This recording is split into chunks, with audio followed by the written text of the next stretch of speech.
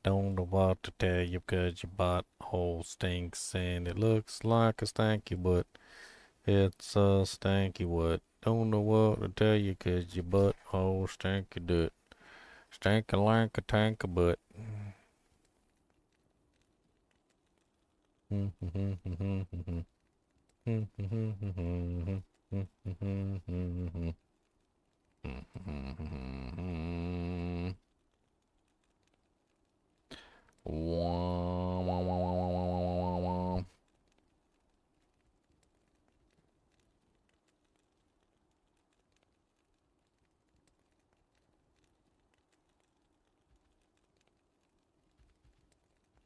The hell is this?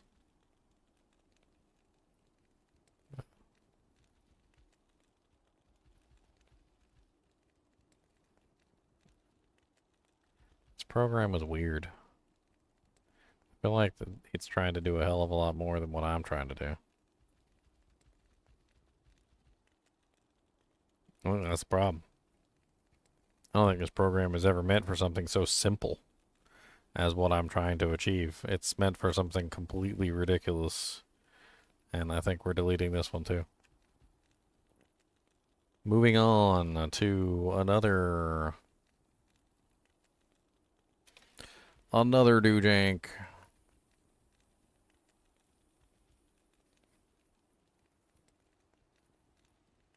Uninstalling this one. Yes, uninstall you. I don't want you anymore. You suck. You suck balls. You're slowing me down. You suck balls. I'm sick of you being on my computer. Go away.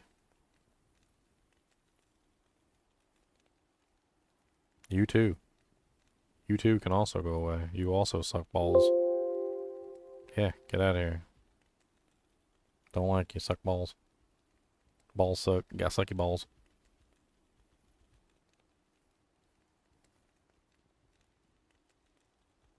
So many freaking windows open. Dear Lord Jesus. Tiny task is very simple. Is it free though? Because I don't want to pay for anything. Is it free though?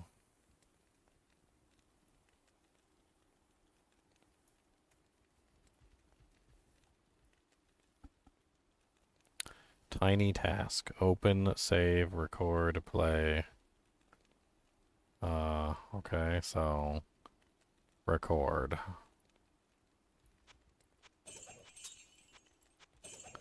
Dang it, I didn't look to see what the button was to actually, like, stop recording. What's the button for stopping the recording? No! I don't know the button. I'm stuck in an infinite loop. Without the button to know to stop the doojank.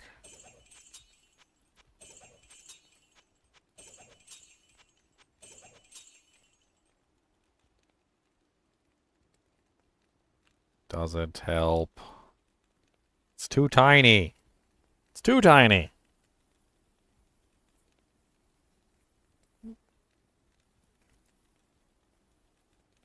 Control Shift Alt R. Holy Jesus in heaven.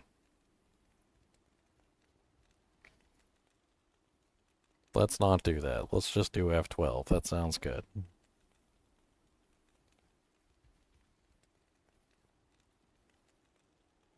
And F8.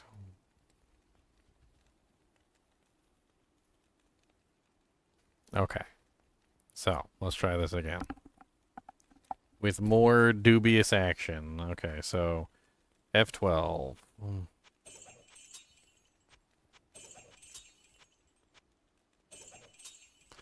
That was terrible. Let's try it again.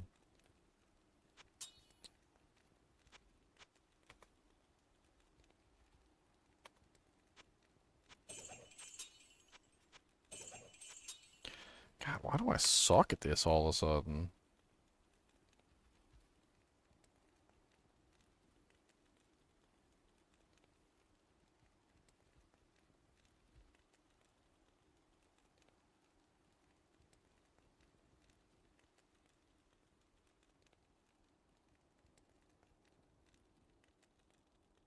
Apparently, I suck. Let me go put my gold in the stash real quick. I can't carry anymore. And I spent too long in this game. I need to remake the game.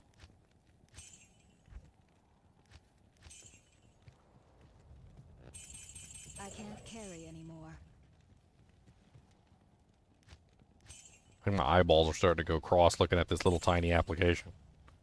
Charles, this application is so small. Like, what is this? It would fit in my inventory. In Diablo 2, that's how small it is. It fits in there. Just gonna shove it in my inventory.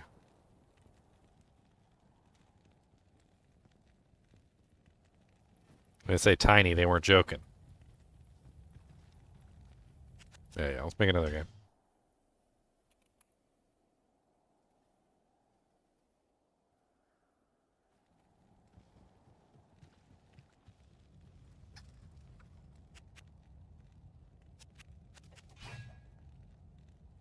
Okay, let's try this again. F12. Sell, sell, sell. Sell, sell, sell. And of course I messed it up immediately. F12.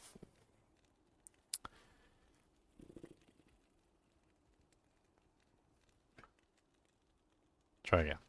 F12. Sell, sell, sell, sell. Sell, sell, sell, sell, sell, sell, sell, sell, sell, sell, sell, sell, sell. F12. Save as. Selling doojink. Okay. Play.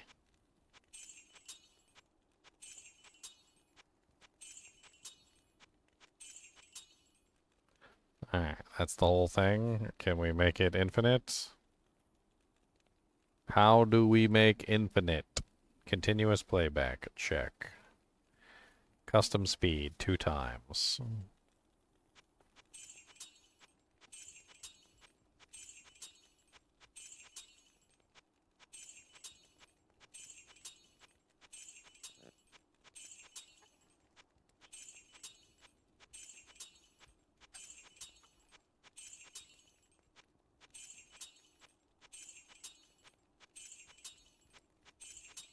Not bad. Not bad. I think, what is it? F8 to stop it? Okay. Custom speed. Let's do 2.25. Oh, we can't do points. Unacceptable. Let's try 3 times.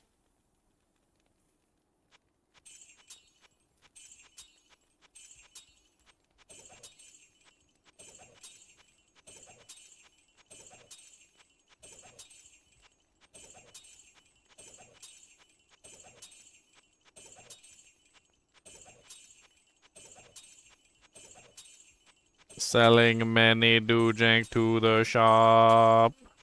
Now I can make infinite gold without stop. Infinite gold, that is what we do. Infinite gold, cause we take the poo. Selly, selly, sell. Selly, selly, sell. Selly, selly, selly, selly, selly, selly, sell. Alright. I am overburdened. Start filling up the bank. Filling up the bank, filling up the stank. Filling up the bank, filling up the stank. Filling up the bank, filling up the stank. Filling up the bank, filling up the stank. There's like a slight hitch in my recording from what I did. I don't know exactly what I did wrong, but there's a slight hitch in the recording. Let's try and record a new one that doesn't have to do with, doesn't have the hitch. Maybe one that's longer, a little bit more drawn out. I think the other one ended here as well, and it should have ended here or something. I don't know exactly what I did wrong there, but I think just simply having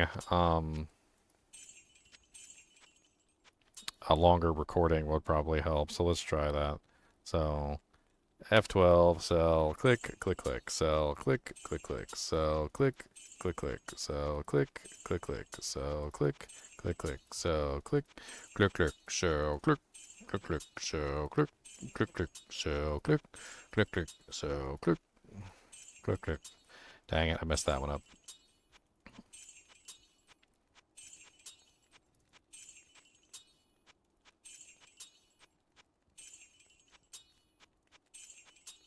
I feel like this is not my most perfect run.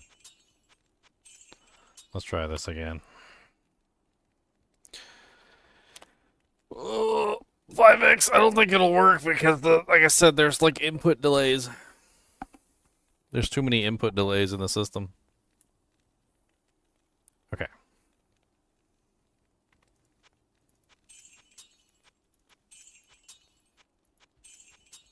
That's the secret sauce.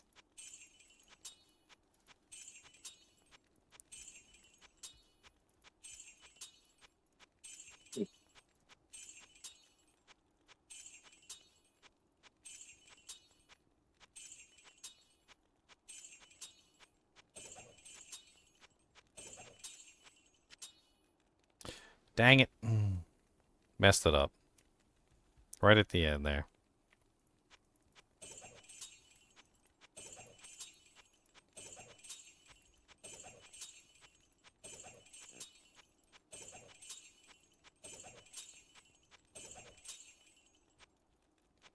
Messed it up again.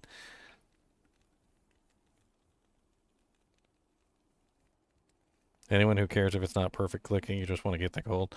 I mean, yeah, but it's about efficiency. If I'm going to make a macro, I'm going to get like absolute efficiency. It'll help save me years off my life. I gotta get my hands all loosey goosey. All right, we're ready. We're ready for maximum efficiency. Let's go. Oh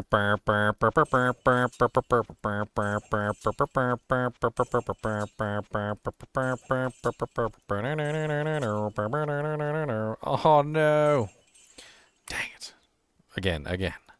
Maximum efficiency.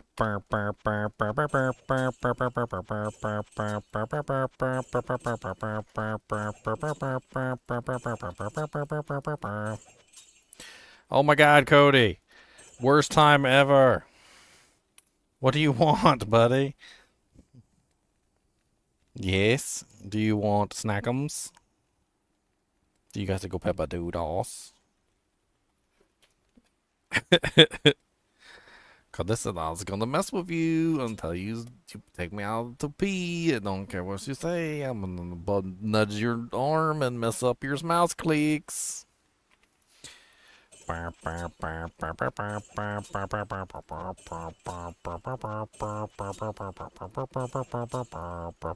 messed it up again. Dang.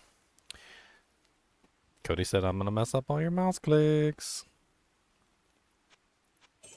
1, 2, 3, 4, 5, 6, 7, 8, 9, 10, 11, 12, 13, 14, 15, 16, 17, 18, 19, 20, 21, 22. Okay, that was pretty good. I messed up maybe like once or twice there, but it was okay. Cody is giving me the nod that he has to go peep a doodos.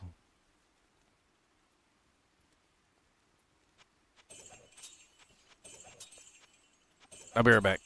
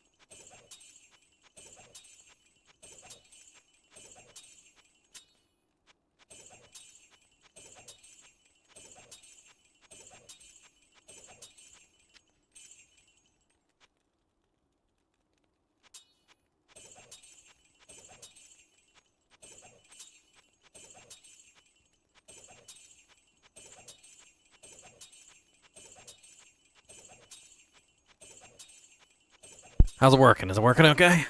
Has it got any glitches in it? Any messes up in the formula?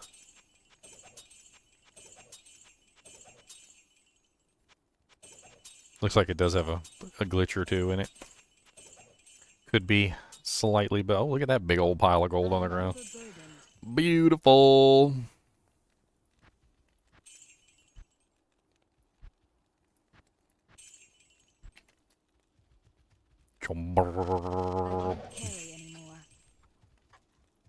That's a lot of gold.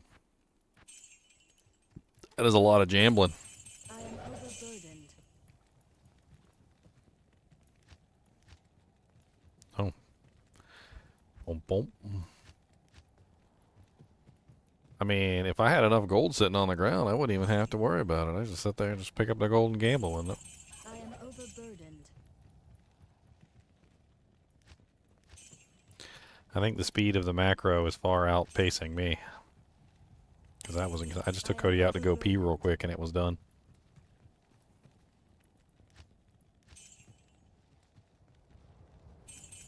I am overburdened. Day 13 and nothing has value. This is the same as botting. Eh. I don't really agree. I don't really agree.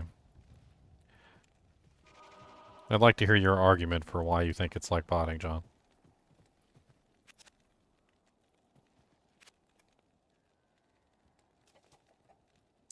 I would like to hear your argument, sir. We need factual evidence.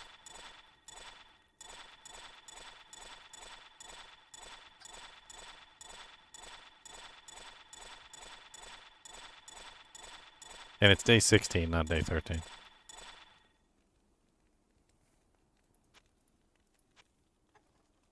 Unless my thumbnail somehow got corrupted back to the original thumbnail. It should say day 16. And you could do this on day 1.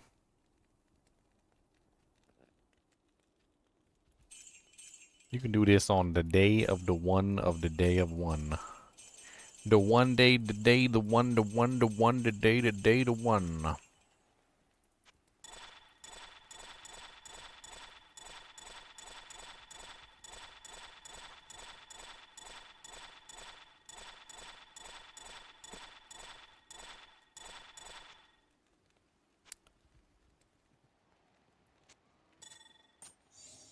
I mean, +2 pally with 28 dexterity. Wow, that's kind of nice.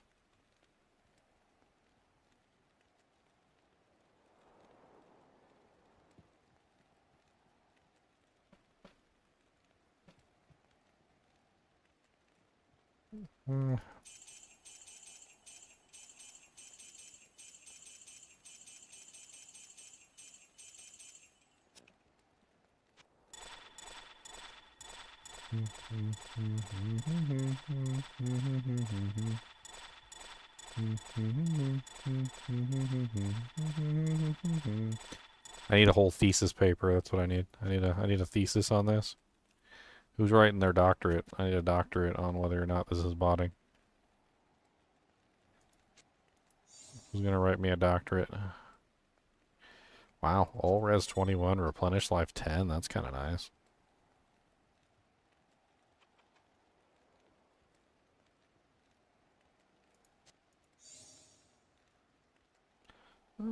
Summoning skills do with 3% life leech. I need a summoning skills.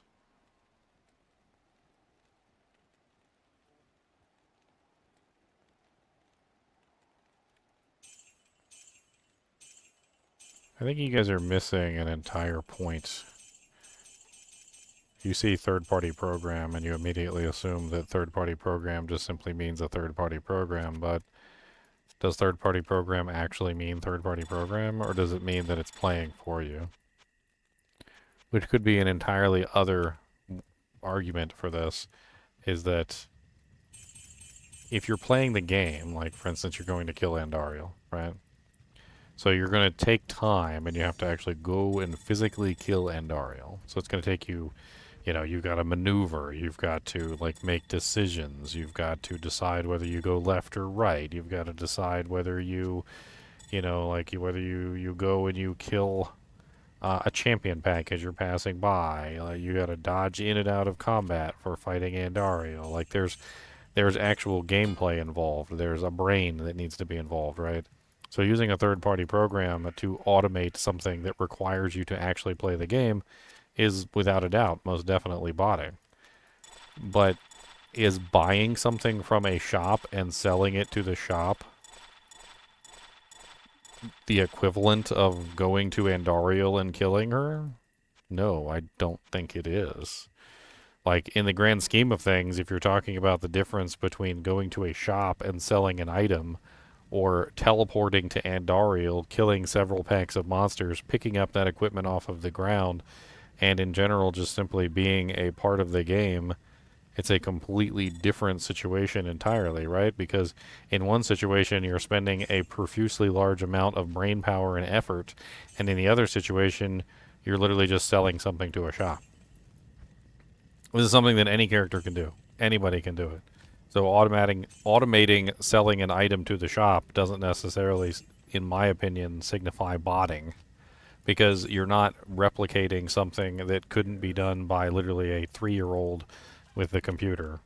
Like, I could, like, if I had like a little 3-year-old kid, I could totally just like, oh wow, that's kind of nice. Keeper's Amulet of the Life Everlasting, I like that. I mean, you could literally just automate everything. Even just by like a little kid doing it. You're not taking anything away from the game. You're not taking something challenging away from the game. It's something that's super easy to do. You're putting in without putting in the effort.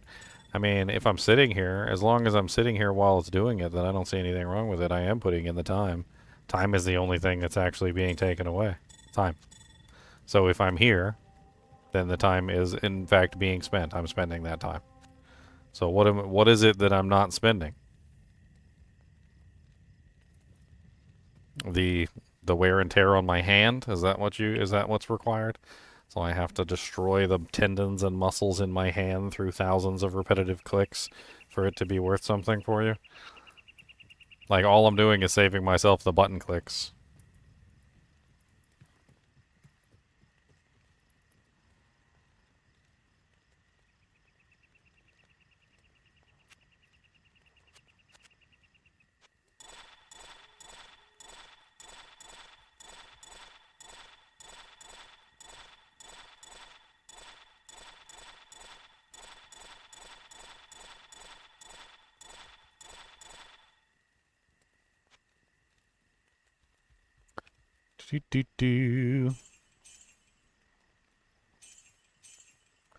All resistances in your sight. That's a terrible amulet.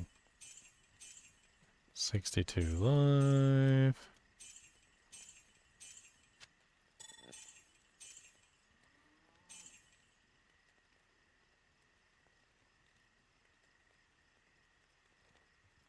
+2 Necromancer with 235% reses. Wow.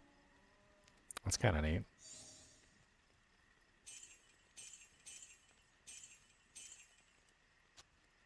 +26 all res with +2 minimum damage. It's okay, I guess.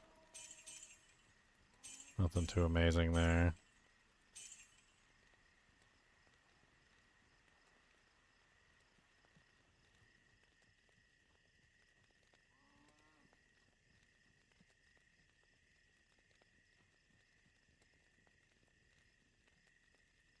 Change from what?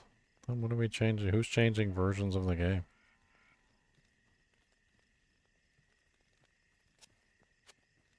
What is going on? And the entire time I've been sitting here, have I ever got anything that was like really all that amazing, to be honest? Like anything that was like, oh my god, he just got something that was worth multiple burr runes. I can't believe it. No. Like, how long have I been here for? Like 4.5 hours, and I've not gotten a single item that would literally blow anybody's mind. I'm literally just sitting here grinding. grinding and grinding and grinding. Just merciless grinding.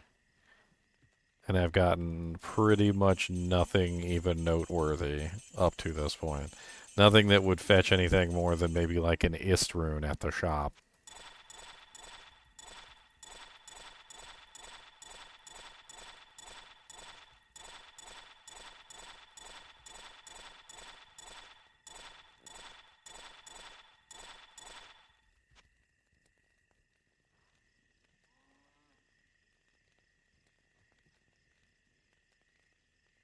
Y'all are so silly.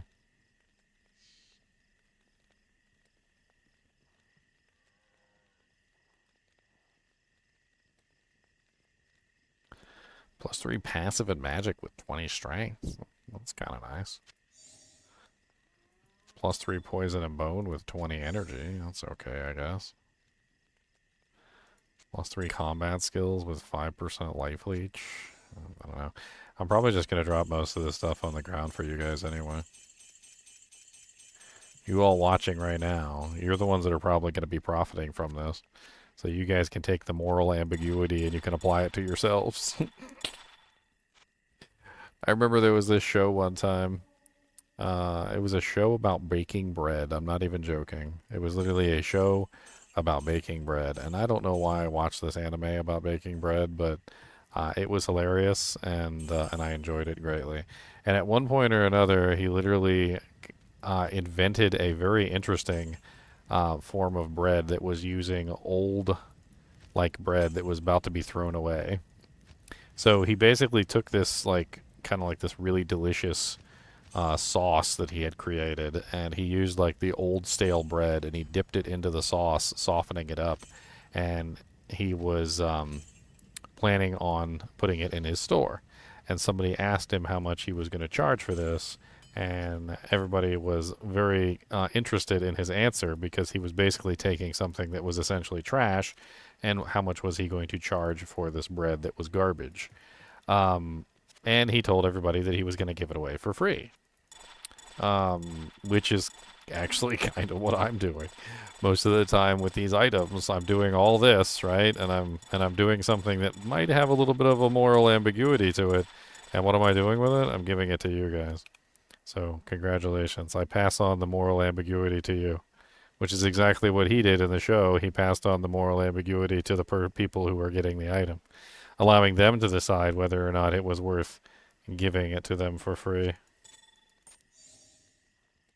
So Ginger, on that point, I don't think a whole lot of people can have a leg to stand on, considering how the whole Diablo 2 economy was propped up essentially by Duke SOJs.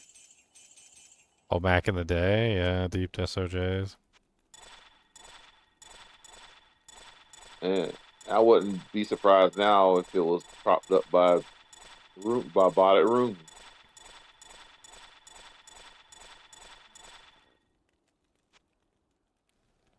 I mean, there's a whole like argument there to be had about third-party programs, Charles. Like, what constitutes a third-party program and what doesn't? Because if you say that everything, oh, that's kind of nice. 23 strength, 11 all res. If you say that anything constitutes a third-party program, well then you're all guilty. Because I guarantee you, every single one of you is using some sort of program that allows you to bypass the normal way that your keyboard and mouse works. Corsair, whether you're using like a Corsair keyboard, Logitech, Razer, whatever, all those gaming mice and gaming keyboards all have built-in software now that allows you to create macros and all sorts of other crazy things to automate whatever you want to automate. So you've got them all installed on your computer right now. Does that make you guilty?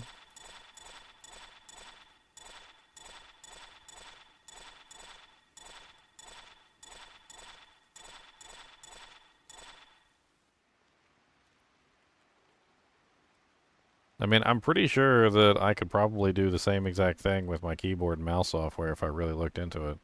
Because I'm currently using a Corsair setup I think I got a Razer mouse right now, so I could look in the Razer software and I could look in the Corsair software, and I bet you I'd probably find some sort of automation in there. Take me a little bit of time, but I'm pretty sure I could find it.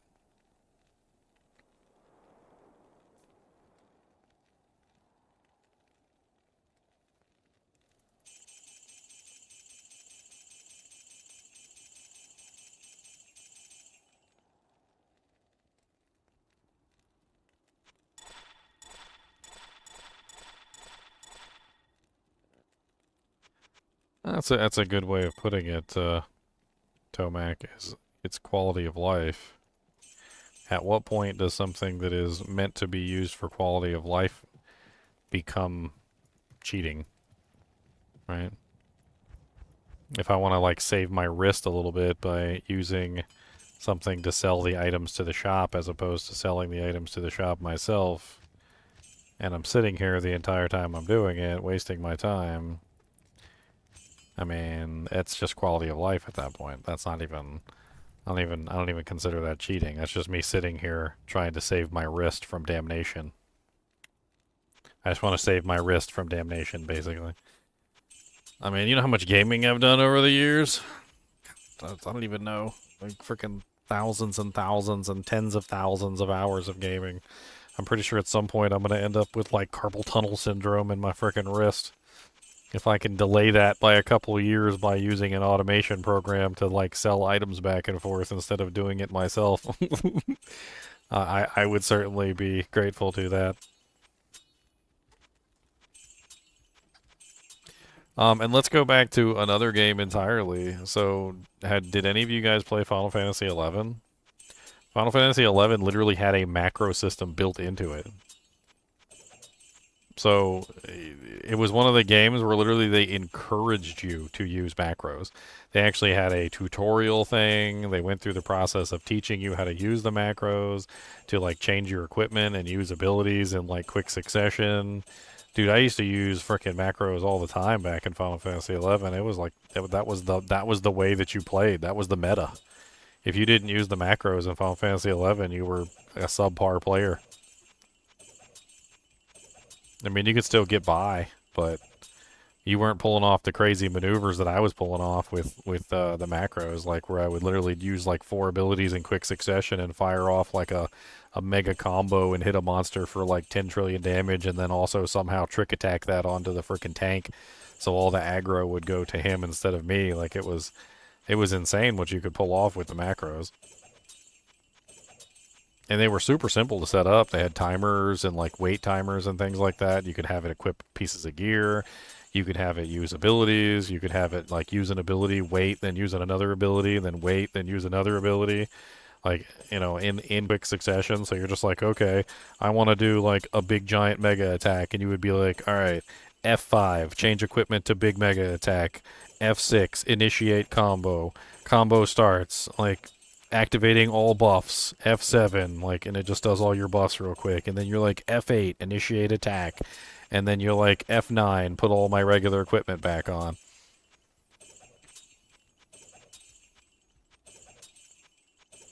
That's one game you made sure to stay away from. That's sad. Final Fantasy XI was amazing. I absolutely adored Final Fantasy XI. I think it's one of the best MMOs that's ever been created. Makes World of Warcraft look like dog water. I played that game for like 11 years. I'd probably be still playing it if the graphics weren't crap. And the freaking login system was like archaic as dirt.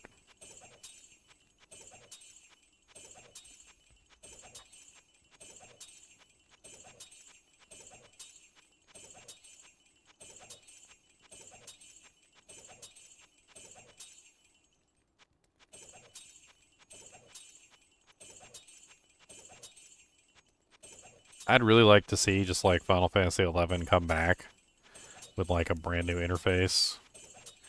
Just like upgraded graphics. Just give me FF11 just like it was back in the old days. Just beef it up. Just give me like 4K resolution and give me frickin' you know, like actual real textures, and they don't look like dog poo. Have I ever thought about trying Horizon XI private server? No, and I never will. Frickin' Play Online or Blizzard is, or something Blizzard, sorry. Square Enix is very, very aggressive with their litigation versus people that use that kind of stuff. I remember one time I just went on and I tried to download, so I'm not sure if you guys have ever actually played Final Fantasy XI, but the install process for Final Fantasy XI is like stupidly, insanely just archaic. Like you got to put like a disc in, install the game, then put another disc in, install the expansion, then put another disc in, then install the second expansion, then put another disc in, install the third expansion, then put another disc in, install the fourth expansion. And like the entire process of installing the game takes way too damn long.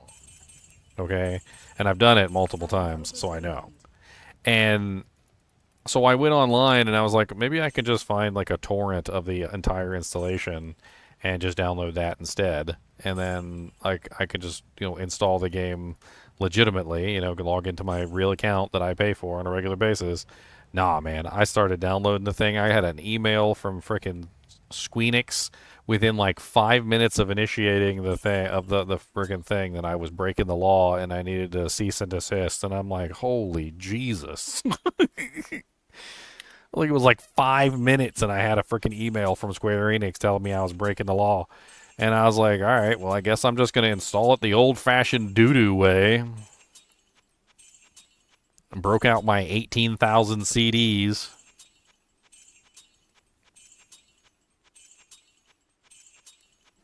I don't even remember how many freaking expansions there were at this point. Like, I don't even remember. Like, and I had to install every single expansion.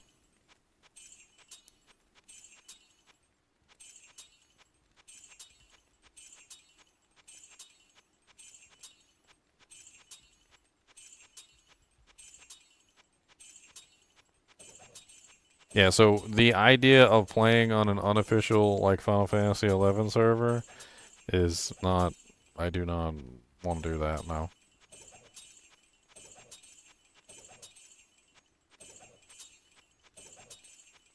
That sounds like a very, very bad idea. Sounds like, especially with a YouTube channel and me playing on an unofficial Final Fantasy XI server, sounds like I'd get slapped with a lawsuit and a copyright strike and a YouTube strike, like, before I even could, like, finish playing my first character to level 10.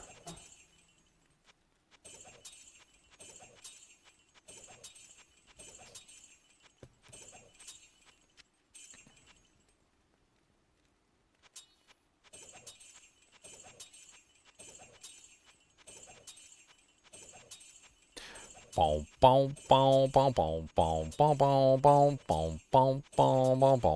like this better because I can interact with you guys. I can't interact with you guys while I'm doing it the normal way. I am overburdened. I gotta pay attention to what I'm doing. Get real serious. I am overburdened. No, my potion! I still have not gotten 1+3 bow and crossbow skill necklace. It's pissing me off, and I have not gotten 1+3 bow and crossbow skill circlet or diadem or coronet or tiara. Not one yet. Yeah.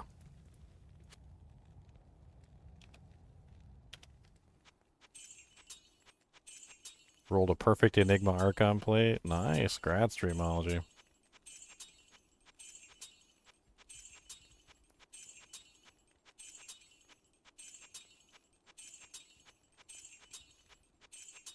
Yeah, I can't count how many times people are telling me they're like, you should just play this old SNES game, and I'm like, well, I don't have my old SNES like set up, and I can't really get it like to stream properly through the Elgato card, and they're like, just play it on an emulator, and I'm like, yeah, it doesn't work that way.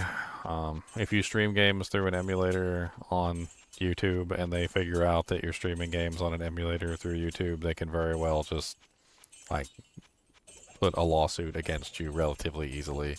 You're basically just giving them the proof that they need, which is really, really dumb to come against you like in the court of law. Like, oh, here's video proof of me breaking the law. This is a good idea. And people just don't understand. They just don't understand it. I'm like, I explain it to them 1,000 times and they don't understand. They're like, I don't get it. It should be absolutely fine. And then they come up with a bunch of like really silly old hat ideas. Like, well, if you own a copy of the game, it's perfectly fine. No, it's not perfectly fine if you own a copy of the game. This has been demonstrated time and time again. Freaking, what was it? Nintendo was gonna like host a Smash Brothers tournament, and come to find out that Smash Brothers had emulators set up so they could do their Smash Brothers tournament, and Nintendo literally like banned them from doing the Smash Brothers tournament, and they were like, but we have a copy for every person who's going to be playing the game. You know, isn't it okay if we have a copy of the game? And then they got real mad at Nintendo, and it's like, bruh, you literally went to Nintendo and told them you were emulating their game across like hundreds of like people that were going to be playing Smash Brothers in your tournament, and you really expected Nintendo not to like say something about this? You legitimately just gave them the okay to nix your tournament. I don't understand why people even get upset about that stuff. Like, why do you get upset about that stuff? Like, oh, Nintendo's evil and they just don't want us to play the game. Like, no, dude, you literally went to Nintendo, told them you were breaking the law, and Nintendo smacked you in the face for it. And you're mad at Nintendo for it. That'd be like if you like went down the street, took a rock, threw it through a window, told the police officer, hey, I just threw a rock through that window. And then the police officer arrests you, and you're mad at the police officer for arresting you. Like, you literally went up to the police officer and told him you did something wrong. Congratulations, you're an idiot.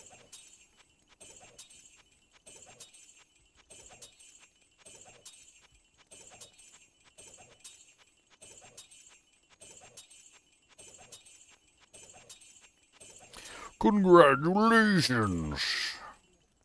I am overburdened.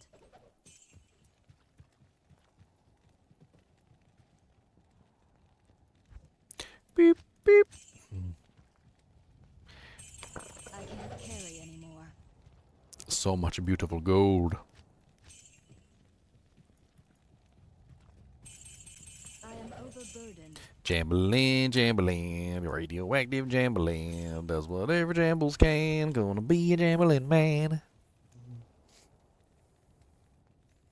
You wouldn't download a Range Rover. Like, I totally would download a Range Rover.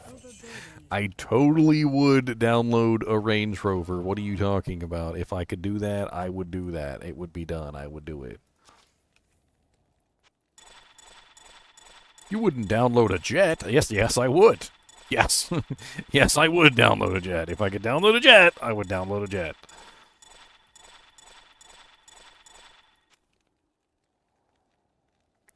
I was totally there back in the day, like bootleg and stuff. I ain't even gonna lie. I'm not gonna give you any specific examples. I don't want to get sued by anybody. But like, yeah, the crazy thing is that as soon as there was a legal avenue for me to obtain those objects, I went to the legal avenue. Like, there's just something about, like, you want to say you want to watch your favorite TV show, and there's no way to watch your favorite TV show except for bootlegging it. And so, like, back in the day, that's what we did. We would go get our favorite TV show and we would watch it because that was the only way we could do it. And then eventually it was no longer the only way we could do it. And lo and behold, when they gave us a legal avenue to approach obtaining that thing that we wanted to see, all of a sudden now everybody was using the legal avenue that was provided to us. It was almost as if nobody wanted to steal it all. And all we really wanted was just to be able to watch the television show that we wanted to watch, which was basically impossible.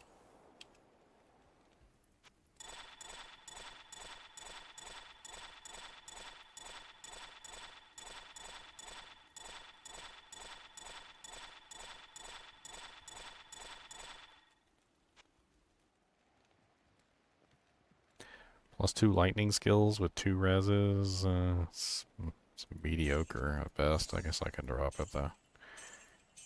Mediocre. Yo, mama, yo, daddy, yo, greasy granny. I don't know what to tell you. She got a flappy fanny.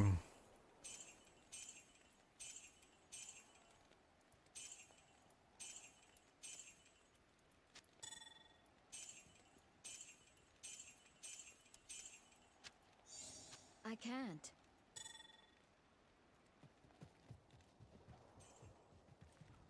Well, a lot of the DVDs, they started to come with a digital copy. That was actually like a whole thing for a while. I don't know if you guys remember that, but and I could never freaking redeem the dang things because they always had like a limit on their redemption, and you had to like purchase the DVD within like 1 year of its release or something. And most of the time, the DVDs would just sit on the shelf for a lot longer than a year. So it was next to impossible to actually get access to the digital copy that you were promised. But the funny thing is that there was actually like a whole thing for a while where when you purchased the DVD, you got a free legitimate digital copy with the DVD. Do you remember that? That was a whole thing for quite some time. And I thought that was pretty cool. It'd be like on iTunes or something. Like you go to iTunes, and as long as you went on there in a timely enough manner, you would get like one free copy of it on iTunes or something, and it would be yours forever on iTunes.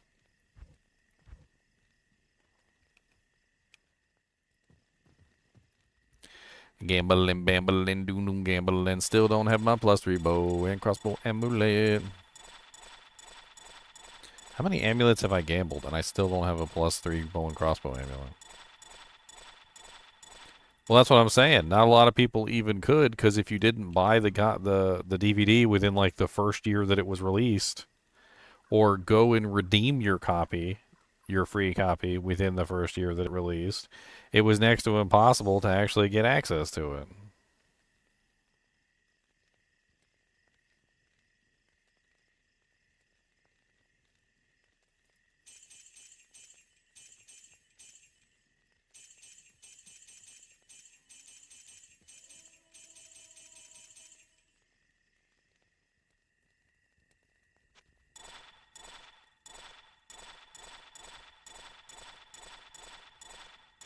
Yeah, they're going to shut down your internet at some point to a Mac. This ain't the Wild Wild West days anymore. Like, it can reach litigation levels where they come and sue you for real money. I wouldn't laugh it off.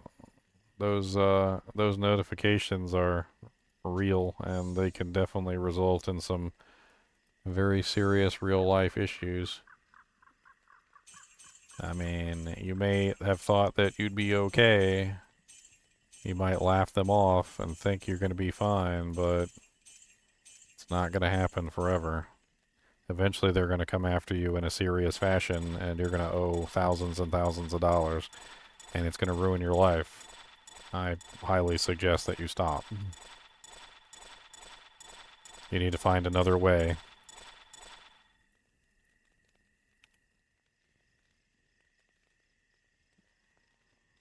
You're literally just playing with fire at this point.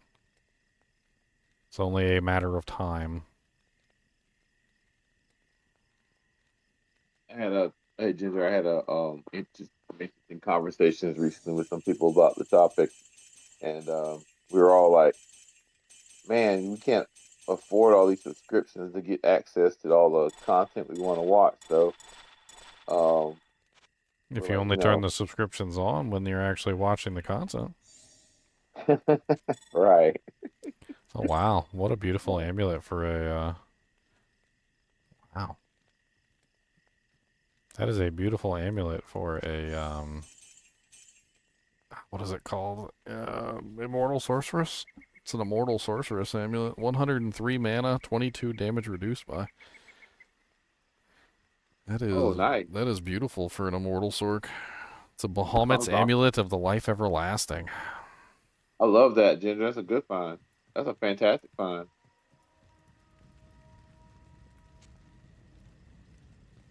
That's almost, well, I won't say almost, but that's up there with like if you find a scintillating of Life Everlasting. I found a summoning one, +3 summoning druid with 21 damage reduced by as well. Oh, okay, neat. cool. Summoning skill, and then there was another one in here. It's kind of neat. Where's that one at? +3 summon Necro, 15 dex. +2 paladin, 28 energy.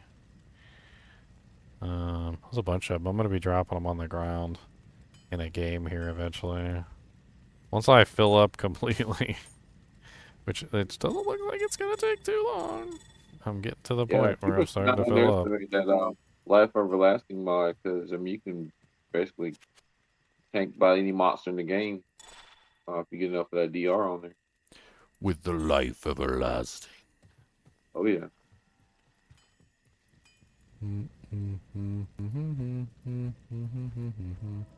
What if I just made a public game and called it like Gold Fountain and just sat in there and just made infinite gold?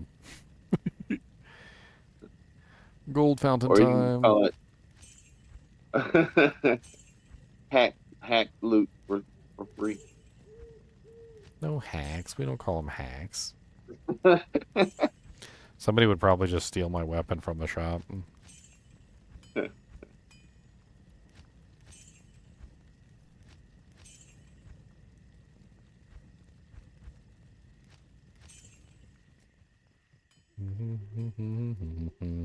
But yeah, I'm at the point where I would just rather, instead of paying like hundreds of dollars a month to watch old shows I used to watch on ABC and NBC for free, I'd rather just do without it.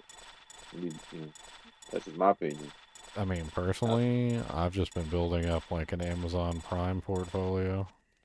It's pretty easy to do. Like as like they go on sale, which they more often than not do, you can just buy them.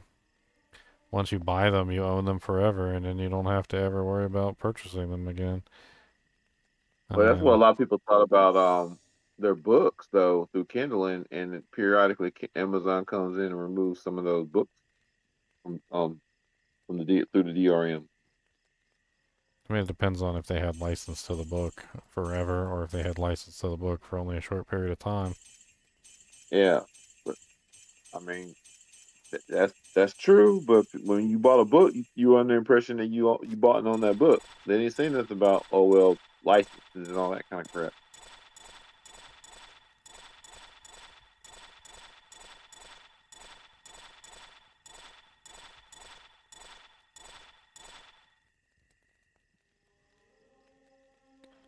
But I think you're doing the smart way though, for sure. +2 Necromancer, 26% better chance of magic items.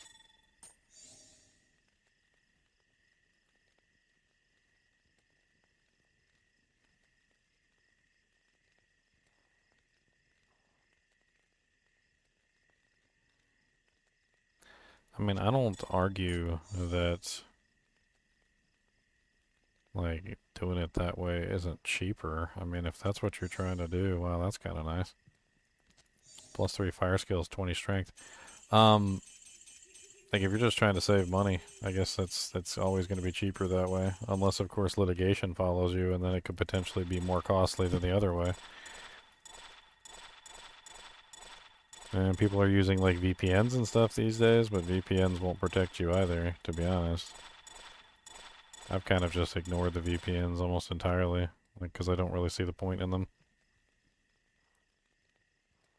Like, let's say, for instance, that you use a VPN to download something via a torrent, and the company is serious enough to litigate against you, then they can, through the process of litigation, demand that the VPN provide records of the person who was using the account, at which point the VPN protects you from nothing.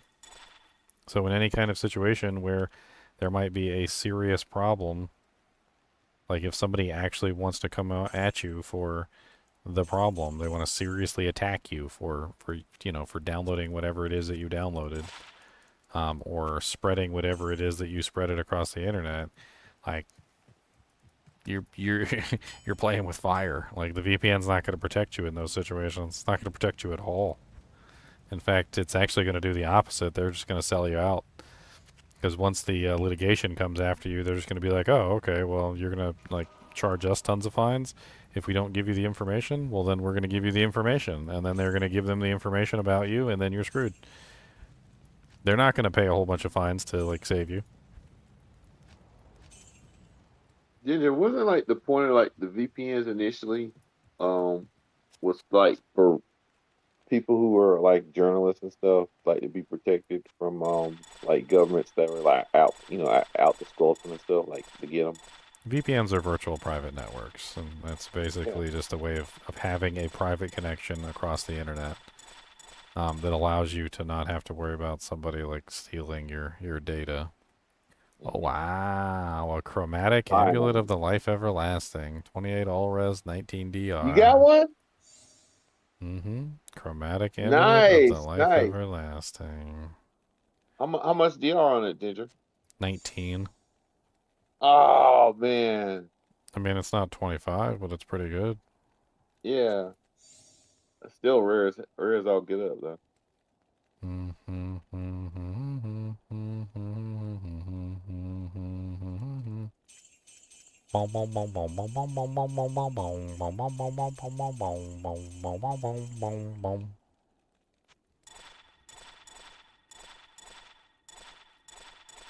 Yeah, he was using LimeWire. Oh man, if you were using LimeWire, you had tons and tons and tons of viruses on your computer, buddy. So That's still around? here's a little hint for you as to why torrents are not acceptable within the download community. So you might be wondering why the companies are going to come after you if you're running a torrent versus if you download something. So the answer to that question lies in the reproduction of whatever it is. So more often than not, what the companies do is they don't actually go after the people who download the program. They go after the people who are spreading the program. So for instance, like let's make different scenarios. So we have Johnny, and then we have Jeff, and we have Jake, okay? Johnny goes online and he downloads a program for himself, and he never gives it to anybody else. Johnny's probably pretty safe. He's not going to probably get attacked by the company because the company doesn't want to go after just one single person. Now, Jeff, on the other hand, Jeff is downloading his via a program called a torrent. Torrents are where you download the program and also upload the program to other people at the same time via crowd sharing, which basically makes you a distributor. So Jake is a distributor, Johnny is not. Jake, depending on how many times he uploads the file to other people, could potentially be a target by the company because, while Jake is now not only downloading the file, he's also acting as a distributor of the file, which is part of the issue. So we have Johnny, Jeff, and Jake. Can't even keep my name straight.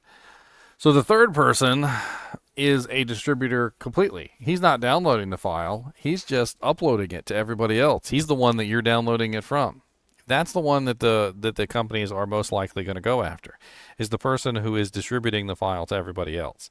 They're not necessarily worried about the people that are downloading the file. They're worried about the guy that's distributing the file. So the one that is acting as the primary distribution point is going to be the one that's going to get attacked first. The person who is just downloading the file from a torrent, but it also happens to be uploading the file at the same time while he's downloading, also has a high probability of getting attacked because he is also acting as a distributor.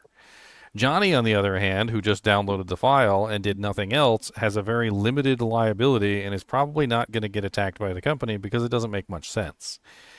Litigation and basically going after people in court is something that requires a lot of effort and money and time to get to a conclusion. So why would you want to go after one person who's downloaded the game one time when you can go after the guy who distributed it 10,000 times? It just makes better sense from an economical point to attack the distributor and not the person who's only breaking the law one time. And so, when you get into it, you understand why torrents in general are just a very bad way to download anything nowadays, because the torrent immediately puts you as a distributor. You are now a distributor the moment that you access that torrent. You download a part of the file, and now you're re-uploading that part of the file to the rest of the internet, and you're distributing. You're now a drug dealer. It's basically what the torrent program turns you into. It turns you into a drug dealer.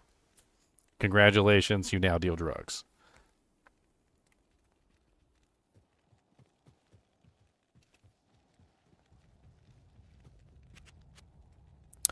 Boop.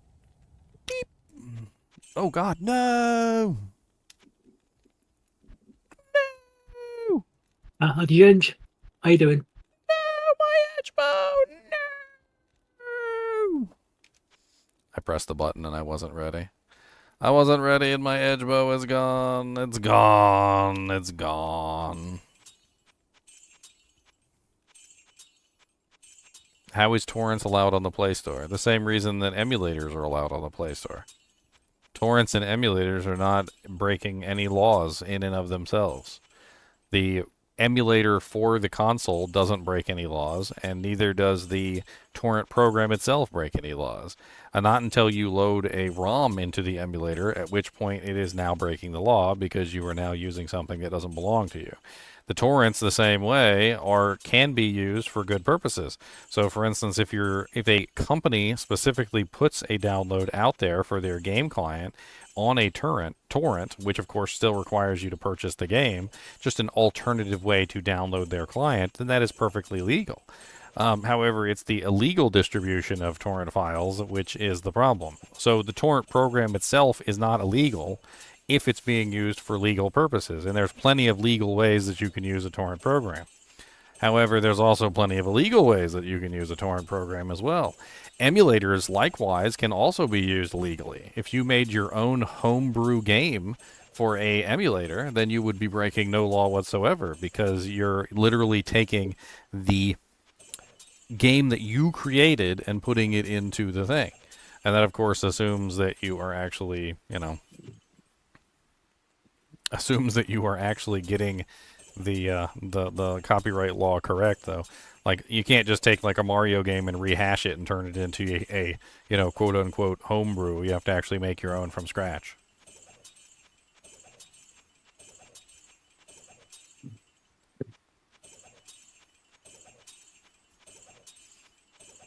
Torrents are great for downloading things at extremely fast speeds, McLaurin.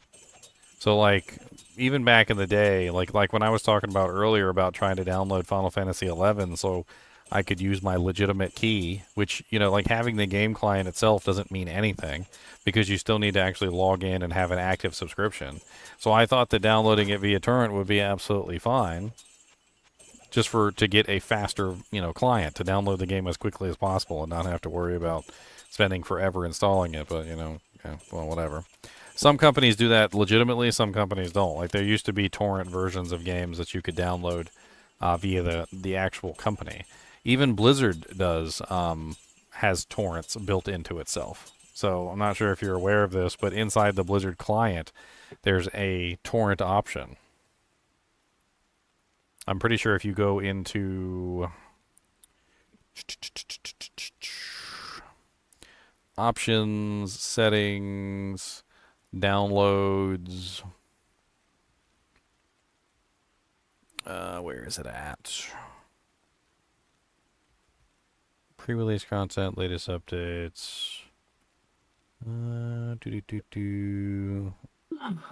Where is the one for the speed of the downloads? I know it was in here somewhere.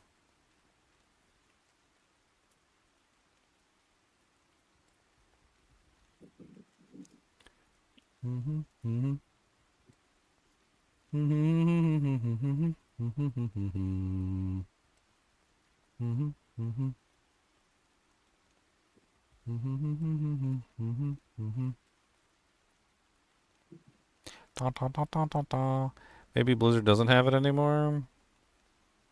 There used to be an option in here that said something along the lines of allow, like, crowd downloading or something, like uploading to other people while you're downloading at the same time. I can't remember where the hell that was, or if it was even in the Blizzard launcher anymore, because I don't see it.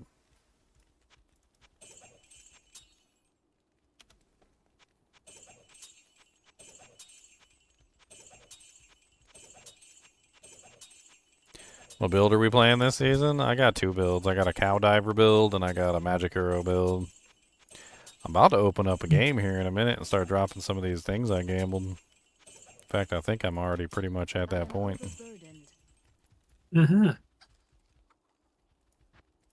I got so many doojanks to drop. My whole inventory is filled with doojanks. You've just been gambling lots of jewelry, haven't you? Jewelry, I got some circlets, I got some other good stuff. Yes, I'm now just in near the end of Act 3. I haven't got the Durance level 2 yet, but I've just killed the council. Nice. I think Body Pig and a couple of other guys set me up with Trang's armor and a couple of summon skillers. I might have some like necromancer related equipment that you can pick up from my gambling. Woody. I had some pretty good necro items. I'm gonna gamble some more circles real quick and let's see. I'm gonna kill some more bad guys. Ooh.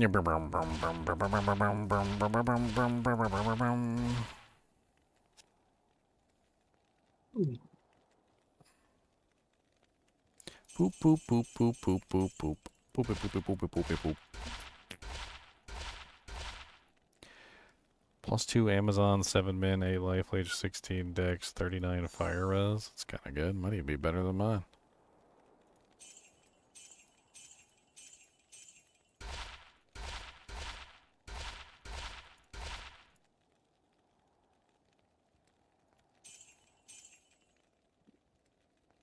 Oh wow. I just gambled a +2 necro, 17 all res, 55 fire resistance.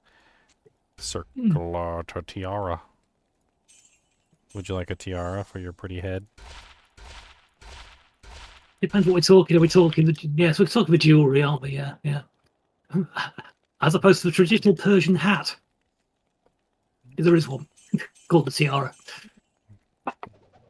I think he likes tiaras, guys. He admitted it. He admitted it. He said tiaras are great. Aha.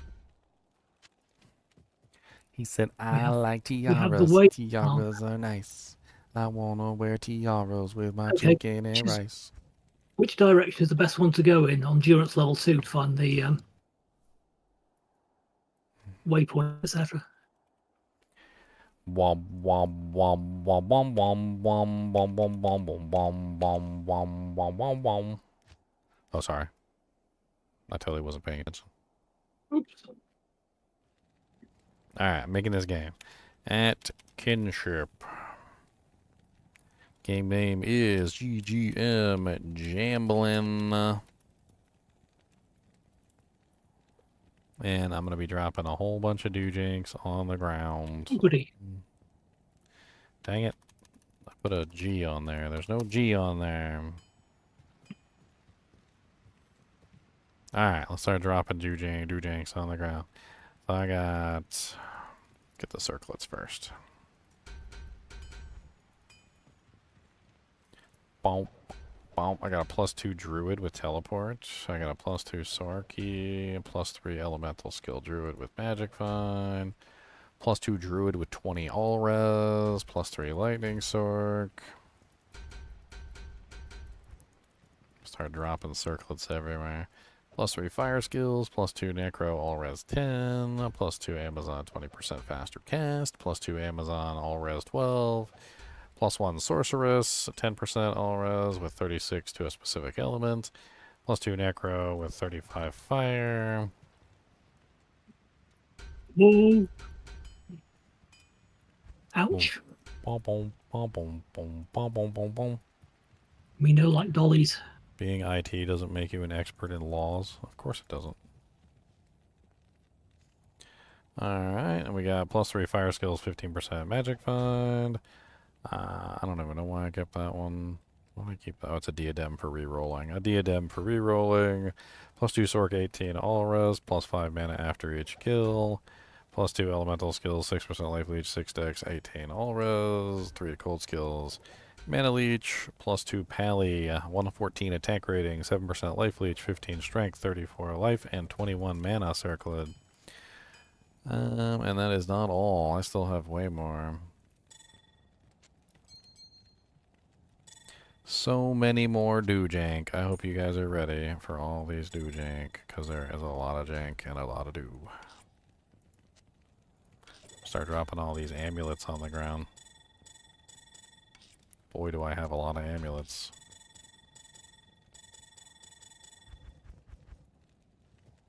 Amulatos. And we have a +3 poison and bone with 20 energy, +2 necromancer, 235% resistances, +3 fire skills, +3 summoning skills druid, life everlasting. I think I'm going to keep that one for myself.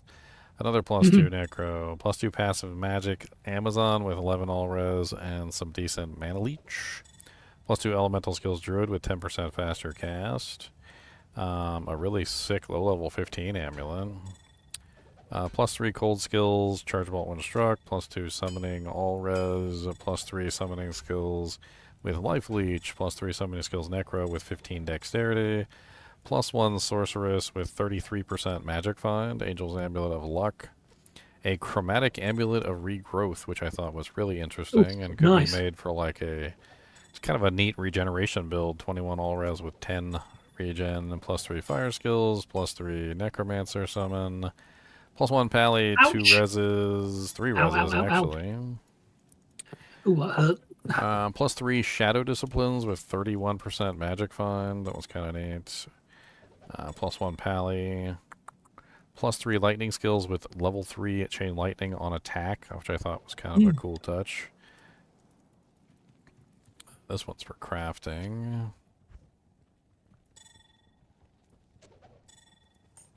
Not even close to finished. There's still so more. So much more.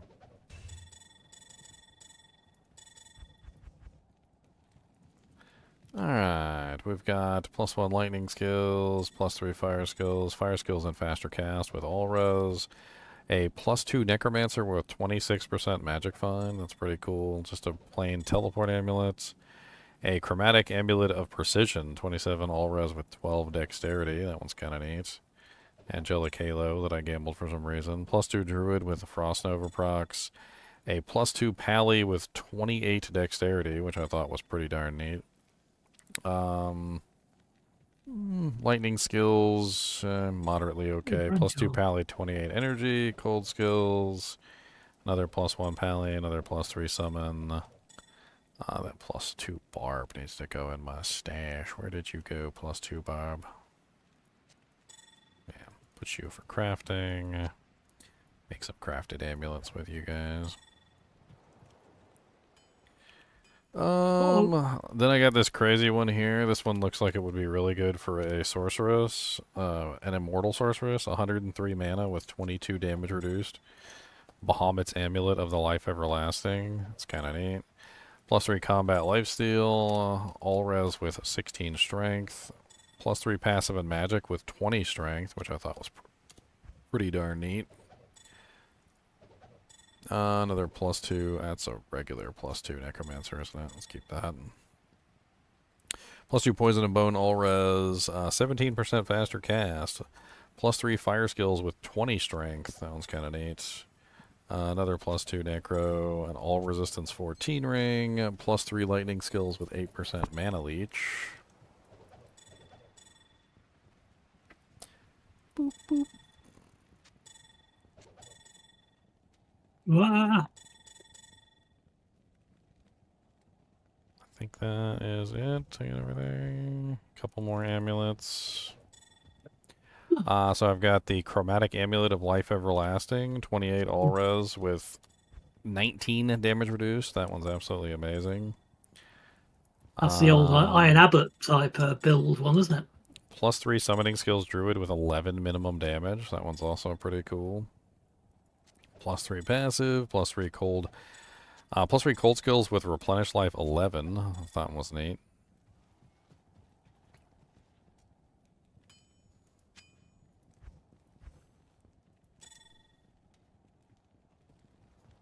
Did you come in here yet, Snuggle Bunny? Not yet. I'm just looking for this waypoint, but I will be in a sec. If I don't find it next minute or so, I will come into the game and then grovel for a waypoint later.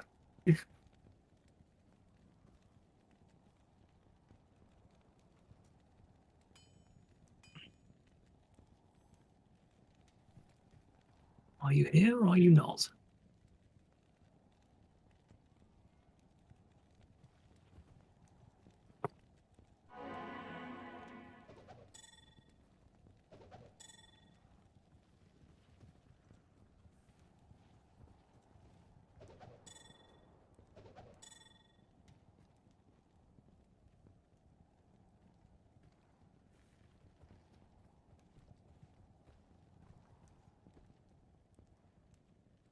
Okay, that entire wing didn't have either.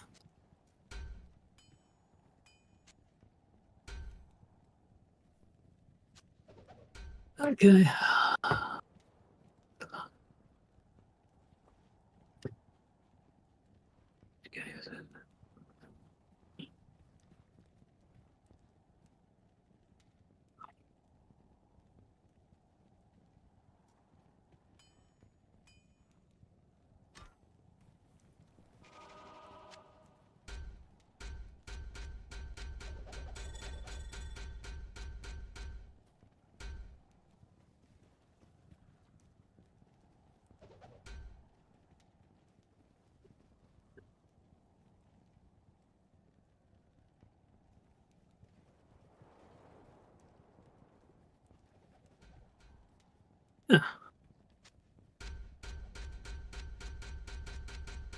Plus 21 to life ground charm. Oh, that's what it was.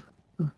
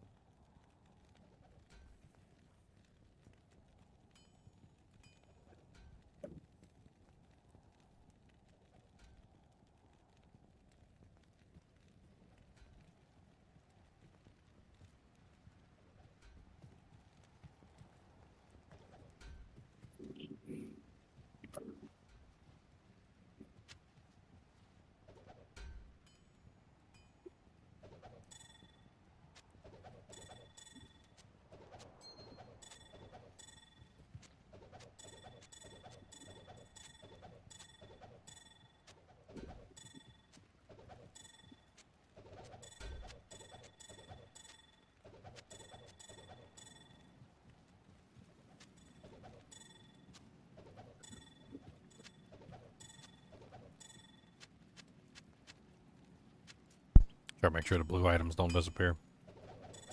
I only got a 20-minute limit. Yeah, true.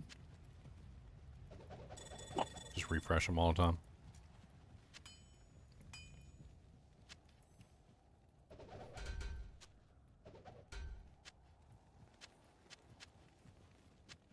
Yeah, I can definitely see the appeal of that Necromancer tiara. Oh, yeah. Some good ones on the ground.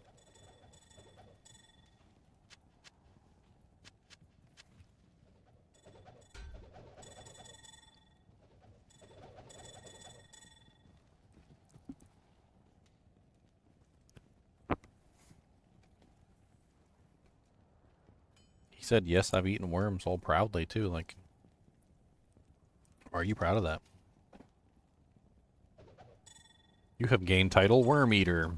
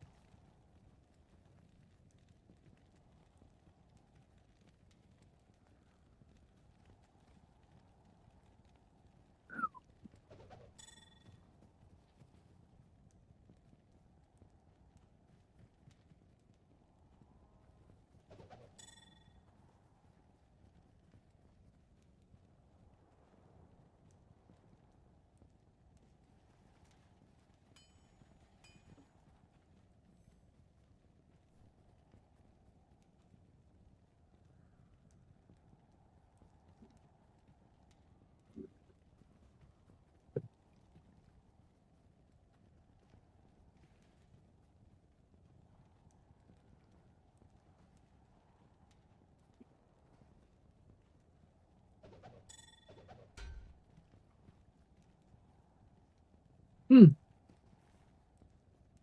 that's a lot of in-house damage.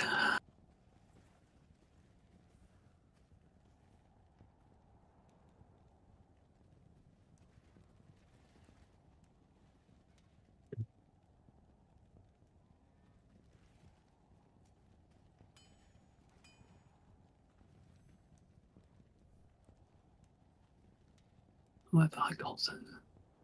Oh, I have indeed. What soul?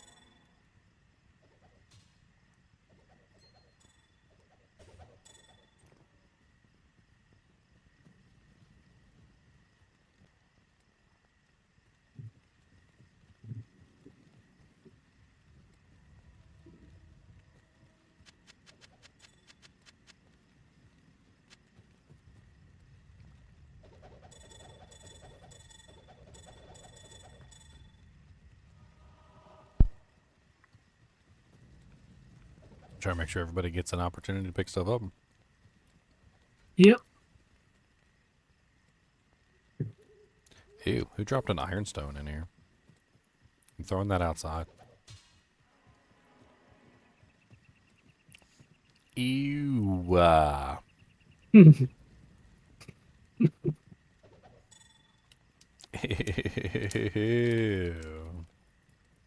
Oh, well, it's probably dumping stuff like that, I thought. Ew, wee, wee, wee, wee. Oh, that +3 fire skills with 20 strength is still on the ground. It's kind of a nice one. I stashed that life everlasting just in case. So we know what's coming if you need it. Everlasting. Indeed.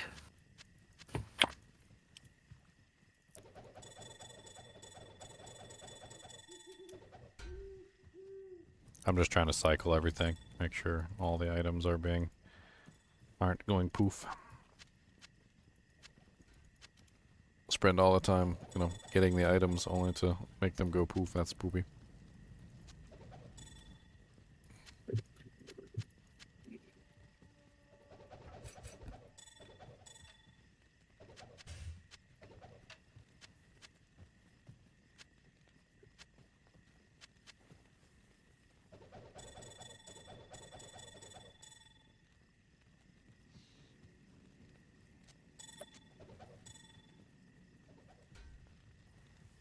The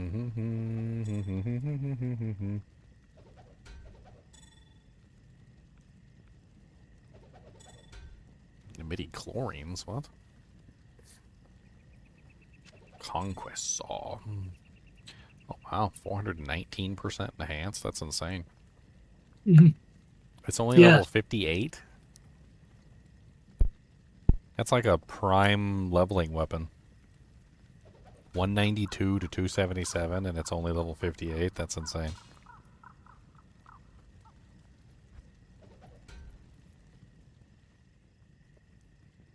Throw that on basically any character as you're leveling up.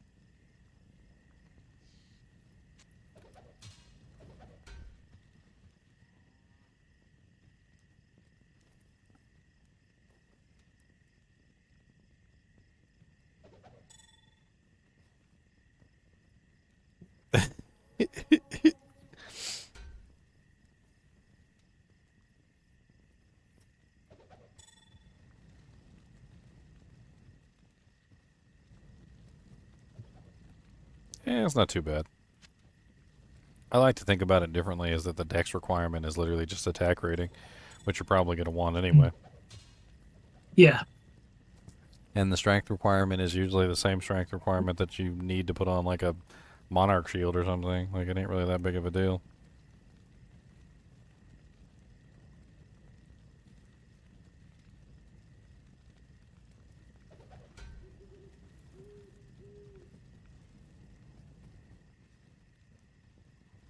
Alright, so let's open this up to stream chat now.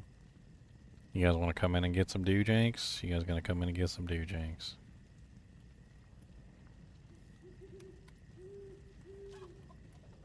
Get the doojanks.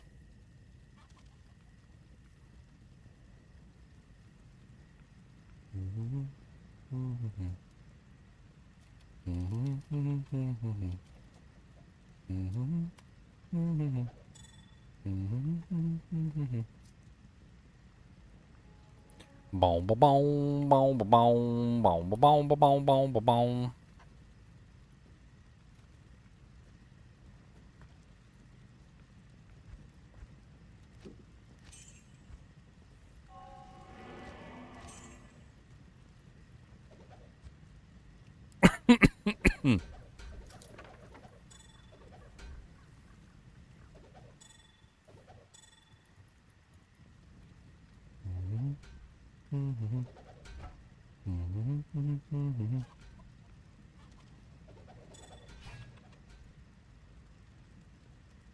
Oh, yeah.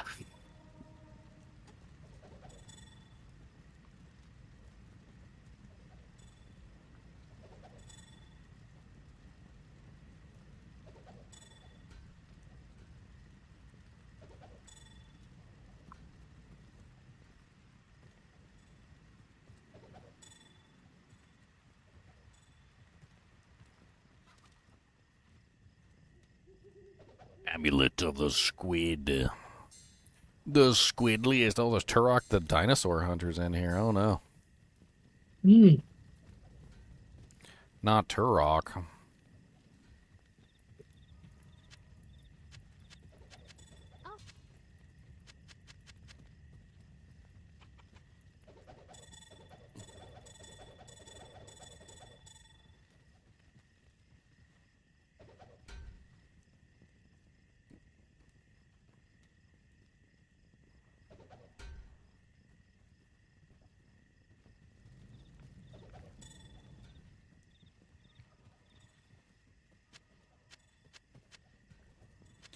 Yes, Cody, do you want snackums? Cody said I need snackums for me, and you're not giving me enough snackums, and this is a terrible thing for me. There's not enough snackums.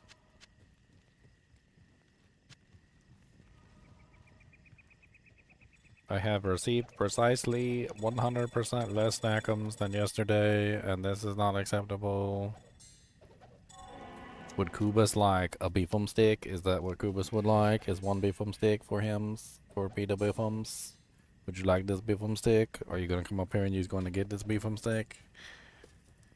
He said, if you will get me this beefum stick, as will do it. He said, you gotta open it first. So I gotta crack it open. Was that, oh no. Oh no, what's that? That's a beefum. Oh no, that's the beefum stick. He said, Donald, give it to me. No, it's a T-Zan. Look, I'm gonna put the beefum stick right here so you know what it's like to get stared at by the dogums. He said, that's a beefum stick, Donald.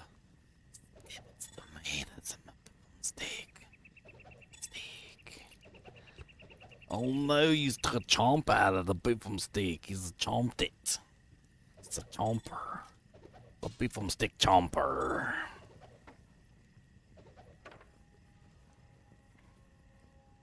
He's being the goodest boy today. Hmm? He's being the goodest, or he's being the baddest? From the goodums. He's being a goodums.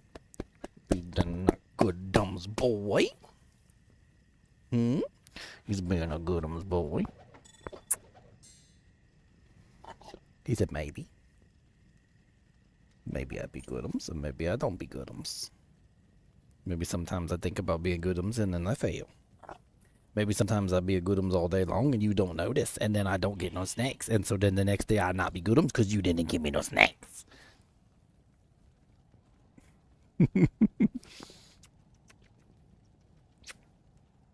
That's a goodums boy. That's a goodums. That's a goodums boy. Yeah. That's some goodums.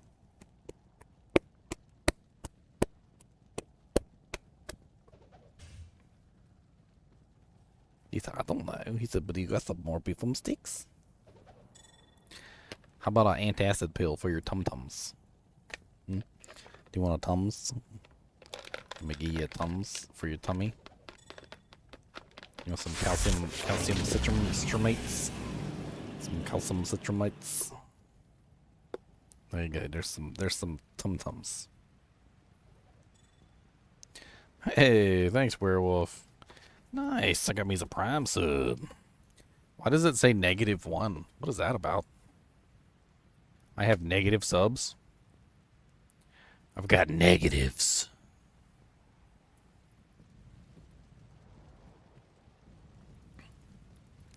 Negative subs, negative subs. Come on down, we got negative subs. All right, let's put it in chat as well.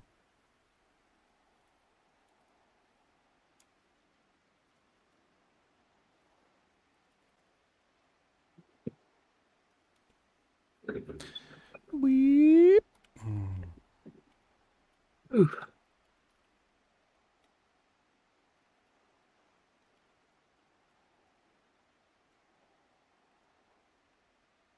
Wah, wah, wah, wah, wah, wah, wah.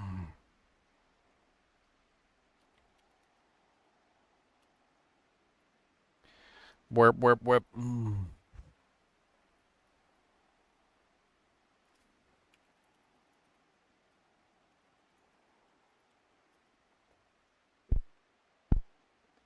Hey man, what's new with the ladder season? Nothing. Moving on.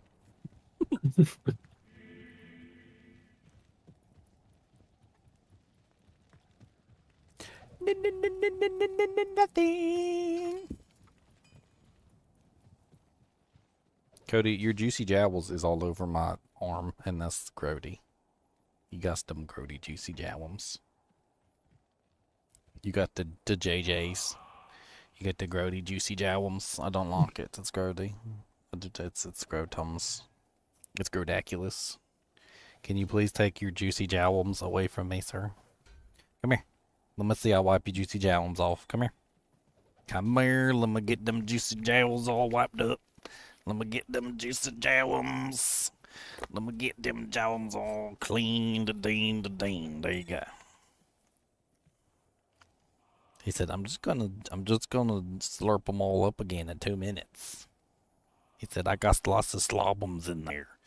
Got many slobums.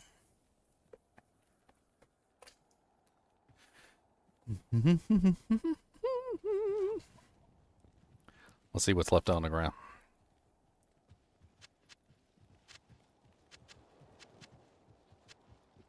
Alright, so what's left on the ground? We got +3 poison and blown, +2 lightning, a teleport ammy, a 23 all strength, 16 all res, 3 to cold skills, 3 fire skills, 3 fire skills, 27 all res, 12 dex, 3 combat skills, 3 passive magic with +20 strength. That one's really nice.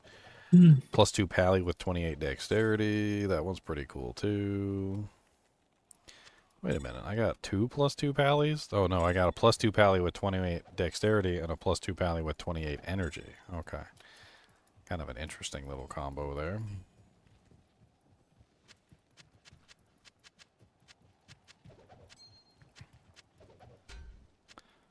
Let's see what else we got.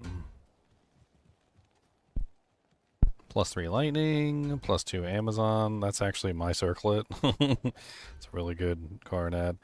+2 Sork with life and mana. +2 Druid. We got what? +3 cold, +3 passive, +3 shapeshifting, +3 summoning, +3 summoning with 11 min damage. +3 lightning with 8% mana leech, +2 fire skills all res, +3 fire skills, +3 fire skills, +3 summoning, 15 dex, +3 lightning, +3 shadow discipline, 73 life.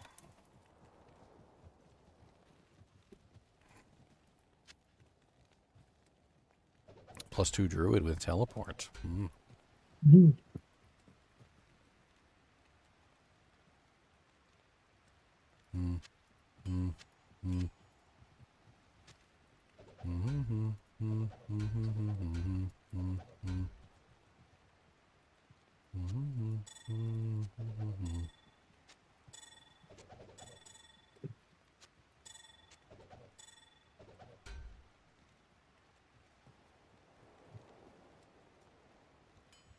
I was actually thinking about that one amulet. Could be fun to play with. Mm.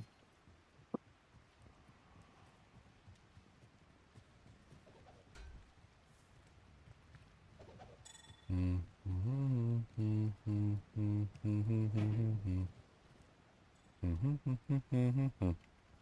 gonna go spam Metal again. Grid. Spam. Spam. Spam, spam. Hey there, Snuggle. Alric, Snuggly Yes. wuggly. Snuggly wuggly doogly doogly. could I by any chance get a push out of Act 3 of Nightmare? I'm nearly done. Never. Just navigating the Durance is so tedious with a full army. Never. No character at the moment, Snuggle. Otherwise, I would gladly help you out, sir. No worries. I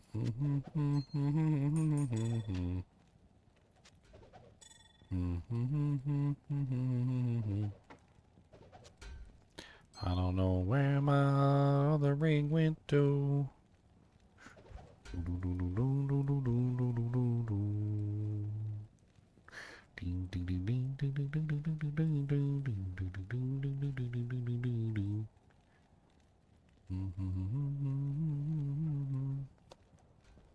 Oh yeah, the geeds that's not mine that I need to put back in my stash. I was wondering why my inventory looks so weird. Do you need any junk rings for crafting? Junk jewels, rather. I got plenty for now. Right. Not for your stash. Plenty.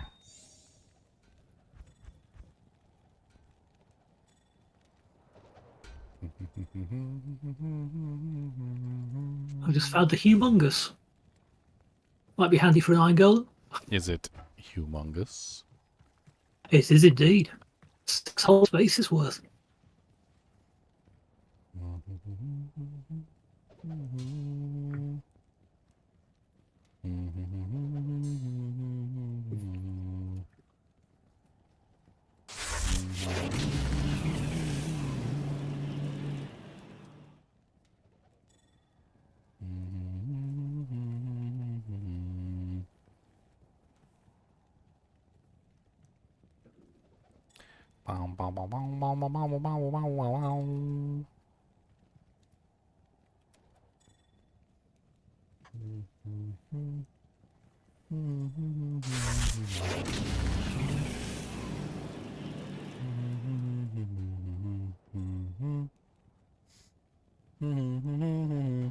Hey, Dr. Ramen with the 8-man raid. Appreciate it. Dr. Ramen God, my bad. Greetings. That's a lot of titles and prefixes and suffixes you have there on your name. It's a Dr. Ramen God. Dr. Ramen God the Third. Dr. Ramen God the Third. Ooh, Plague's gloves. Name's Ramen. Ramen Lord. That's Dr. Ramen Lord God to you. Wow, it seems even better when you put a Lord in there. Put the Lord in there, it's even better. Dr. Ramen God. Dr. Ramen Lord God. Dr. Ramen Lord God.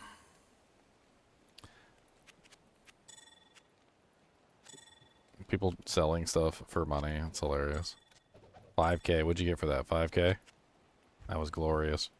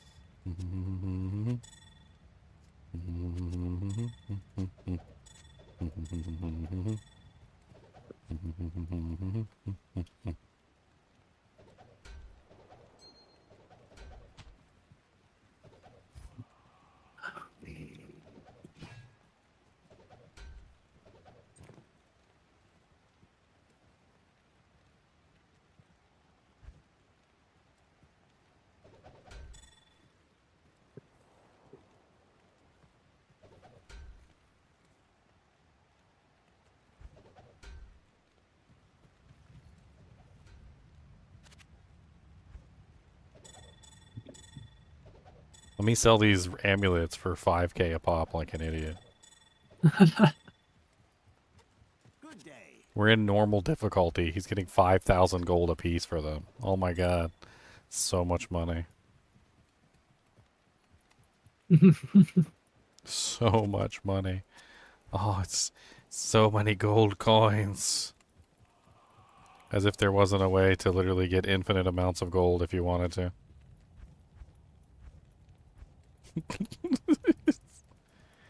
So stupid. I think this game's pretty much spent anyway. There's not much left in here. Moving along. Moving along. Singing a song. Moving right along and singing a song.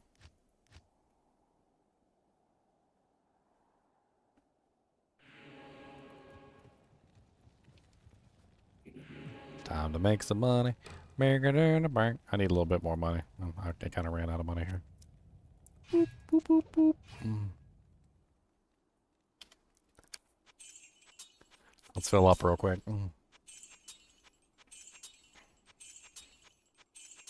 More grinding? I don't know. We're probably going to go do something else. I just want to get some money. I don't like being broke. Unlike the idiot who just took all those amulets and sold them for 5,000 a pop. And maybe, if he was lucky, might have made like 50K for selling all the amulets. I'm going to get like 2.5 million here in about like 30 seconds. Let's go into a game and sell a bunch of items for 5,000 gold apiece. Woo! Doing good now, boys! Never gonna guess how much money I made! 30K! Yeah, buddy! Yeah, baby.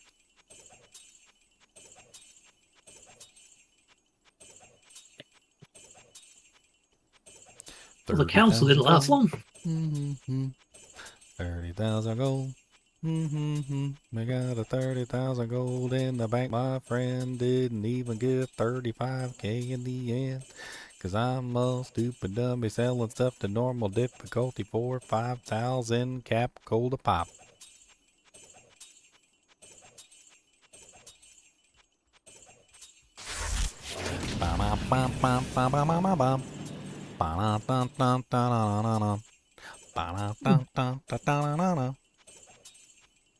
What is the trick here? The trick here is finding a grinding item. Aw, and the grinding item basically sells for more gold in your hand from your hand than it sells for like normally. It's messing up. I have a video on the infinite gold trick, but finding an exceptional grinding item of basically any type usually works. This is an exceptional item. It's the stiletto, so it's the exceptional version of the blade. And the stiletto has a really good buyback to sellback ratio. It's like 26k. Basically, it's just shy of 26k. It's like 25,860 or something like that.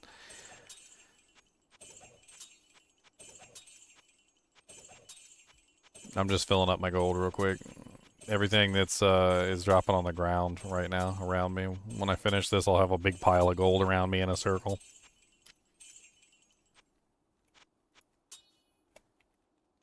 I am overburdened. Boop boop boop boop boop boop boop boop boop boop boop boop. I am overburdened. Radioactive Spider-Man. That's what you do with the Spider-Man. Come on down with the Spider-Man. Do you need the old-looking version to complete the thing? Yes, yes you do. You can't sell the item from your hand without using the old version. That's how the glitch works. If you try and sell the item from your hand while it's worth 34,816 gold, you can't do it. Right-clicking on it doesn't work. Shift-clicking on it doesn't work. It just takes it out of your hand. Shift-right-clicking doesn't work. Control-right-clicking doesn't work. Control-clicking doesn't work. Alt-clicking doesn't work. Alt-right-clicking doesn't work. You can't sell the item from your hand any way other than this button right here. This is the button that allows you to sell the item from your hand, and in doing so allows you to make all the profit.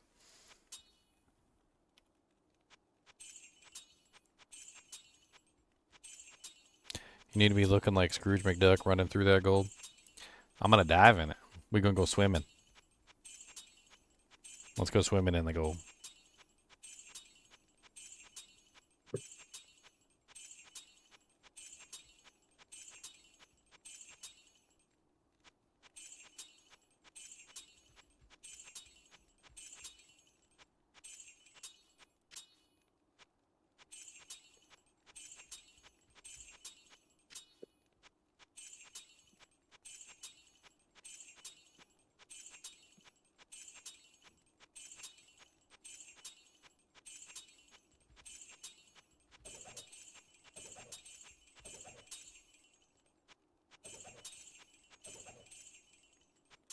I am overburdened. Blah, blah, blah, blah, blah, blah, blah, blah, blah, blah, blah, blah, blah.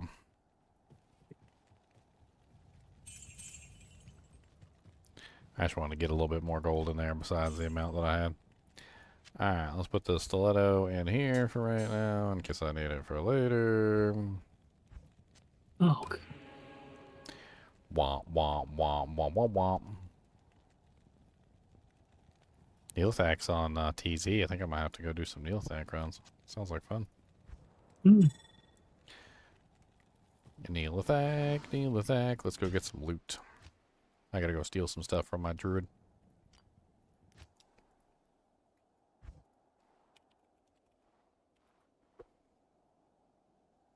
I do it in hell difficulty. Yes, you would want to do it in hell difficulty because otherwise you wouldn't get as good of a profit ratio. Mm. Profit ratio is all that matters. And if you don't get it, then you're going to clatter.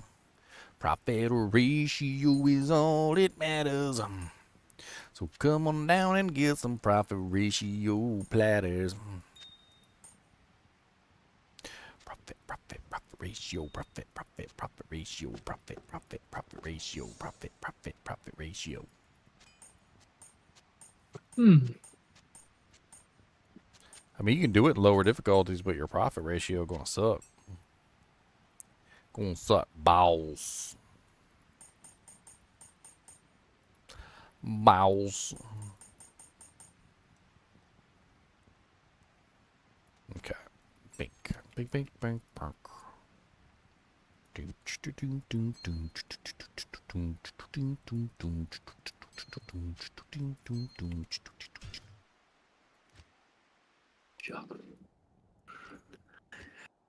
Oh dear. it's hiding.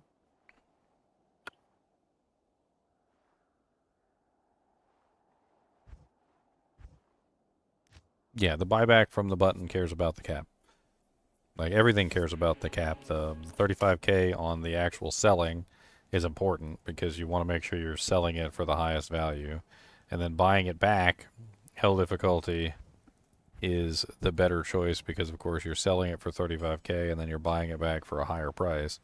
So if you do it in, like, normal difficulty with a cap of, like, 20k, then you sell it for, like, 10k. I mean, you sell it for, like, 20k and then buy it back for 10, and that means you're only going to make, like, 10,000 gold profit, and it's just not going to be worth it. It's going to go, like, super duper slow. Super duper pooper slow. Yeah, You don't- you got the waypoint. You don't want it to go pooper super duper pooper slow. That's definitely a bad thing. Don't do the poopers. Or the dupers. Pooper duper pooper dupers. Toop, poop, poopity boop. I don't think I need fire res anymore, right?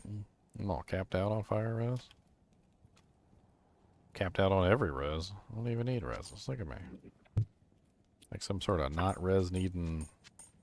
Is this hell difficulty? It is hell difficulty. What the hell? How do I have cap Nice. on every single res? Don't Nice. need you. Don't need you. Don't need you. Do I need you? Don't need you. Okay.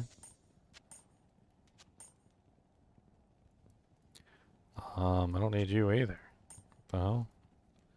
What else do we got on here? Remax 14. Yeah, that's nice.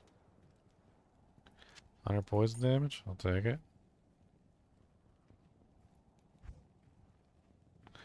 30 AR cold damage. I'll take it.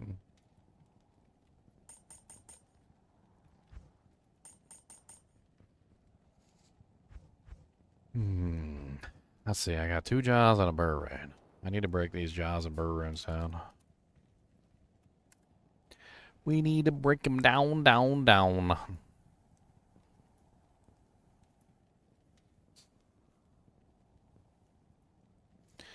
We need to break them down, down, down, down, down, down, down. We need to break them down, down, down. Let's add some listings. Jaw. Jaw rune. Ladder, PC, softcore, Yay. Americas, ask for offers, add listing, jaw rune.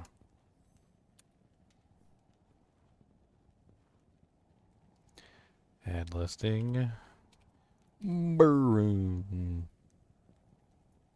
Why are you making me choose my platform over and over and over again? That's rude.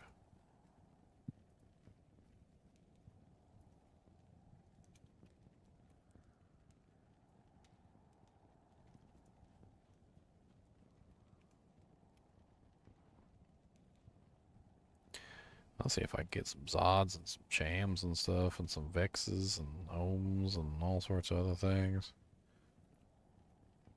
I'll just see what I can get. And then we'll go from there.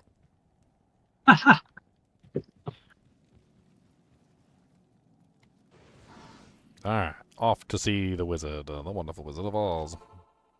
I'm having so much fun with this, Ginge. Attract on council members, they don't heal the leaders. Oh yeah, that definitely helps.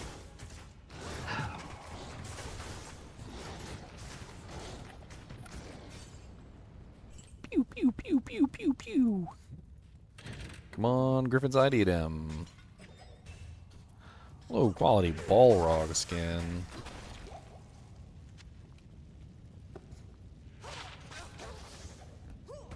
What level am I at? Level 46 on my magic arrow. 47, 48 if I grab 2 skillers. I need 1 more plus the skill. So a +3 amulet would bring me to 49, and I'd finally be at the mythical level 49. Finally.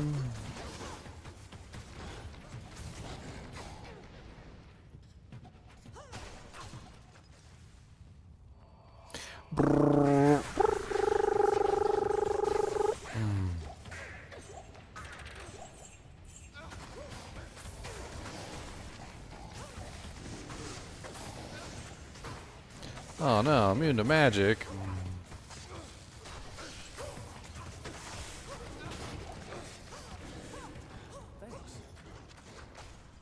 My merc just slowly dying from poison over there.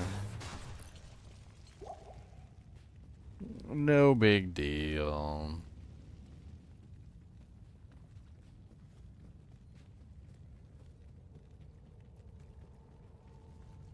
Ah.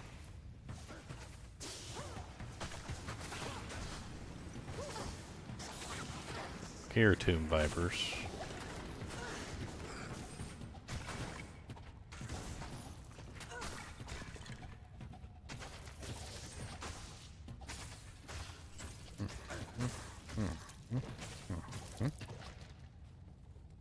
I need more +2 skills.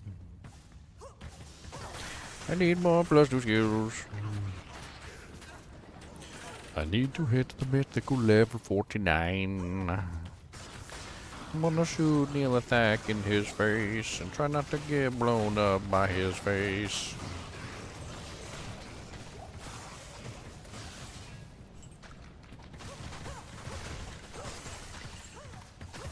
Okay. And that's Methy gone. Oh, now you're on to Act 4. That's the easy part. Yeah, the second time I went to the Durance, it gave me a much easier path to the waypoint. And the exit was to level 3 was right next to the waypoint, which is nice. This battle bow has plus the grinding mod and the fool's mod together. It's got 113 max damage on it. The hell? Nice. 113 maximum damage. That's a lot of maximum damage.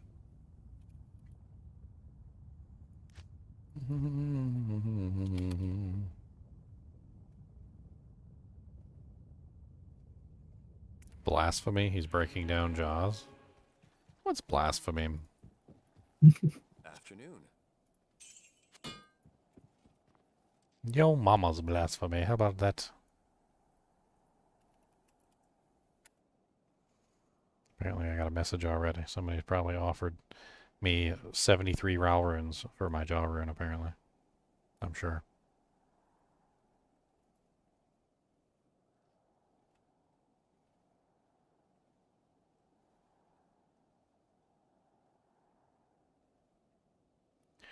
This guy just offered me 2 lows of Vex and an Ist, or Sir Ohm Ist.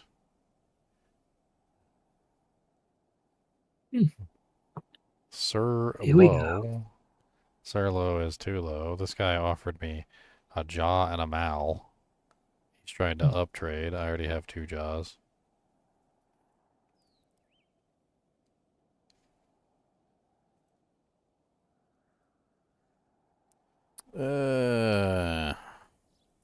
Two lows and a Vex is kind of meh.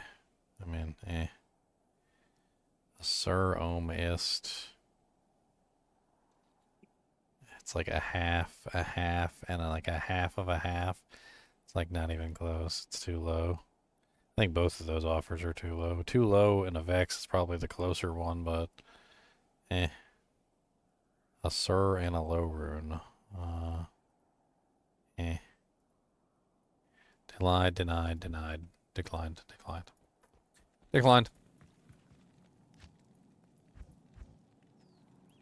People be offering you some janky stuff, man.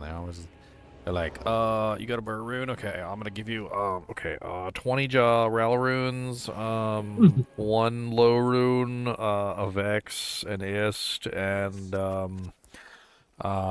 PP touch. And you're like, wait, what? Yeah, you heard me. I said a PP touch. One PP touch. Duration 10 seconds. Like 10 seconds.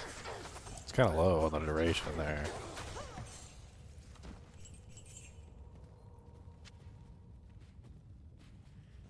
I don't want to make a last wish. Why do I make a last wish?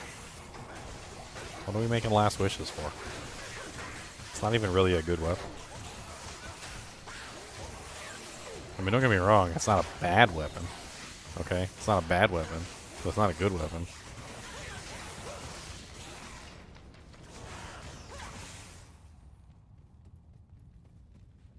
Maybe if you make it an ethereal Colossus sword and put it on your, like, Act 5 Barbarian Mercenary, maybe then it'll be alright.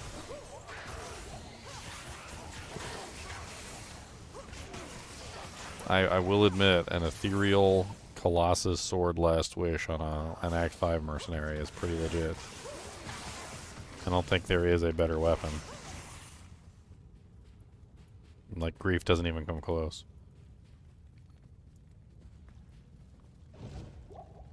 Heck, nothing comes close. Turns your merc into literally a just walking fortress of doom.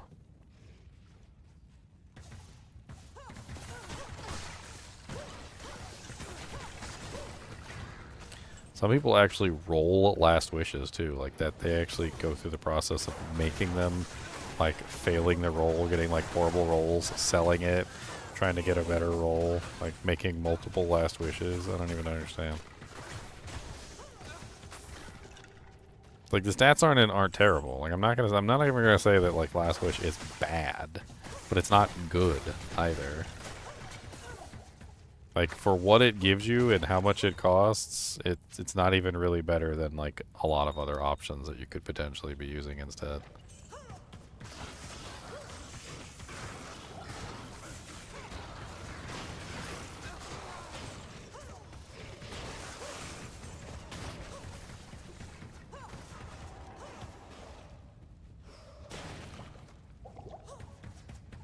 He caught me with the tail end of that explosion. Little punk Neil attack. Punkle attack.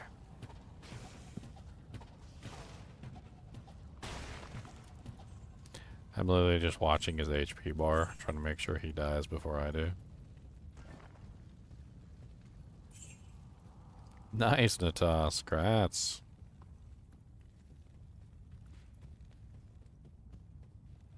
Oh, I'm underselling it, Keith. I am underselling it, okay? The life tap proc is not a positive, in my opinion.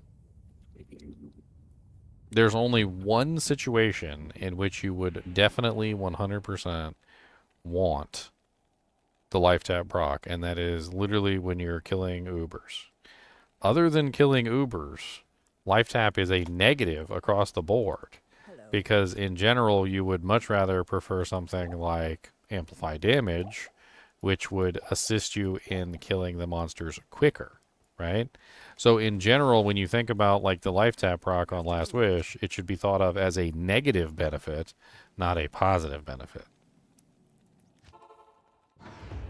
It's something that helps you sometimes, and you really wish wasn't there most of the time.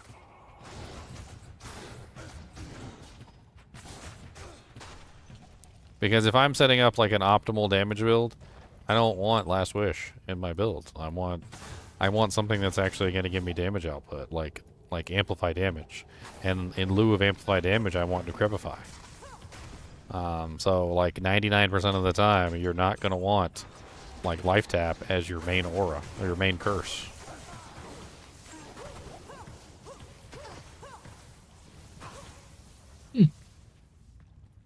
Yes, life tap helps when you're fighting undead because you want to be able to life leech them. But hear me out. You can always put on life tap gloves or something for that particular time period. Like, why would you gimp yourself all of the time just for like the percentage of time? And you know, here's a good analogy. Okay, here's a good analogy. When you are cooking something in the oven and you take the hot object out of the oven, what do you normally put on? You put on oven mitts, right? Oven mitts provide you with fire resistance. Very good. Prevent you from getting burnt from hot metal. Okay? But why don't you wear the oven mitts all the time? Why aren't you wearing the oven mitts when you're at school or when you're at work? Why aren't you wearing the oven mitts when you masturbate in the bedroom? Why aren't you wearing the oven mitts when your wife comes home and demands dinner? Why aren't you wearing the oven mitts when you work on your car? Why? Because it would be stupid to put the oven mitts on all of the time. That's why. And that's what Life Tap is like. Life Tap is something that you use in an emergency when you need it as a stopgap measure to prevent you from dying but it is not something that you ever want on your build 100% of the time unless you literally have no other way of leeching life.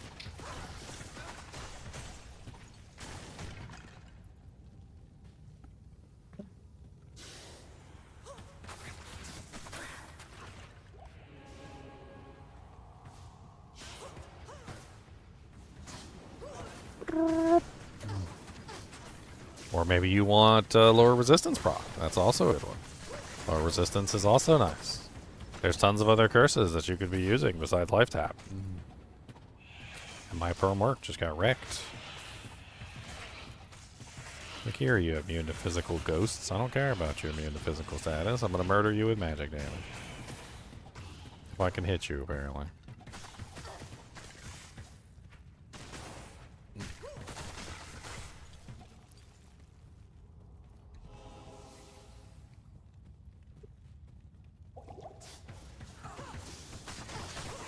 That's one of the reasons why I don't really like Exile Shield either.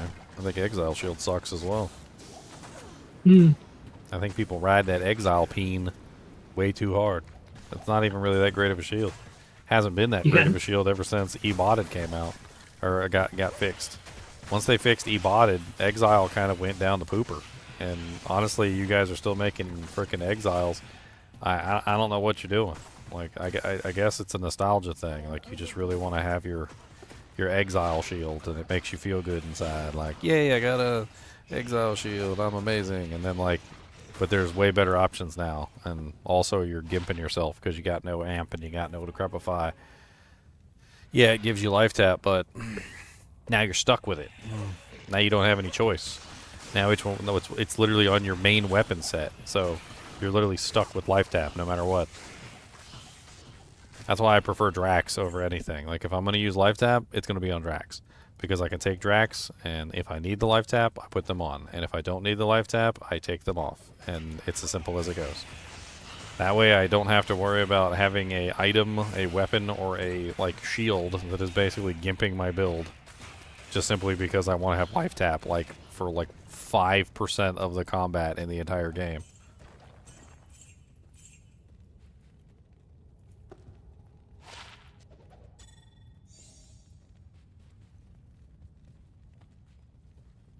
Mewtwo uses an oven mitt in his bedroom. Okay, so we have one. We have one oven mitt. We have one bedroom oven mitt user.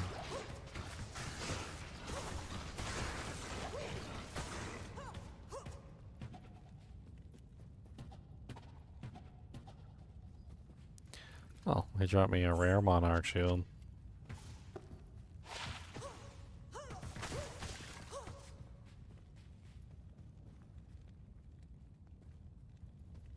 I think one of the main problems with Last Wish is that it's just not capable of being made in a good base. Not one-handed, at least. Like, pretty much all the bases that you make Last Wish in are pretty much garbage, for the most part. Like, you can make it in a Phase Blade, and it has basically no damage output. Good afternoon.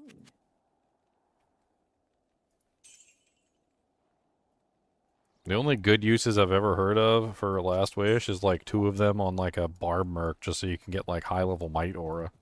At least then you're getting something out of it. But even then you're not even getting the Might Aura from like an Act 2 Merc, so you're giving up one aura for another aura. And I don't even know if like in the grand scheme of things that actually works out in your benefit. Could just be using a Might Merc with a freaking like Pride Pole arm or something and getting like double pride / concentration or something, I don't know. Or like a hustle, get you some fanaticism.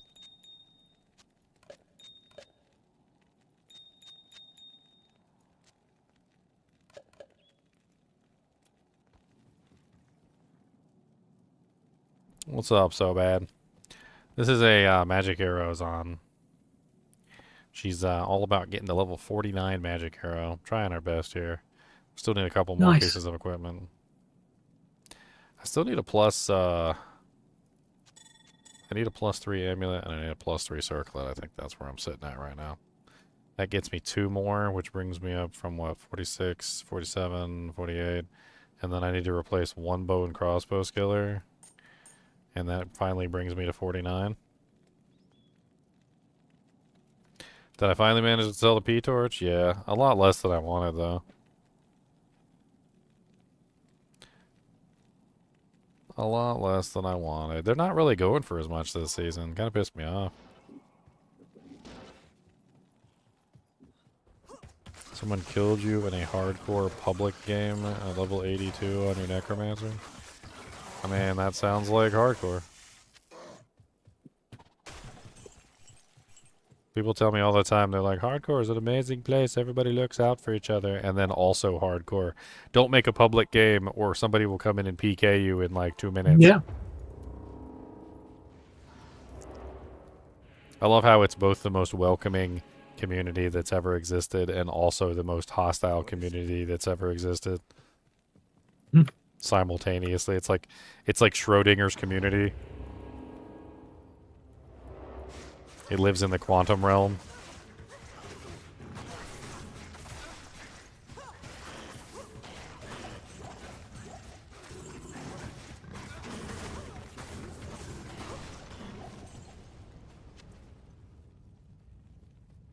What happens at level 49? At level 49, Magic Arrow becomes unblockable. The monsters can no longer block my Magic Arrow in any way, shape, or form. It bypasses all block chance. Even on players. And then it bypasses player block chance as well. Hey, Ginger, I think Ormus would say hardcore is a strange dichotomy. A strange dichotomy? I think that Hey, is he? I think that I shouldn't say what I think I should say, because hardcore players are sensitive and get hurt, their feelings butt hurt really easy.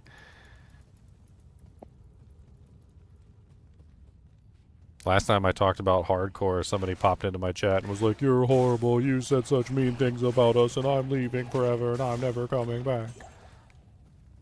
And then they left and they never came back.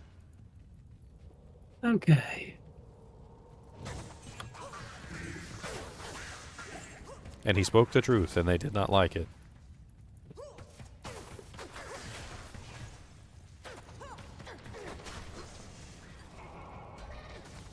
I piss hardcore gamers off all the time. You play hardcore? I'll piss off every single hardcore character that ever played a hardcore character. Are you ready? If you have ever used the save and exit to prevent your character from dying, if you knew with 100% certainty that your character was going to die if you did not save and exit, then your character is no longer hardcore. You're playing a softcore character. Congratulations. Bam!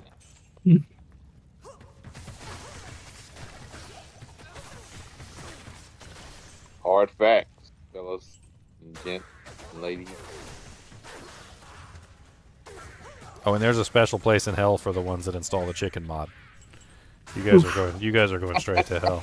Like you're gonna get to the pearly gates, and God's gonna look at your rap sheet, and it's gonna say chicken mod D2 and chicken mod D2R, and he's just gonna go straight to the bottom, straight to the boiler room. Just put him right in the boiler room in hell.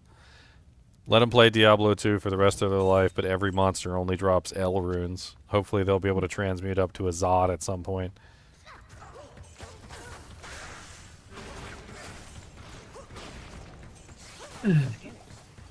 I think hell in this case would be every monster drops the L rune, but you're stuck playing a classic character.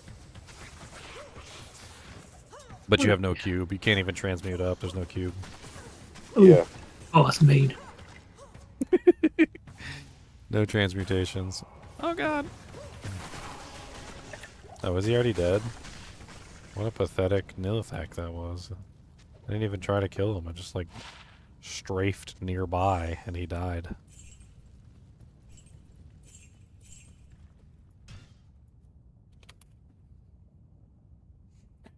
I'd be dead. If I tried hardcore, I'd be dead.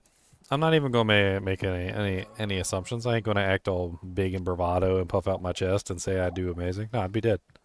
Cody would like poop lick my elbow one time. I would get distracted. I'd die, and that'd be the end of it.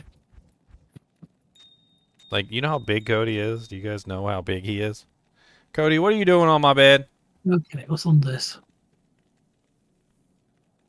You know how big Cody is? He's huge. He's monstrous. Okay, and when he comes up behind me and like pushes my elbow because he wants something, a snack or whatever, he just pushes my elbow and my whole freaking like mouse just like flies up, and then he starts like messing with my keyboard. Like I can't do nothing. I'd be dead. So quick, super duper pooper quick.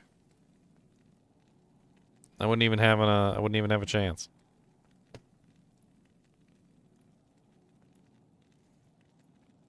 I would die so often, you guys would just start making fun of me. You'd be like, oh, restarting again, huh?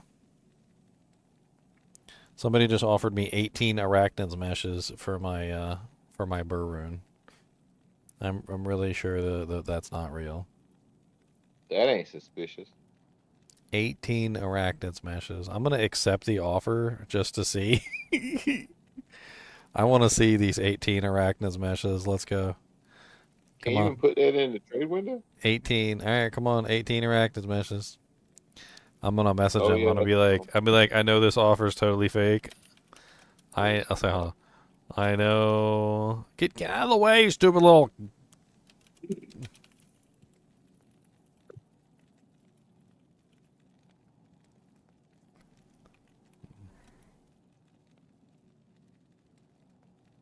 Well, that was fun.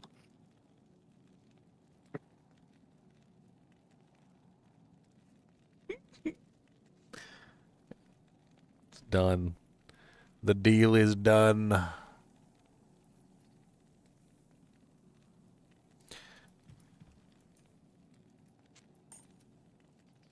Fake or duped? Dude, I don't even care. If they were duped, if they were all identical, even if they were duped, I would be ecstatic. You know why? Because then it would prove duping, and I would just make a video on it. I'd be like, some guy traded me 18 duped arachnid meshes. Content. Content.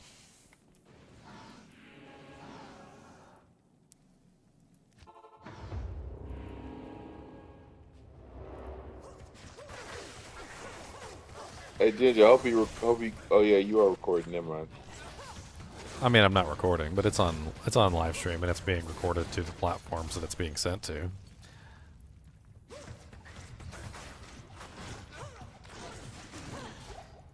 There was a Chinese dude who did that on the China servers, I heard. I mean, I don't care. Bring it. I will totally trade him the burr rune for 18 duped arachnid smashes. I don't even care. Let's go. I will take those 18 duped arachnid smashes and I will leave and join games over and over again until they poof. And I'll get like video evidence of them poofing, and I'll make some video about like duped arachnid meshes are disappearing on ladder. 10 trillion views. Oh my god, I can't believe they're disappearing. Instant like 300,000 views on a video. Yep.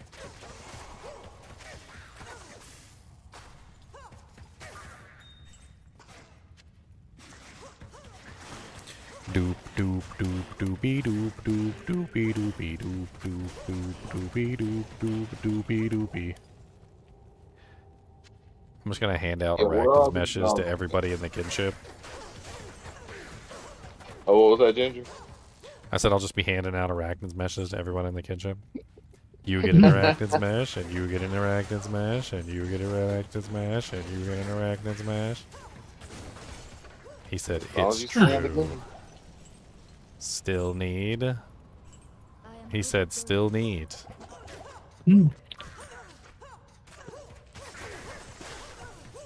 Uh-oh, here we go. Let's see if he shows up with his 18 arachnid meshes.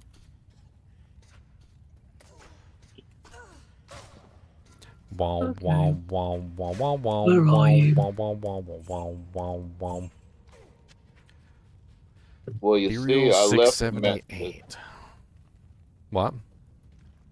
Now I was making a joke. I was like, well, you see, I left them on my other alt. Can we trade for this crappy armor I got? Oh, I sent him the game name and everything. He's coming. Let's go. Oh wow, okay. He's gonna show up with his 18 arachnids meshes.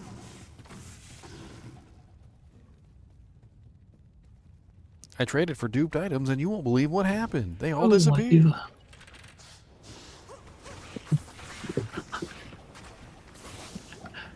Absolutely shocked. Shocked. I love my Auditory revives.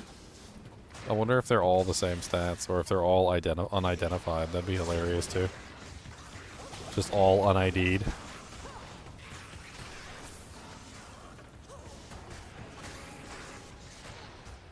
That proves either botting or duping. Even if they were botting. Like, 18 arachnid meshes, really? Like, why would that be specifically the item that you would have so many of? Please give me 5 minutes, he says.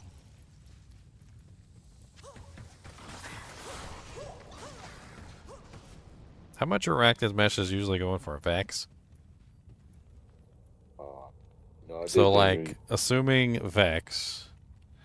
So let's do a little math real quick. So D2R runes.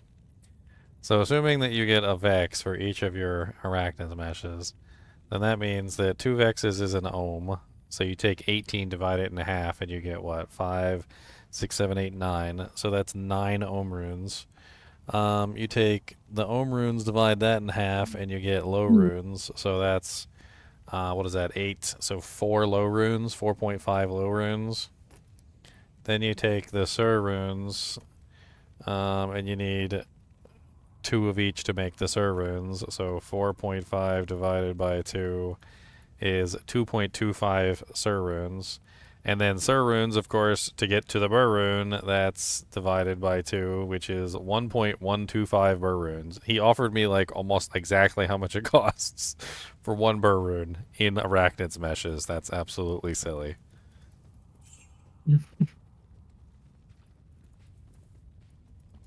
$18 arachnid meshes later. Let's go.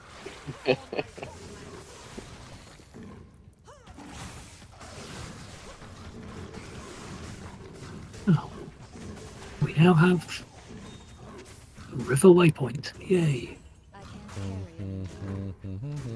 Hellforge time. Watch him be on. Watch him be on non-ladder. Oh God. Watch him be on non-ladder. I didn't think about that. Now, if it was non-ladder, I can see 18 arachnid meshes existing on one character. Like, I could see that. Yep. That's 100% doable. You got a low ist for your arachnid mesh yesterday? Was it a particularly high damage one? Or a defense one?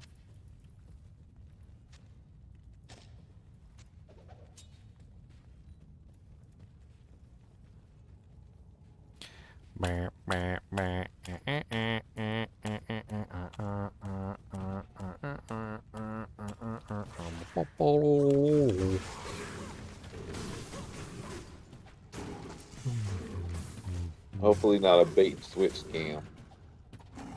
I mean, I don't even really care. This is hilarious. Oh, I know.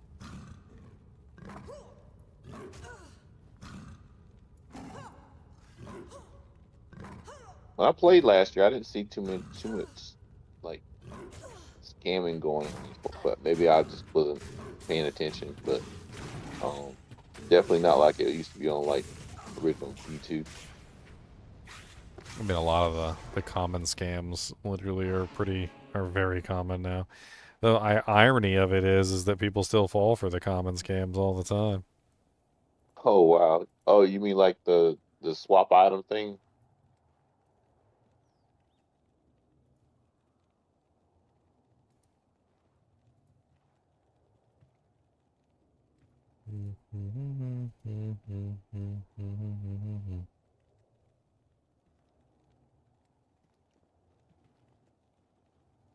I have no idea what the hell this guy just offered me. 2 rainbow facets. It says unidentified. 2 rainbow facets unidentified. But he has them marked as lightning deaths, which doesn't even make any sense. So he's offering, what, 1, 2, 3, 4 lightning facets? Or 4 facets, one of them unidentified?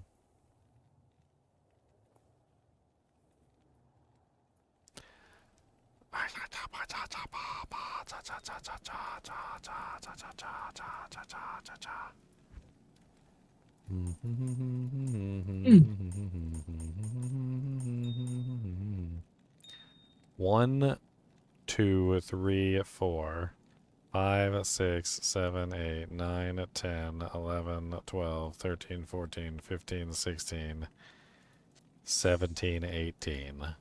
So 1, 2, 1, 2, 3, 4, 5, 6, 7, 8, 9, 10, 11, 12, 13, 14, 15, 16, 17, 18. It's like exactly your inventory minus the cube.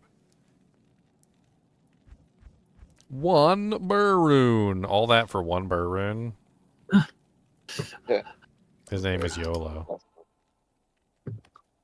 I'm just gonna make the trade. I don't even care. Like if he does it, he does it.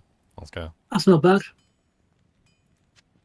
Hellforge of the Lum. 1 Burroon to rule them all, and in the darkness bind them.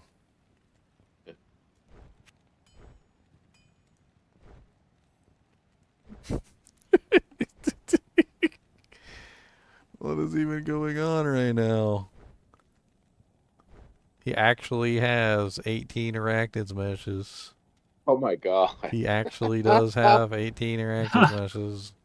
Wow. And they're all legitimate, and the trade is now complete. Oh my god. 18 arachnid meshes for 1 Burroon. We did it, boys. That is ridiculous. Nice. Thank you. People are going to look at that on Tradery, and they're going to be like, there's no way that's real. There's no way that's real. That's what they're going to say. It is indeed real. I just got 18 arachnid meshes for a Burroon. 1 Burroon, 18 arachnid meshes. That's right. I don't even know what's going on with my life right now. Does anybody need an arachnid mesh? You just got you covered, baby. Does anybody need an arachnid? You know what I'm going to do? I'm going to put up a raffle with 18 arachnids meshes in it, and I'm just going to like put 1 day on it, and people can just come get arachnids meshes.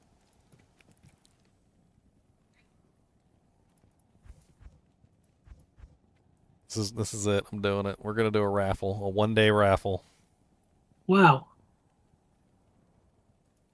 All right, in the GGM create, there we go, /G create.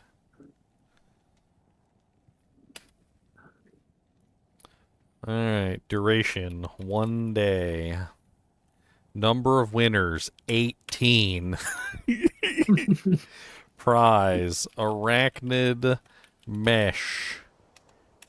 18 arachnid mesh belts. For kinship raffle, boys.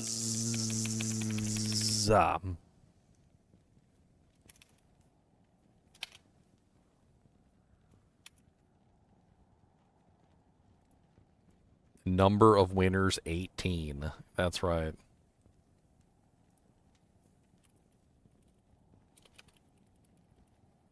In other words, if you enter the contest, you're most likely going to get one.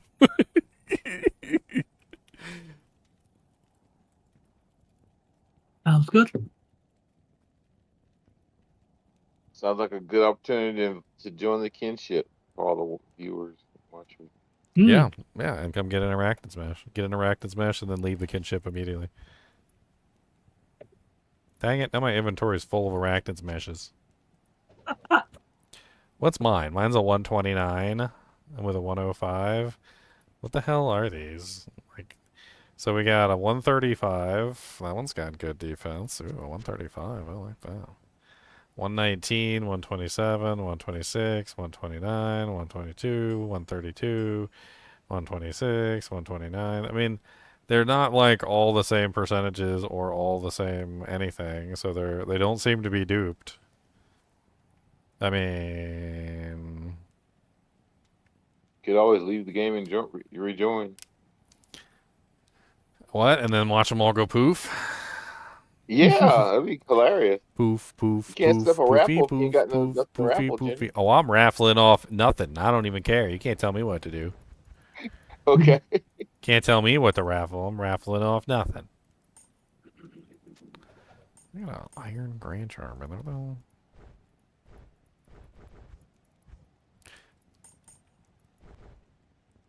People are gonna look at the raffle and be like, "What? What? What?"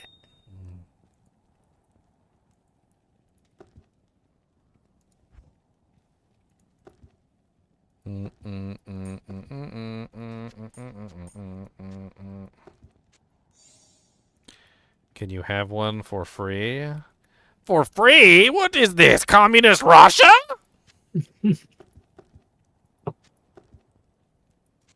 In Soviet Russia.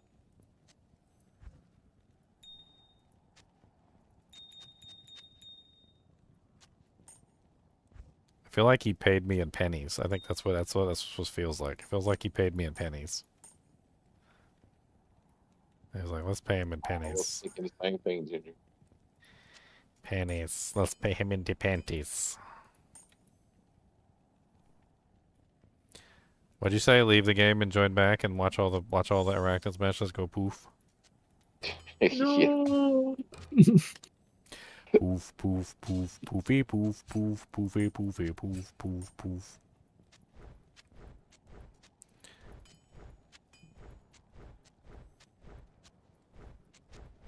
At least one of these is real. At least one. Okay? There's at least one in there that's real. Look, we found a body pig. Hey. What's up, body pig? Not much. 18 arachnid meshes up for raffle, boys! I saw that. That's hilarious. 18! I got 18 for one burr rune. I think that's a steal. I think that's a steal. That is, yeah, that's suspicious. Don't be suspicious. Don't be suspicious. Don't be suspicious. Don't be Was suspicious. that, was They that don't Lei look a that gift horse in the mouth, got you man. those? What? What? Was that Lei, the Robin Hood guy? I don't think so. That wasn't his character, as far as I know. Although maybe, I don't know. Uh-oh. Left the game, rejoining. They're all gonna go poof. They're all poofing! Poof, poof, poof, poofy, poof, poof. Are they still there? They're still there. Okay, they haven't poofed yet. They haven't poofed yet. They're not yet. No, they haven't poofed yet. I mean, I feel like if I traded them all off for, like, base value, like Vex Rune, etc., I should be able to get a pretty decent price for them as well. I don't even foresee, like, 18 people actually entering into the raffle. I'm pretty sure mine is perfect. You have a perfect. Yeah. What's perfect? I don't even know. Well, I got mine from the Robin Hood guy, and he said it was perfect. I was like, oh, that's cool. But I believe him because he probably took like 30 of them from a bot. 30. That's the dirty 30, by the way. That's what we call those. They got doo-doo on them. That's when you take a sash and you grab one end and you put it between your legs and then you grab the other end and you just He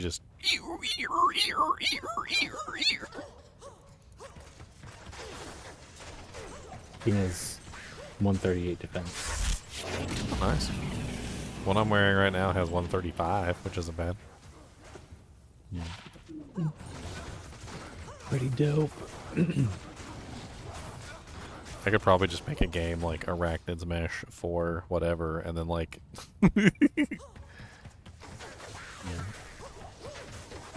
Arachnid's Mesh for Ohm or something, and like trade for Ohms. Let's see what they're worth right now. Some people said they paid like low for them.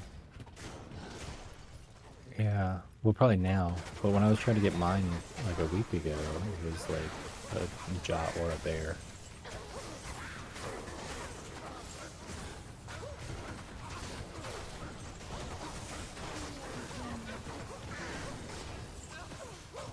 Record mesh. We are looking at Vex or 2 ists. Yeah, I calculated Vex. If you calculate from Vex and you assume that everyone is worth a Vex, you could literally transmute up to 1 Burr Rune. So like even at the minimal Vex price, which if you tried to sell them a little bit higher, which I think you probably could, you're still making a profit. It'd take you a little while, but you're making a profit. Yeah.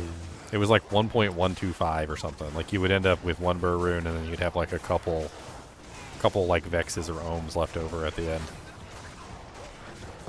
How do you enter the raffle? Well, number 1, you have to be in the kinship, Drizzlet. Are you in the kinship?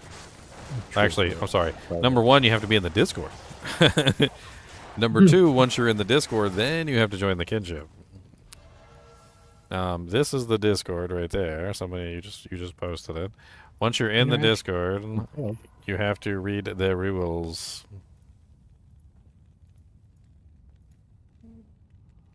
So if you go to the Discord and you look here, there is the server rules right here. That's just the server rules. Then there's the clan rules. And if you read the clan rules, it'll give you the instructions on the next step on how to get into the kinship. And since I'm online right now, it should be very easy to get into the kinship. I see a Drizz in a lobby down there. What's up, Drizz? I wonder if I can, like, drag you down here and yell at you. You probably won't have permission to talk, but you should be able to at least hear me. What's up, Drizz? How goes it? You need to read the rules, the clan rules, and then you can get into the kinship if you read the clan rules. Good. Now you can hear me 2 times X. All right. Congratulations.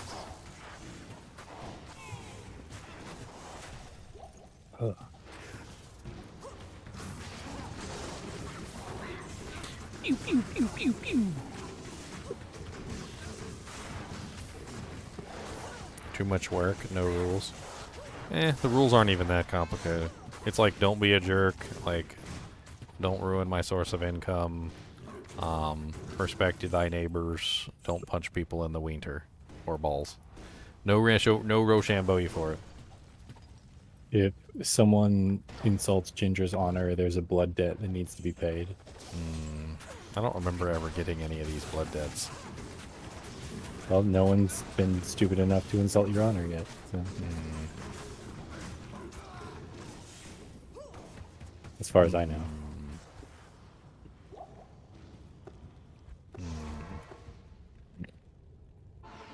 There's still map hacks? I mean, yeah, there's map hacks. We don't allow, like, cheats and stuff like that in the kinship, though.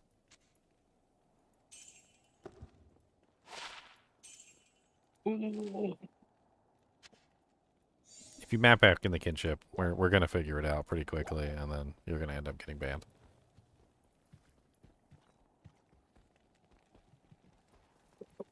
Yeah, because you're going to join games with other people, and you're going to be like, oh, it's this way.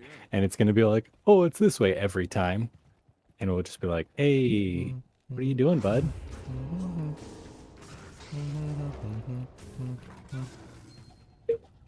Isn't the infinite gold an exploit? I mean, the infinite gold is sort of an exploit. It's kind of a gray area. Yeah, it's an I don't know, in-game Bobby. mechanic that doesn't It's like require... Bobby's got it figured out with the whole cloister waypoint thing, or cloister map.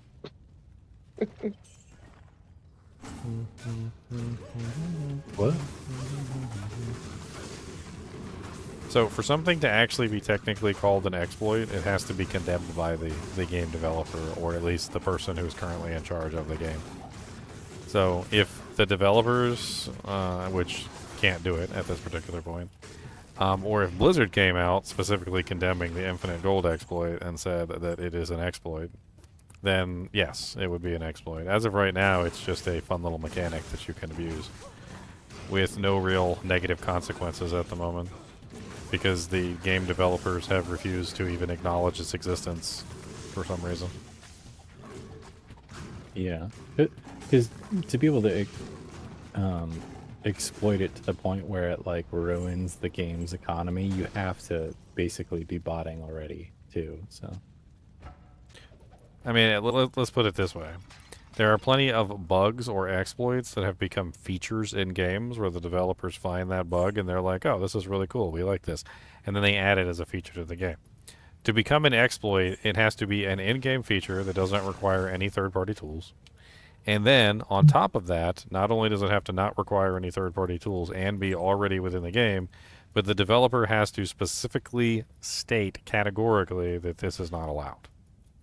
In other words, at some point or another, the developer would go, huh, this exploit seems like it is very bad for the game. We have determined that this exploit is a bannable offense and will ban anyone henceforth who is using this exploit, which has never happened, as far as we are aware. Like, there has been no condemning of it so far. So, at the moment, it is not an exploit, it's just a game mechanic. yeah, because even with the most egregious thing, which is like duping Sojas, they create an entire like yes, event around cannibalizing those. Yeah, instead of- well, so that was actually them trying to get rid of the exploit. But Charles brings up a good point when he states that it can't be an exploit because they actually made a version of it during the 22 Nights of Terror where they deliberately allowed us to gamble eternally by basically being able to make infinite gold during that particular event. And then after it was very well known that we basically had infinite gold during that event, they still did it again and did not fix it so that we did not have infinite gold. So Charles is right. I think that's pretty much an admission by the developers that it's 100% okay. yeah. In other words, they don't care. Like infinite gold, who cares?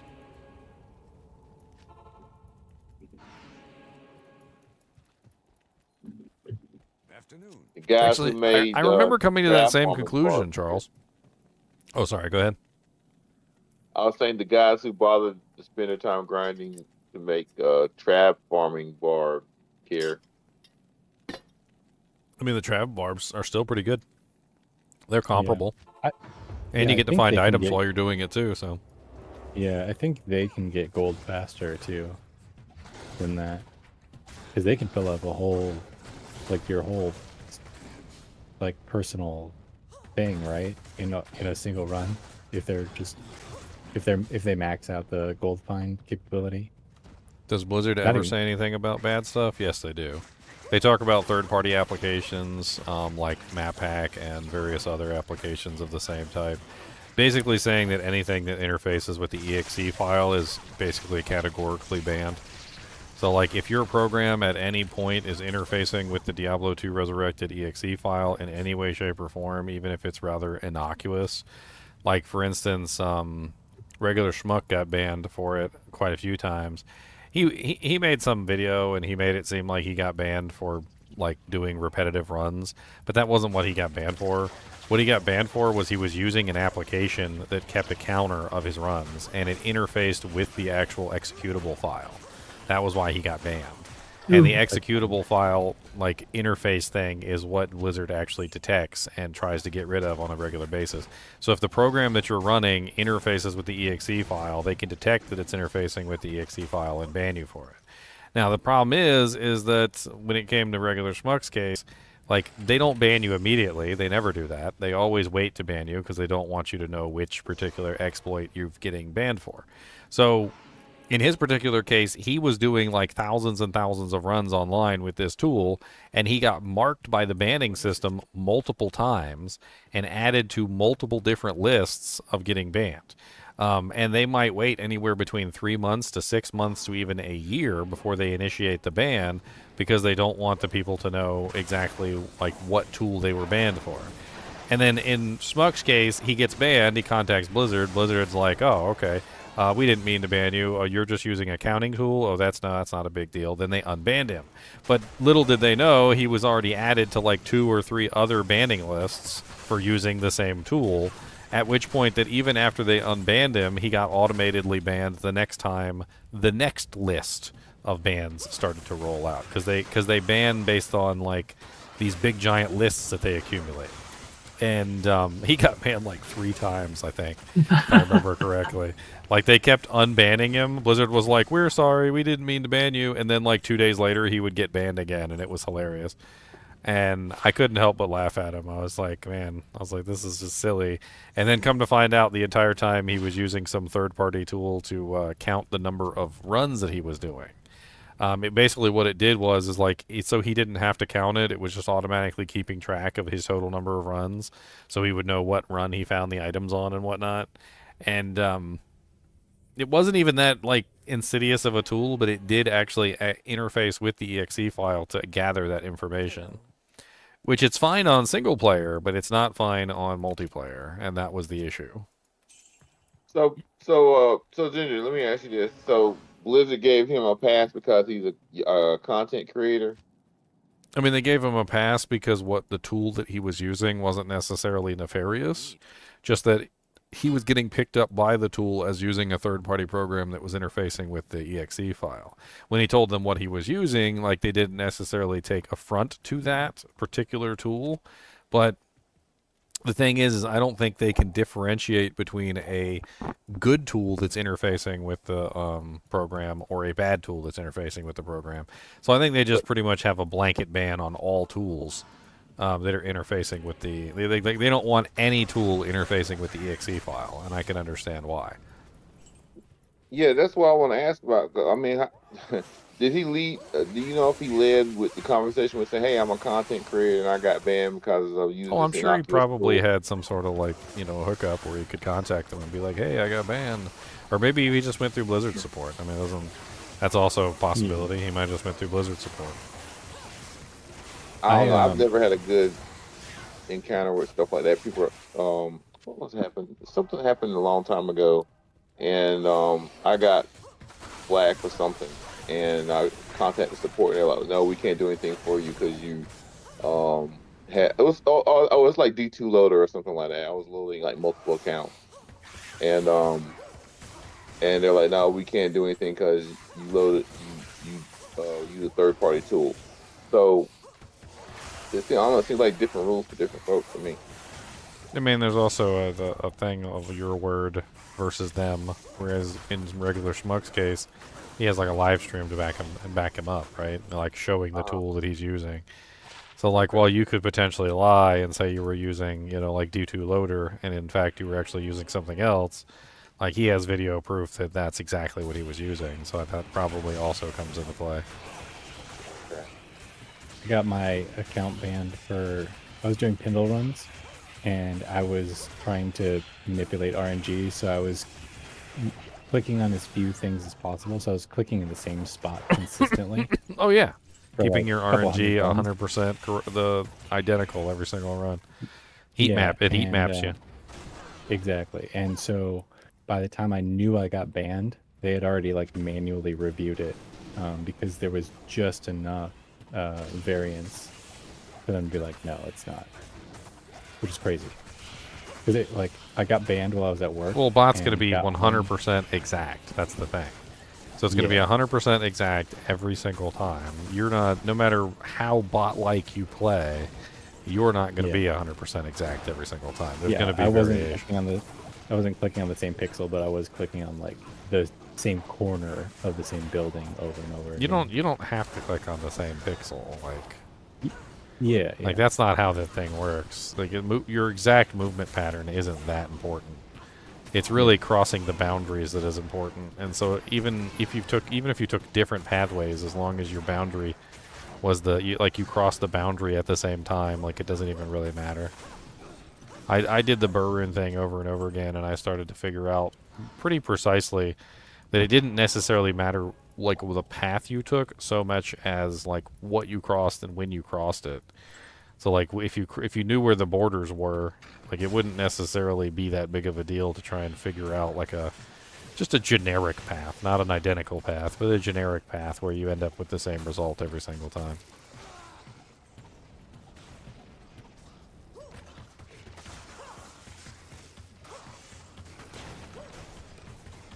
The interesting thing is that because the system is not technically like 100% predetermined and is more or less variable stacks, it doesn't necessarily mean that you have to follow the same pattern. You just have to arrive at the same variable when you reach the result. Okay. Which means there could be like 10, 20 different ways to get to the same place and still have the same variable by the time you reach the destination.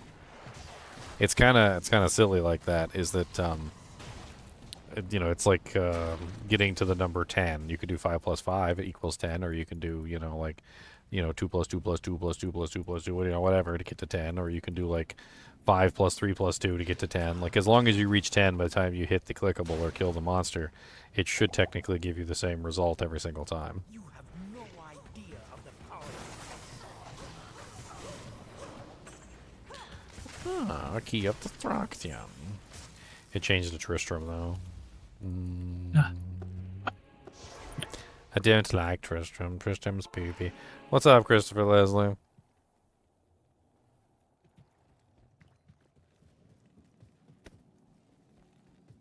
Really need to find a way to lock my settings somehow. It is so frustrating to have to do this every day. What settings? What are you talking about? The graphic settings. How may I be of help? They shouldn't be reset resetting every day. single time. They shouldn't be. I know. It's so frustrating, and I have no idea why it does it. Did you lock your, like, the folder where the save configuration file is or something?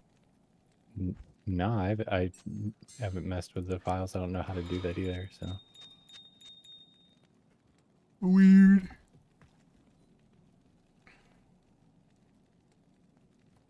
Yeah, my car does that, and it pisses me off.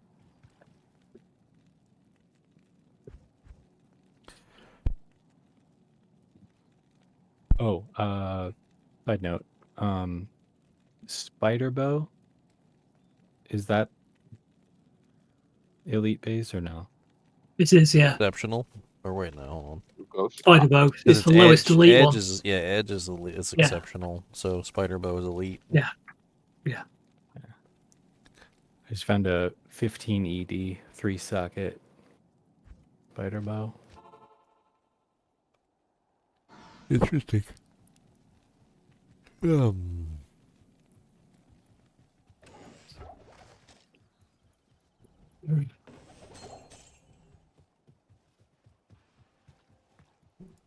18 Racknet Smash, Christopher Leslie.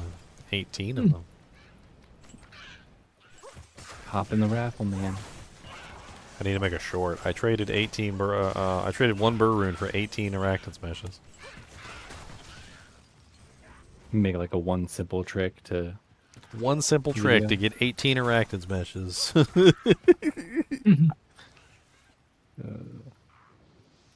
With this one underhanded doojank. You should lead a video with that Ginger.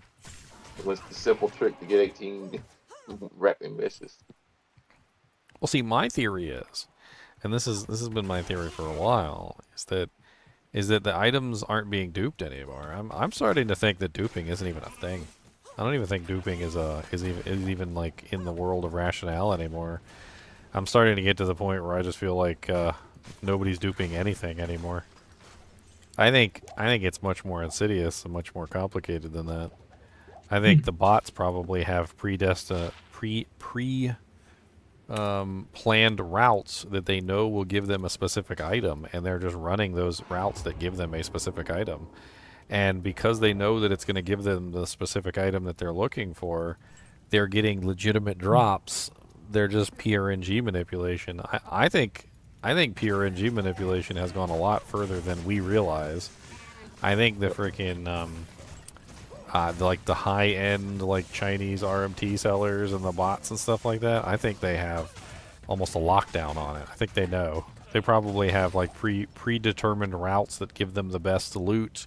They know exactly which monster to go to, exactly which monster to farm for which specific item, and they literally just program these bots to do these repetitive routes over and over again because they know without a shadow of a doubt if their bot does this specific route, they will end up with this specific item.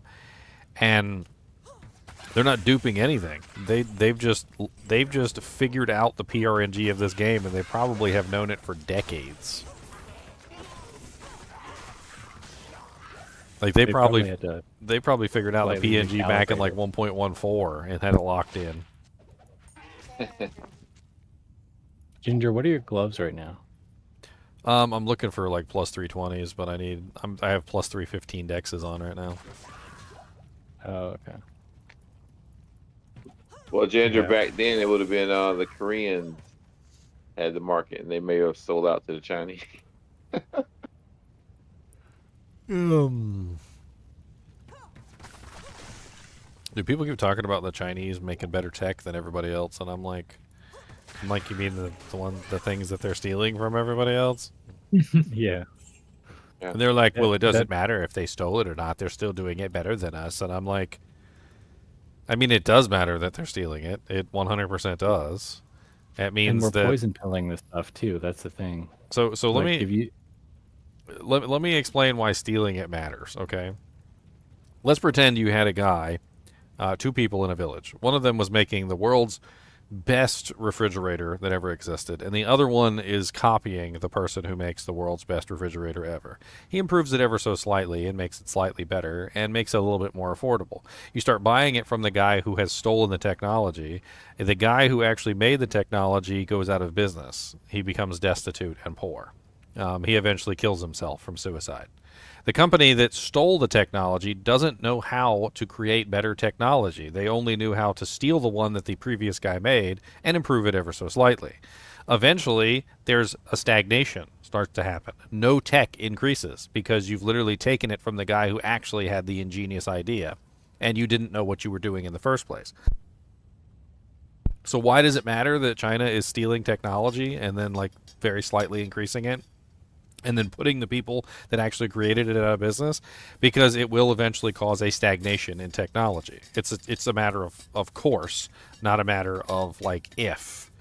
You just end up basically stagnating the entire thing by stealing from the original creators. All you're doing is stunting the entire country. Ginger, your argument for that sounds very similar to your argument against AI. Yes, it does. It's exactly the same thing with AI. AI will eventually stunt things as well. It's just a matter of time.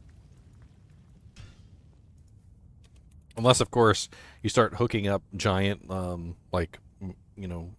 farms of humans with their brains connected to the machine so it can harvest the creativity from real humans, at which point it would have infinite creativity. So a different version of the Matrix. Pretty much, yeah. I don't know if you've seen, but a lot of countries have caught on to them stealing technology and have started poison pilling things to the point where, like, Oh no, not the couple months capacitor ago- plague all over again. maybe a year, there was this viral video a series of viral videos going around China where these children's watches had like AI in them, and the kids would ask the AI what it thought of the Chinese people, and the AI would say that they're sneaky and unindustrious thieves that do nothing to further the wow. world or something like that. And so these videos are going around of these kids smashing these watches because of it. It was hilarious. That's the capacitor plague all over again, though. Unfortunately, that comes back to bite us in the butt too. Yeah. You ever So what's heard? the You ever? capacitor plague, Ginger? You never heard about the capacitor Oh plague? yeah. Nope. So during the years of, I think it was like, you know what? Instead of me paraphrasing it, let me just bring up the article on the capacitor plague, and we can have some fun reading about the capacitor plague. Some of you may already know about it. I think some of you in the tech industry immediately were like, "Oh yeah, I know about that." Yep. Definitely. Snuggle Bunny knows. Okay, but I'll, for the rest of you guys who don't know, let's dive into the world of science. Somebody just offered me an arachnid's mesh, a low, and a cham for my jaw rune. I'm sorry, I have enough arachnid's meshes. I don't need. That's all I need to do. I don't need Is any this, more arachnid's meshes. Is this Stuxnet or is this something else? Where's the I don't need the item. Not looking for the offered items. There we go. Okay. So capacitor plague. Let's pull it up. Boom, boom, boom. Okay, here we go. Capacitor plague. I'm blind, all you guys. So the capacitor plague was a problem related to a higher than expected failure rate of non-aluminum electrolyte capacitors between the years of 1999 and 2007. And higher than expected failure rate is a complete understatement. They would literally explode right out of the box. You'd turn on the computer and they would just pop right out of the box. Due to a faulty electrolyte composition that caused corrosion accompanied by gas generation, this often resulted in rupturing of the case of the capacitor from the buildup of pressure. High failure rates occurred in many well-known brands of electronics and were particularly evident in motherboards, video cards, power supplies, and basically personal computers in general. They were also apparent in consoles, PlayStation, Xbox, Macintoshes, all sorts of crazy things. So what actually occurred? So they started to try and like trace back the capacitors, and they said the first flawed capacitors linked to a Taiwanese raw material problems were reported by the specialist magazine Passive Component Industry in 2002. Shortly thereafter, two mainstream electronic journals reported the discovery of widespread prematurely failing capacitors from Taiwanese manufacturers and the motherboards. And then eventually what ended up occurring was in December 2002, following its initial story about the defective electrolyte deported from some large Taiwanese manufacturers, responsibility for defective products. While the industrial customers confirmed the failures, they were not able to trace the source of the faulty components. The defective capacitors were marked previously unknown brands of Taiye, Choyo, and Chisi. The marks were not easily linked to the familiar companies or the product brands. The common characteristics, premature failure, there's a bunch of stuff here. Where is the... I already know the answer, but I wanted to find it. So investigation. Implications and industrial espionage. So industrial espionage was implicated in the capacitor plague in the connection with the theft of the electrolyte formula. A material scientist working for Rubicon in Japan left the company, taking the secret water-based electrolyte formula for Rubicon ZA and ZL series capacitors, and began working for a Chinese company. Ooh, so the Chinese company steals the secret. The scientist then developed a copy of the electrolyte. Then some staff members who defected from the Chinese company copied an incomplete version of the formula and began to market it to many of the aluminum electrolyte manufacturers in Taiwan, undercutting the prices from the Japanese manufacturers. This incomplete electrolyte lacked the important proprietary ingredients which were essential to the long-term stability of the capacitors, and was unstable when packaged in a finished aluminum capacitor. The faulty electrolyte allowed the unimpeded formation of hydroxide and hydrogen gas. There is no public court proceedings related to the alleged theft, as Rubicon's complete electrolyte formula remains secure. However, independent laboratory analysis of the defective capacitors has shown that many of the premature failures appeared to be associated with higher water content and missing inhibitors in the electrolyte as described below. The incomplete formula, unimpeded formation of the hydroxide hydration and associated hydrogen gas production occurring during the capacitor plague, or bad capacitors incidents involving the failure of a large number of aluminum electrolyte capacitors, has been demonstrated by two researchers at the Center for Advanced Life Engineering and the University of Maryland who analyzed the failed capacitors. So basically what ended up happening is somebody stole the freaking capacitor recipe, went to China. Of course, China paid them very heavily for the, stolen recipe. Then another person decided, hey, let's make some money too. Then they stole the recipe from the Chinese company who had the incomplete recipe, then sold it to the Taiwan manufacturers. And then the Taiwan manufacturers decided they wanted to make a bunch of money on them, so they put out a whole bunch of capacitors, made millions and millions of these faulty capacitors, which then flooded the market as a cheap undercut source from all all of the other capacitors and basically destroyed any device that was created from like the years 1999 all the way. Like I remember devices still showing up in 2015 with the failed capacitors in them. Like the plague was so bad that just about every electronic device from basically the year 2000 to like the year 2015 was just failing out of the box. I remember Macintoshes, literally just like brand new Macs out of the box. You'd turn them on and you would just hear like pop, and then they would never turn on again. And we would buy them and we'd swap out all the capacitors with good capacitors and they would work again. But so many devices from this era were absolutely garbage because they had these capacitor plague things in them. And it all came down to China stealing the recipe and then somebody stealing the recipe from China. And it's exactly what you're talking about. It's literally industrial espionage. It's deliberately giving somebody falsified information that makes them think they have an advantage. Then they go through the process of building those things, and then it ends up backfiring and like hitting them in the face essentially. And this is what we're gonna end up with. Like if they keep stealing everything, we're gonna get like another capacitor plague, except it's gonna be even worse than before. Well, that So- seemed so was the accidental. We Japanese didn't guy know who- that they were dealing incomplete information the second time. Well, the first one was actually industrial espionage. So from when Yeah. the Japanese person was offered a bunch of money by the Chinese company, he stole it and ran. So that was literally just industrial espionage, but for China against against Japan. But then the second time is industrial espionage from Taiwan against China. Except this time they didn't steal the right recipe, and so China ended up giving the saboteur the wrong recipe entirely. And I don't even know if the Chinese company had the complete recipe either. Apparently Rubicon still had the correct recipe in Japan, but as far as I know, they were the only ones that had the actual real recipe. It sounds like if the infiltrator was coming from Taiwan to steal the Chinese version of it, maybe the Chinese sabotaged them so that they could get a bad reputation for selling all those products. Yeah, but the crazy thing is the end result ended up being that everybody took a hit. Every single company in every single country ended up with these horrible capacitors because they were sold in, like, we're talking millions of them. I think even billions of the capacitors got produced before they realized the mistake, and they got sold on the market everywhere, even in China. So everybody frickin' had this problem. And they had to go through the process of replacing all the capacitors, like, with good capacitors. And how do you even know which ones are good when the market is flooded with bad ones?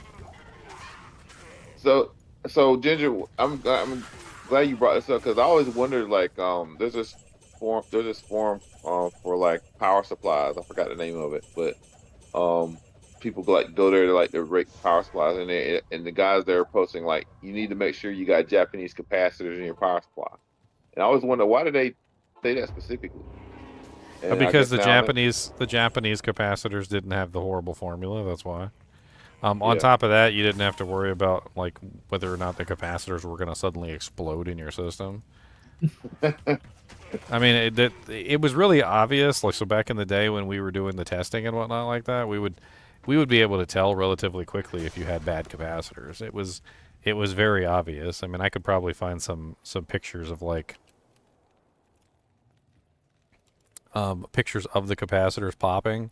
So basically, the pressure would build up in the capacitor. So this is what a normal healthy capacitor looks like with the X on the top. You see like it has the X, which is actually like a pressure relief. It's supposed to let you know like when something is wrong. You see this one right here where it's bubbled up ever so slightly, where it seems to be building pressure inside. And then some of them would look like this, which is where the pressure built up enough where the internal contents of the capacitor would start to eject from the capacitor. The difficult ones to tell, sometimes they wouldn't pop at the top. Sometimes they would pop at the bottom.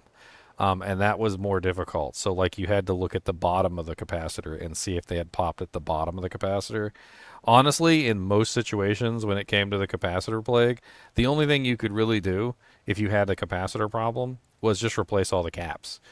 Cap kits are like one of the most common things. Like you would search for like something. You'd be like, okay, I got a you know, like a such and such motherboard, and you would just be like, okay, motherboard cap kit.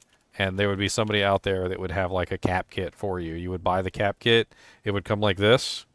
So that's a Sega 16 gigabyte motherboard cap kit. You would then basically take this cap kit, replace all the capacitors on the motherboard, which wasn't really that difficult. And then once you had all the caps replaced, you know, like it was brand new again, it would work. But you still had to go through the process of identifying every single capacitor, figuring out exactly how many like volts and millivolts and whatnot, and like amps and whatever the capacitor was rated for. And it was just a pain in the butt. And sometimes it was just easier just to, you just Google search whatever it is you're looking for, and just like, you know, like VA 2864 monitor cap kit. And then somebody will have like put together the cap kit for you. And then you just go ahead and replace everything. And they don't even cost that much. Like the cap kits were usually pretty cheap. You could usually pick them up for like 10, 15 bucks, and you could just redo all the capacitors on a board. Depending on the kit, of course, some of them had more capacitors than others, but like cap kits are really common stuff. Like if you ever have an old system between the years 2000 and like 2015, and something's going wrong with it, it acts hinky all the time, there's a very good chance it's just capacitors, like bad capacitors inside of it, and you could probably just get a cap kit, replace all the caps, and move on. It's like one of the easiest forms of soldering, just soldering all the caps on the board.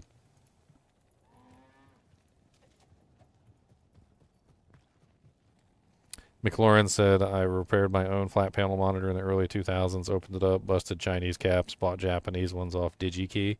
Yeah, exactly. Exactly. But I mean, that's what we're looking at in the future, though. Like if they keep stealing stuff all the time, and they don't actually know what the hell they're doing with the technology that they're stealing, I mean, we're basically just looking at a similar situation where it's going to end up in another like similar style capacitor plague incident. I used to make a lot of money off the capacitor plague. I mean, I can't really complain too much about it, because although it was a hindrance, it was definitely a hindrance. There was also a lot of money to be made in the tech department at that particular time period if you were handy with a soldering iron. People used to come in all the time with laptops and desktops that had capacitor plague issues, and really all you had to do for most of them was just desolder all the caps, put new caps in, and then voila, all of a sudden it would start working again like magic.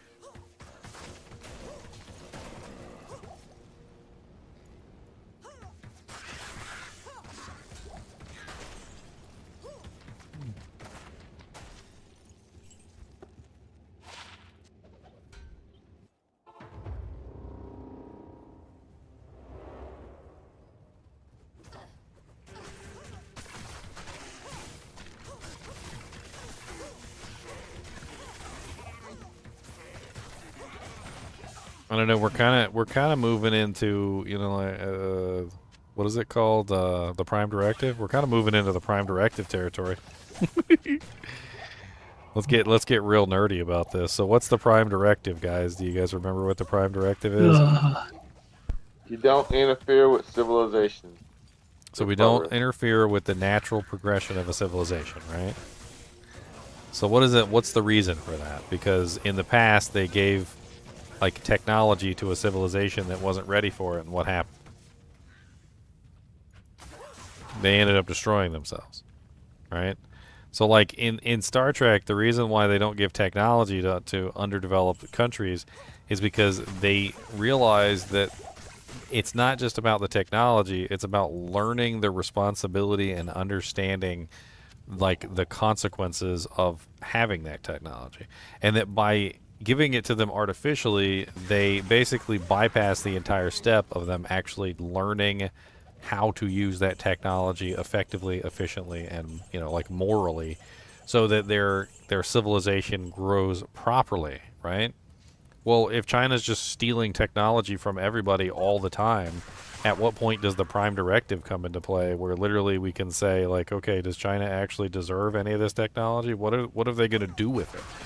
Like, eventually, when it gets to the point where they outpace their own civilization and they don't have the, like, mental capacity to utilize the technology properly, is the Prime Directive suddenly, like, in effect?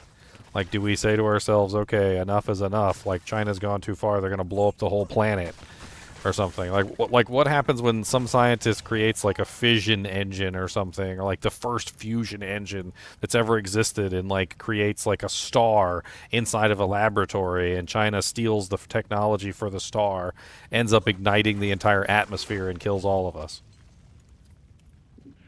Like, oh, well, we thought, we should have fusion technology too. And it was like, yeah, but you didn't spend any time actually developing it or learning the safety procedures that are involved in, like, maintaining a sun inside the Earth's atmosphere. And, of course, that's why we're all dead now. Thank you very much. We're all dead. It reminds me of the Russians when they were experimenting with their NKVD reactor, or wait, what? Not NKVD. It's the one Chernobyl used. Yeah. No, you mean the one that went into meltdown? Yeah. Yeah.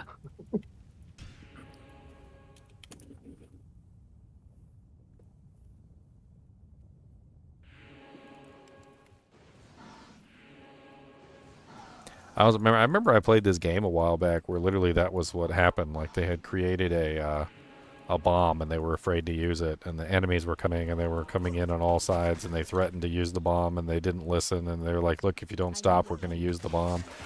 And like after they took like almost every single city and all that was left was like the capital, they finally used the bomb, and it was like a million times stronger than a nuke. It was like the strongest thing you'd ever seen in your life. And apparently it went, what's it called when a nuclear reaction becomes self-sustaining? I can't remember the term for it. Hypercritical. Yeah, the bomb went hypercritical. And it no longer needed, like, any material to sustain its reaction. It started to create its own artificial reaction, like basically just through atmosphere and like burning oxygen and nitrogen and all sorts of other things. It went hypercritical in the atmosphere and started to eat the entire planet. It, within a matter of hours, consumed every single bit of gaseous material that was on the planet and continued to grow and started to consume the planet itself. And, it was like I'm sitting here playing the game and I'm like, oh, okay, so we're all dead then. I'm like, oh, all right, we're dead. I was like, we're not getting away from this one. I was like, I think I shouldn't have fired the button. Like, I shouldn't have fired the nuke. I was like, I just thought it was a nuke. I didn't know it was like a fusion bomb. It was like there was literally a star in the Earth's atmosphere, like until the Earth's atmosphere was gone, and like then the star started eating the Earth. So was this an option you could choose? So like it was like a short game. I can't remember the name of it right off the top of my head. But like you went through the whole process of playing this game. You tried to like talk to them politically and convince them not to attack you. Like you had to go through the process of negotiation and everything else. And then eventually, like when you were about to get taken over, they gave you the option of using the bomb. And like, I mean, it's either that or your entire nation is destroyed. Yeah, well, the nation got destroyed anyway. We killed everybody. Good job, fellas. You guys have a good night. All right, see ya. Well, to be fair, you Americans wouldn't have to worry about your 401ks, would you? Oh, what was that game called? I don't even remember. It's probably still on my Steam list somewhere. Let me check my Steam list, my library, and see if I can find it. Ooh, man, where the hell would this even be, though? I don't even know. My Steam list is way too big. I mean, it probably wouldn't be installed. I know that much. Let me see if I can Google it real quick.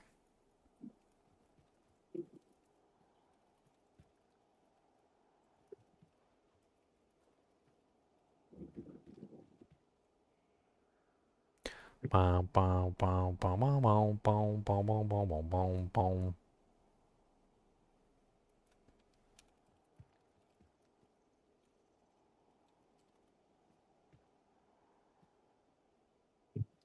Bom, bom, bom, bom, bom, bom. Bom, bom, bom, bom, bom.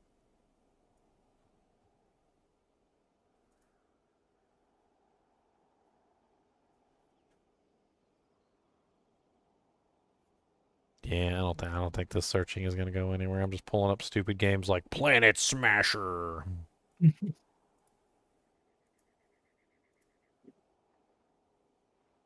Planet Chat Smasher. GPT, Ginger. Huh? Chat GPT.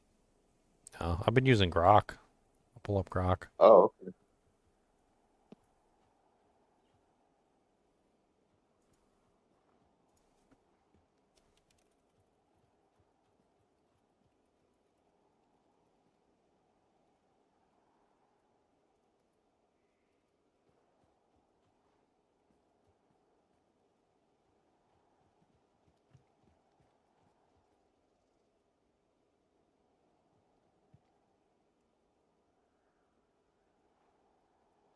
Boom, boom, boom, boom, boom, boom, boom, boom, boom, boom, boom, boom, boom, boom.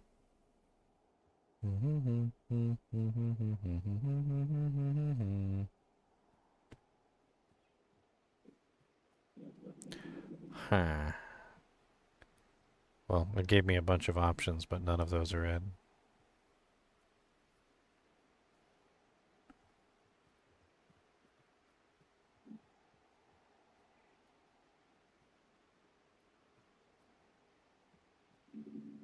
I'm looking through my list, trying to see if I can find it.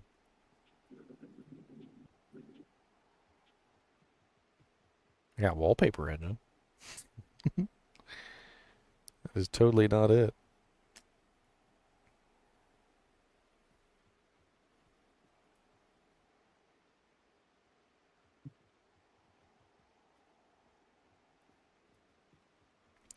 I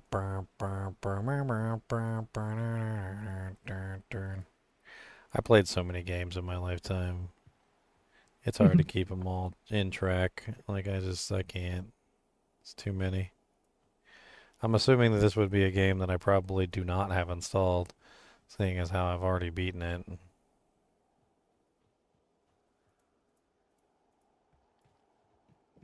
I remember it being mostly like a point and click sort of like story-based game.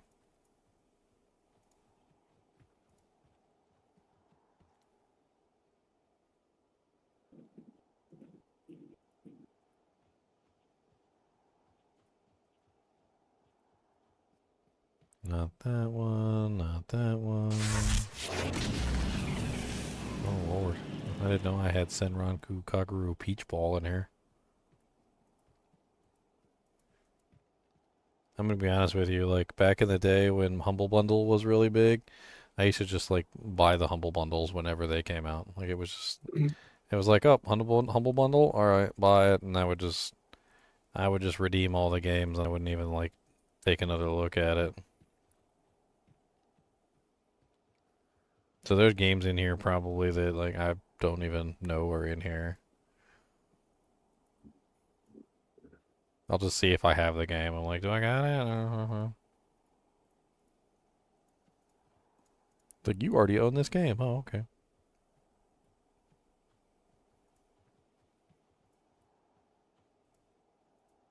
You know what year you last played it? What year I played what? The game that I'm talking about? Yeah, maybe that's the way you can find it. I have no clue. I don't even know the name of it.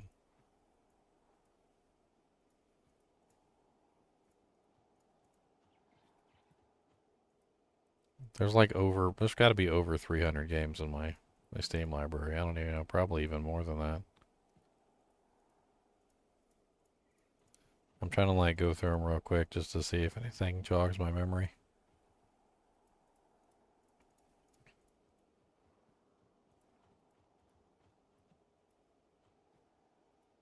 It was a pretty cool game.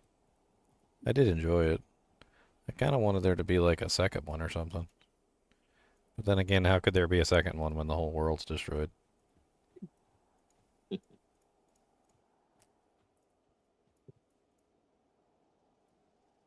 don't know. Some people might have survived in mine shaft or something. I mean, apparently the entire like atmosphere of the planet was gone, so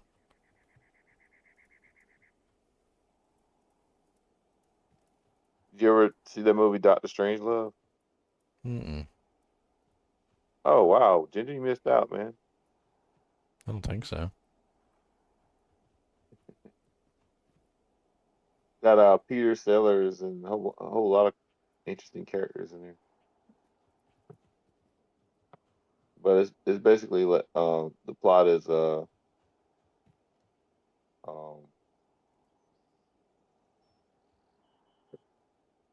nuclear destruction. Man, Set in 19. my poor account too. I was just thinking about this. Like, even if I wanted to look it up by playtime, you remember that whole time period where every single game had like Steam cards? Ugh. I had downloaded some program that would like open up the games and like idle them for you to get Steam cards. I remember that. So like even my playtime isn't even legitimate. Oh, dang. I can't be trusted anyway.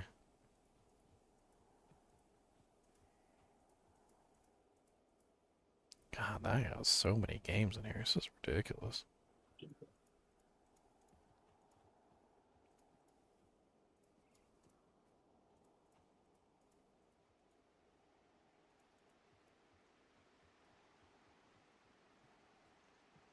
Beyond Eyes? What the hell is that? So many games, so many games. Dear Lord Jesus, I got so many games. This is ridiculous.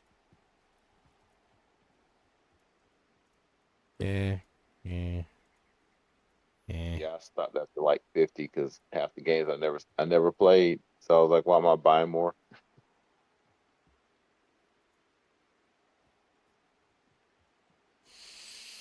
Maybe it's in my games that I beat. I had like a category on here called games that I've beaten. I mean, I'm pretty sure that I beat it too, so... no, horror game, horror game, horror game. These are all horror games. I don't even know what that is. Dysfunctional system, what? You're not talking about Alpha Centauri, are you? Alpha Centauri? I don't know. Yeah. Oh, okay. I don't remember that being the name. I don't remember.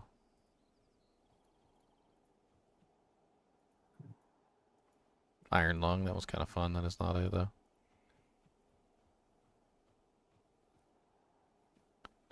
Julia Among the Stars. What is Julia Among the Stars? That seems kind of similar. Fear? Yeah, Fear 1 was good. I didn't particularly care for the Fear 2 and 3. They were kind of poopy. Life is Strange is on there, just so I can tell you that I hate it. I never wanted to refund my brain on a video game before. I need a brain refund with that one. That game was so terrible.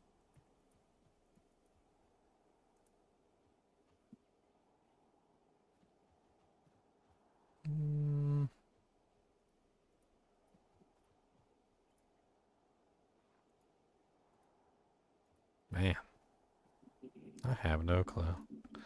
Let's have a little bit more fun with Grok. Let's see if Grok can give us the answer. Grok.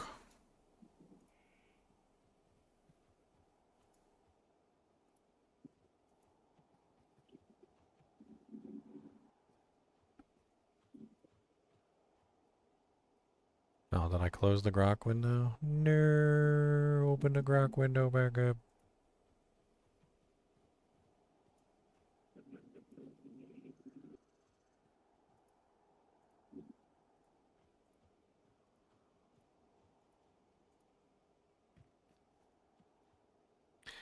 Alright.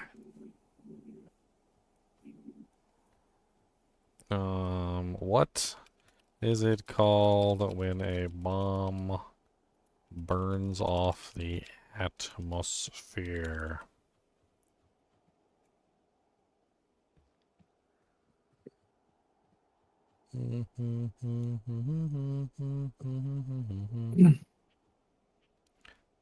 Atmospheric ignition. Let's see here. Okay. A game where bomb turns into a star and ignites the atmosphere.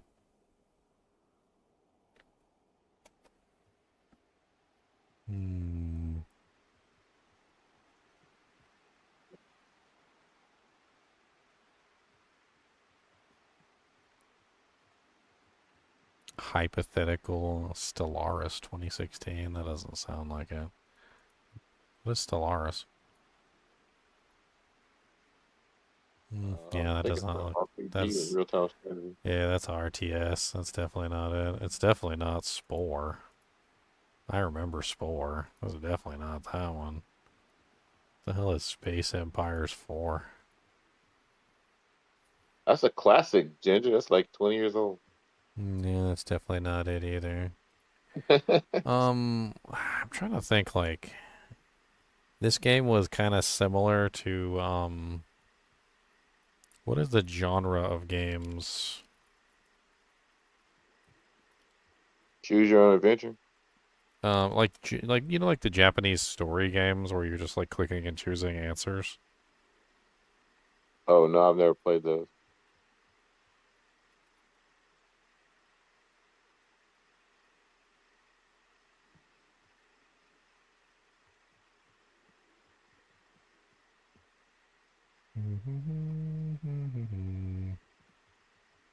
There's a specific type of like subgenre for it.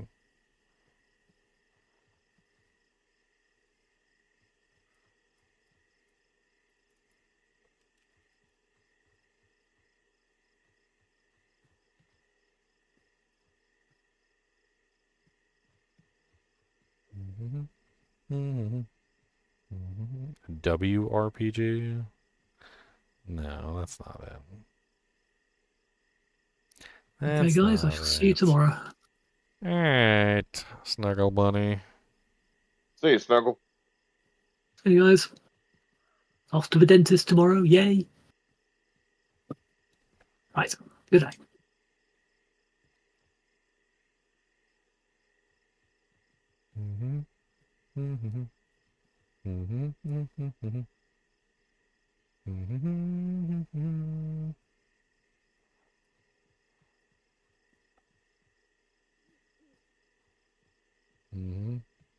Deep search. Deep search. What is deep searching? How does that work? Deep, deep, deep, deep, deep, deep, deep, deep, deep, deep, deep, deep, deep, deep.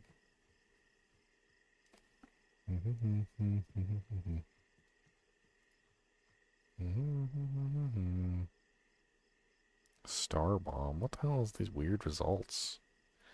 They're just so weird.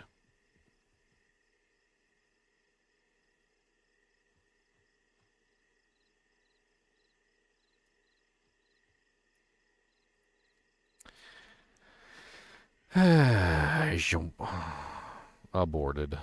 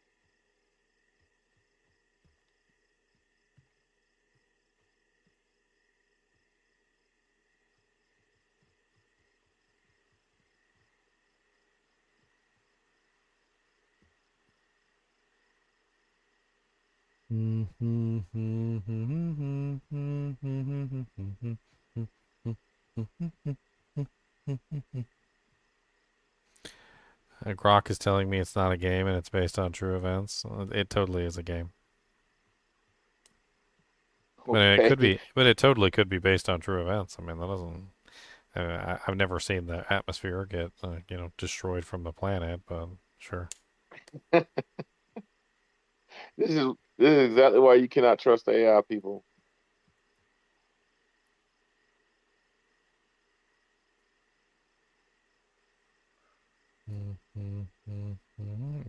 It's just like feeding me a bunch of garbage. Like I really don't understand. Like I kind of want to restart the entire thing and like delete this and then go to a new one. Let's just delete these. Start a new. Um.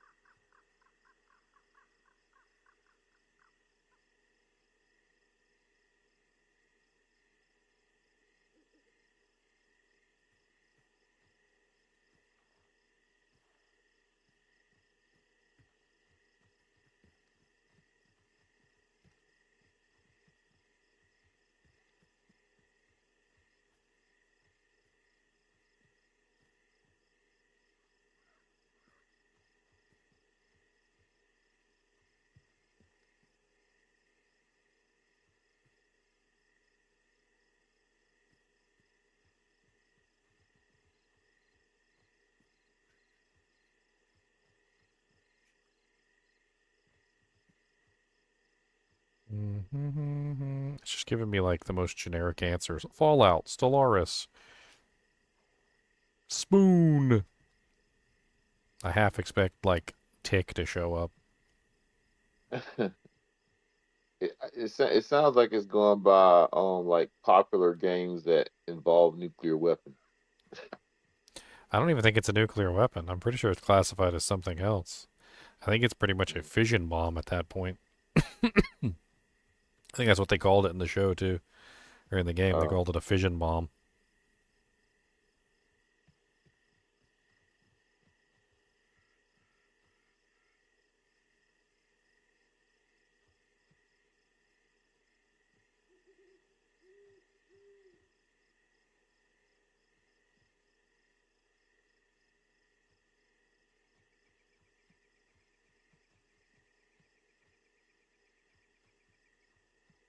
A Reddit post mentions Homeworld 2.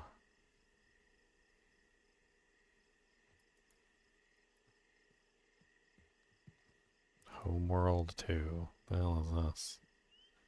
Looks like an RTS.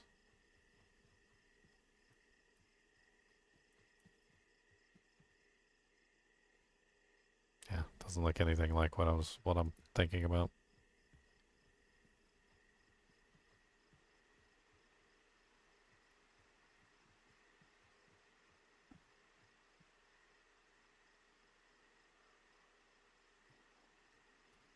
Am I talking about how early scientists were concerned? No, this is a video game where it actually happens.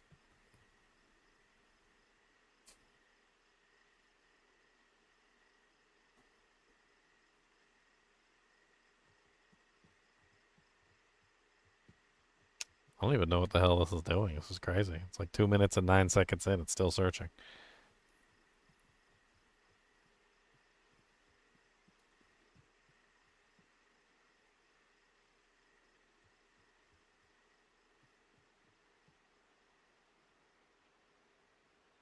What's up, Ty Nugent?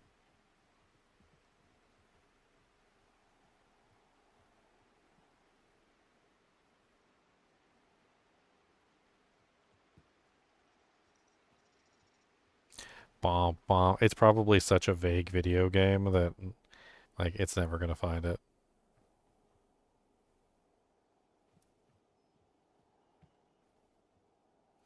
Never. Of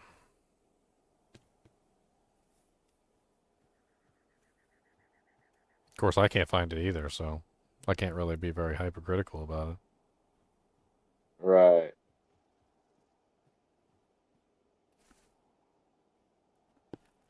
StarCraft, Mass Effect 3, Stellaris, and Fallout 3. No, none of those are in.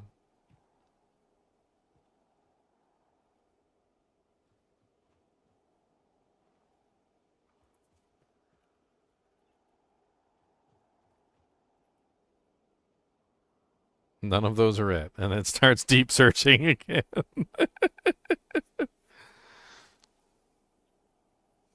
That's hilarious. Yes, this is not a good showing for that AI. I mean, all it's doing is searching articles, which is the same thing I'm doing. So if I can't find it, then it probably can't find it either.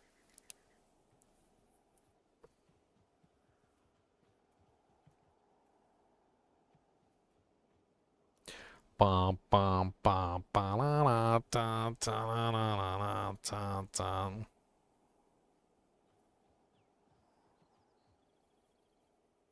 Boom, boom, boom, boom, boom. I'm just going to let it sit over here and do its thing. So many games I've never played from the Humble Bundle bundles. Yeah, pretty much. Humble Bundle Bumbles. Oh, apparently it's finished.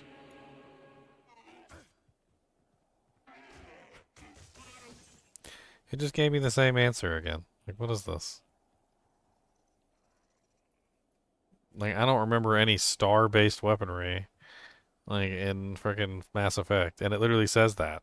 Star creation, no. Star creation, no. Star creation, no. Like, why is it even bringing them up if it doesn't create a star?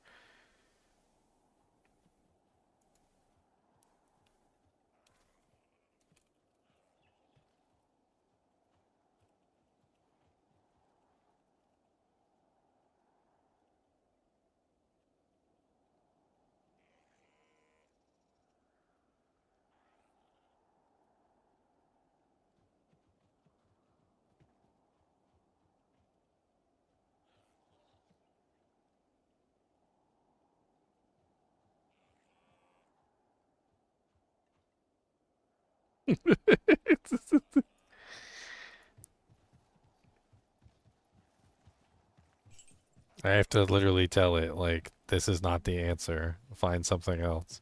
Watch it still come back and tell me it's StarCraft. Oh, you're obviously talking about StarCraft. Of course. StarCraft. It's StarCraft. That's exactly what you're talking about. It's StarCraft. You might have to qualify it, Junior, and say it is not a real-time strategy game.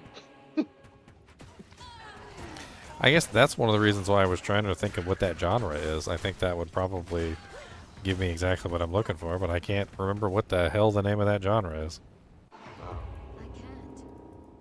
I don't remember what the name of the Japanese genre is, where literally they just present you a picture and you go through the picture like story, and it has like text at the bottom and you have choices. Like, there's no actual gameplay. You don't control any character. It still ended up coming up with the same answer again. It sounds like Choose Your Own Adventure, Junior. This is very disappointing. But I don't know. Maybe that's the Japanese version. That's so disappointing. It literally just gave me the same answer again. I even said that it's not these particular things, and it literally comes back with the same exact answer again. So you sure it's a Japanese game? No, I'm just talking about that particular genre. It's a particular genre. I don't even think it is Japanese. No. Oh.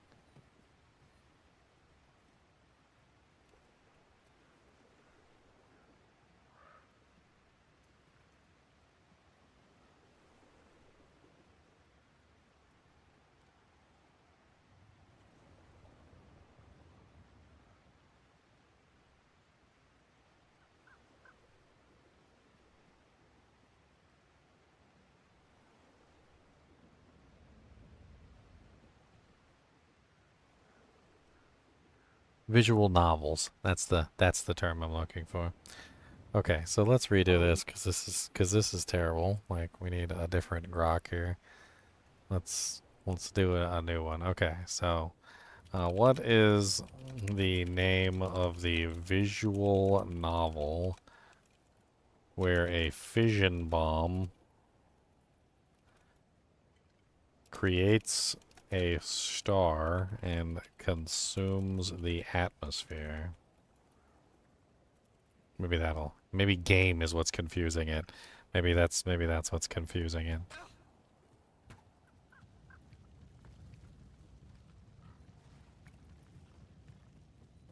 Visual novel, that's what they're called. I still call them games because, well, they're kind of like choose your own adventure, you're right. They're a little bit like choose your own adventure. Because you still have to make choices, and your choices in the end actually determine the results, and sometimes there's like little mini games in them and things like that.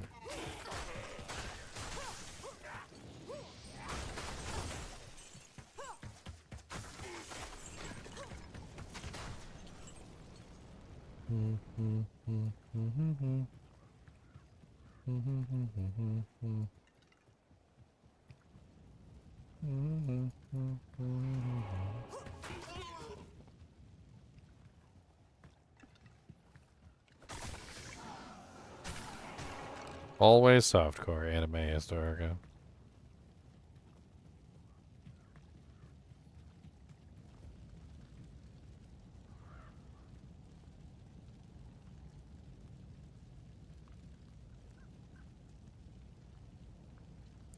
That's definitely not it.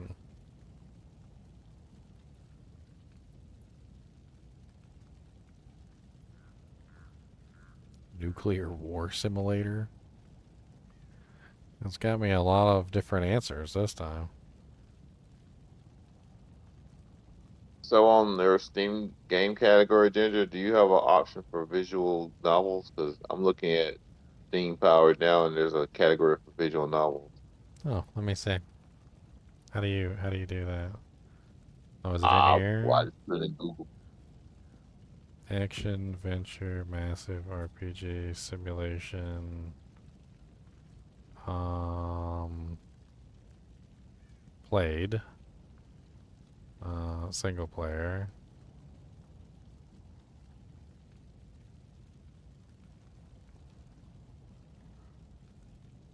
Visual novel.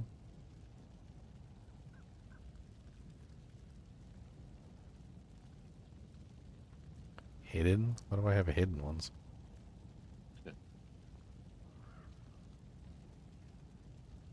Probably because they're dirty, that's why. Yeah, they probably came with them frickin' like Humble Bundle packs, and I was like, you know what, I don't want these on my computer, and I probably hid them specifically for that reason. Oh, the teenage exocolonist. What the heck?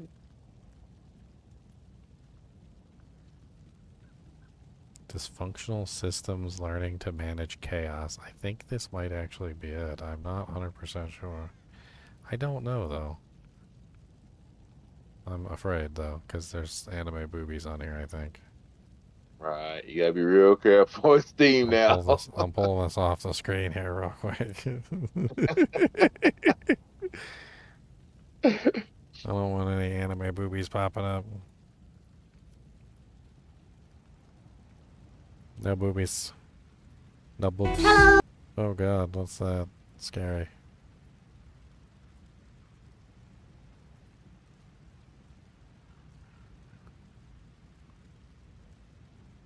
Dysfunctional systems learning to manage chaos. Let's see. You know what? Let's use Grok for this since I don't want to actually go through the process of trying to figure all this out.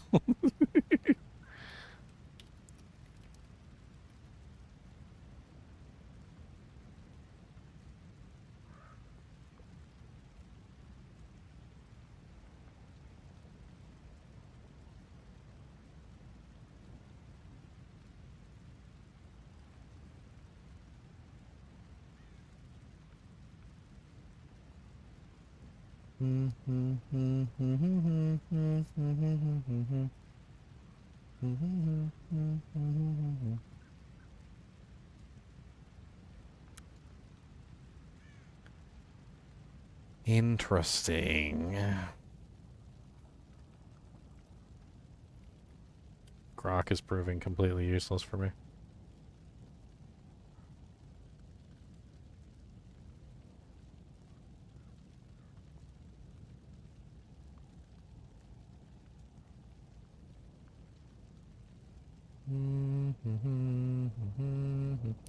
I wonder if I booted it up, if I have like a save file.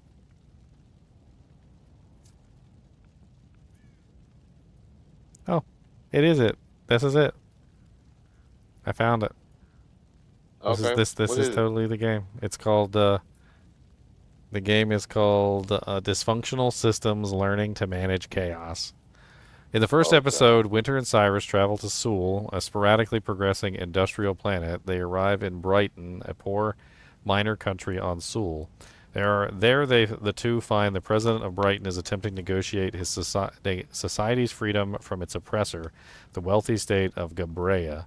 The key object of his threat is an untested nuclear bomb waiting to be launched at Gabrea via intercontinental ballistic missile.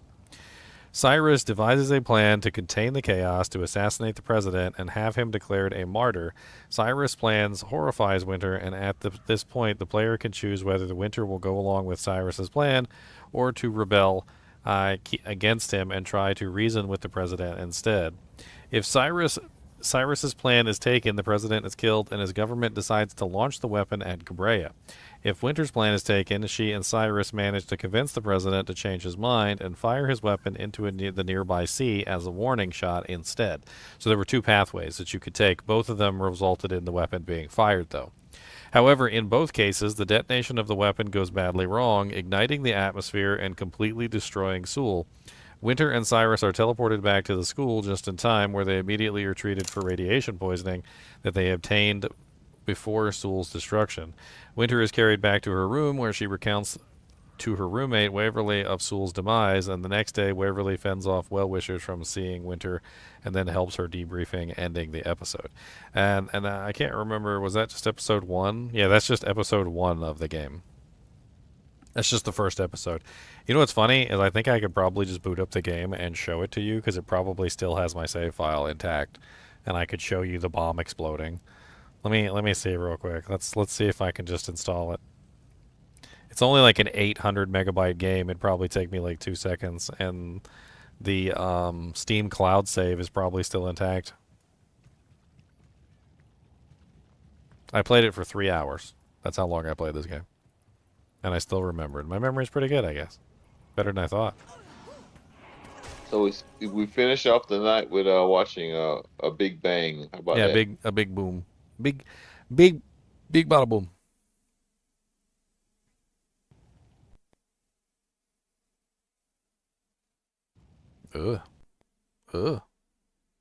What is it doing? Ugh.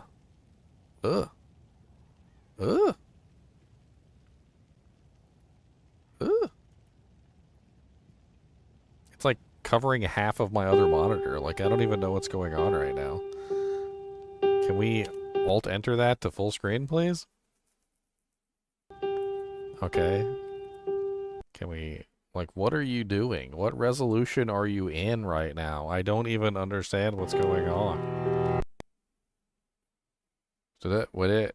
No. Like, what... Why? Why? How is this an acceptable resolution at any point in time?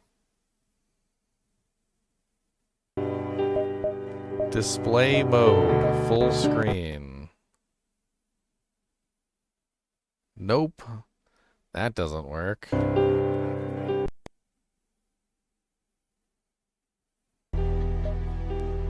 What's going on with my life?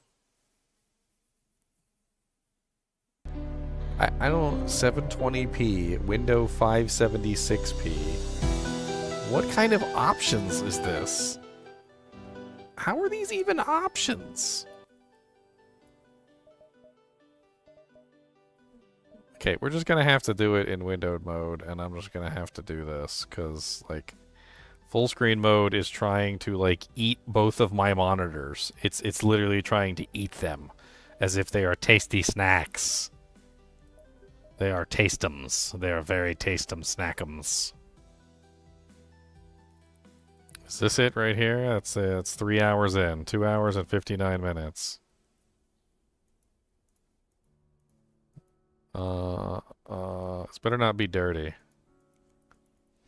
What is going on here?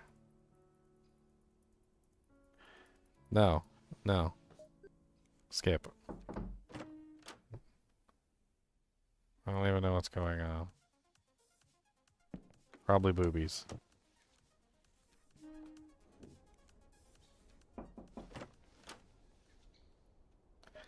Yeah, I think this is after the explosion. I think that's what it is.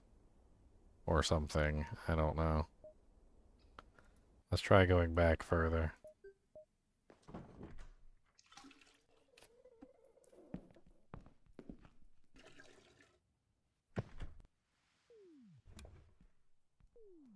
Or don't you know what's going on?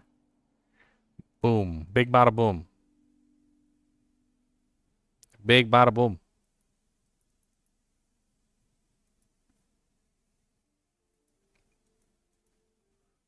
Boom. Big bada. Now we're just right back where we were before. So maybe it's this one?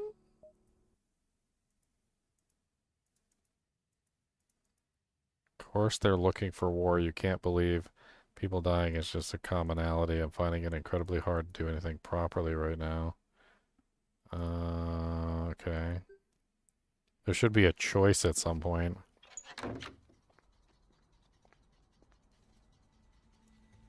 Reactors. Forgot you saw that when it first arrived. The country utilizes fusion reactors for power. Yep, fusion reactors. I think we're getting toward it. Let's...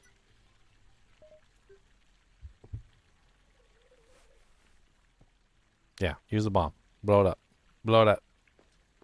Blow it up! Blow it up. Blow it up. It doesn't matter which one I do. Let's rebel. We're rebelling.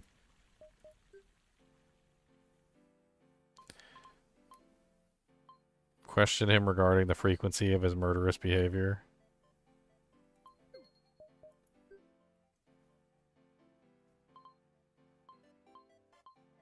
That's an interesting option.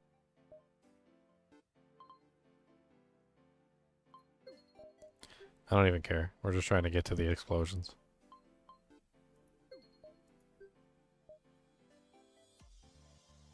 Boom.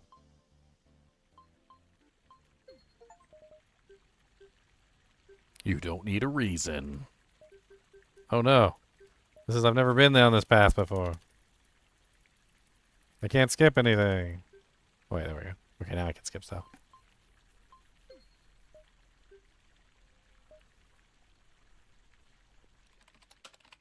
Bum, bum, bum, bum. Biggle, biggle, biggle. Bum, bum, bum, bum, bum.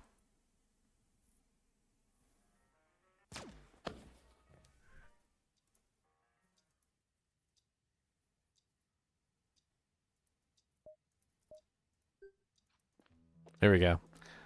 Sir, is that... the president dressed in the same brown suit behind the alarms desk that room, so I'm dying. I thought this place wasn't magical. Is this necromancy? Cyber's expression reveals to the mystery as usual, but I can see for certain that he is no way nervous about this. Right, it can't be necromancy. Rigid physics. It seems they're reacting with somewhat expected behavior, but none of them are calling for the death of the Gabrians.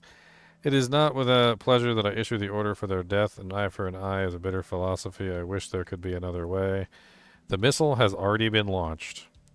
Damn it, damn it, damn it, damn it. Wait, hey, are we seriously going to fight Gabrea? Was Barnaby crazy just because we got military? And military doesn't mean we can fight anyone. Haven't you been keeping up with the word on the street? That bomb is supposed to take out the whole dang city with one bomb. Good riddance, he says. Beep. Where's the video of the bomb? Let's see here. Ah, the disgust in myself for the apathy. Why won't you say anything? Oh look, there's the bomb. The whole congregation looks to the horizon where there is a growing light.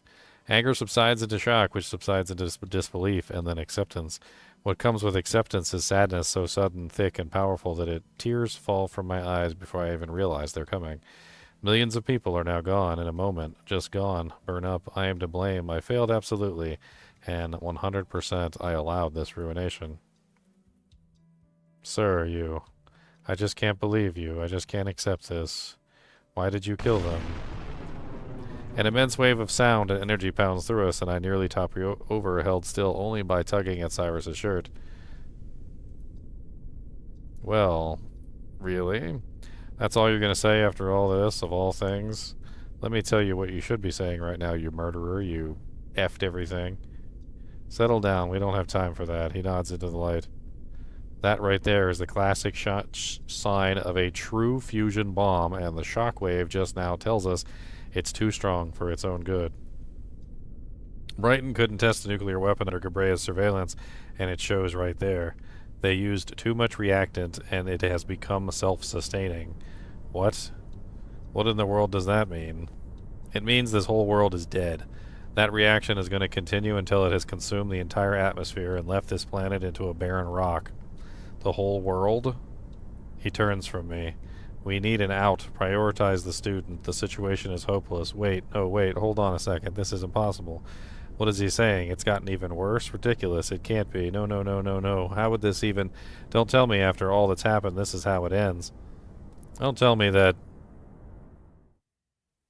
Ba-boom. The whole planet goes. They get teleported back to their school shortly before they die, but not before getting exposed to like severe radiation poisoning. High radiation levels detected. Please remain calm and wait for emergency personnel to assist you. High radiation levels? Sir, what's going on? The event of the past 4 hours have totally beat me over the head, and I'm still reeling from the blows. Right now, I don't know if I should despair over the losses or fear something else. Really, I'm finding it difficult to think. I've not just woken up from some over-imaginative nightmare. We picked up some radiation from the blast, it seems. Ah, well, we'll be fine, though, right? Right? Yeah, right. As they come in like radiation suits. They're like, yeah, you guys are dying. This is just like the first episode. Apparently after I played this, I think there was only like one episode, and I was kind of disappointed. Turns out there actually is like multiple episodes now. I didn't even know that. Apparently there's episode 7, episode 9, episode 10. There's a bunch of episodes. It sounds like you might be setting yourself up for a let's play. I don't know, maybe. I don't know, like how you get the other episodes. Do you have to purchase each one individually, or? I don't even know how that works.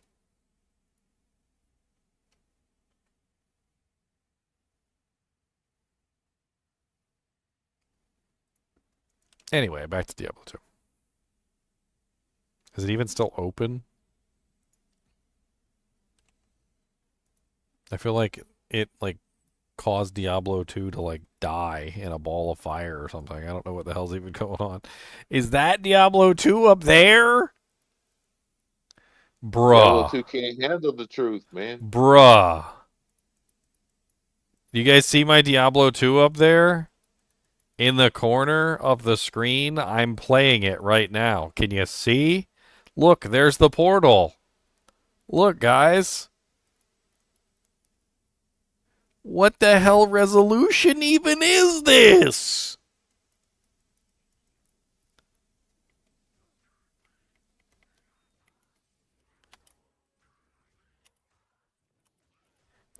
It was the smallest I've ever seen a resolution of anything ever.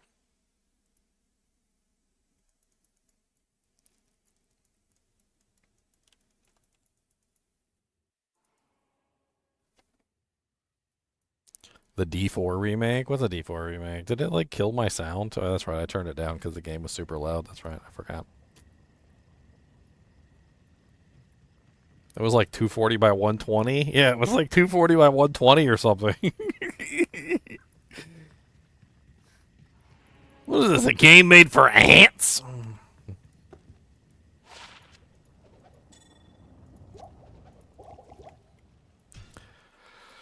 Uh-oh, game 69. We can't go any further. GGM-69. Giggity. Alright, Drizzlets.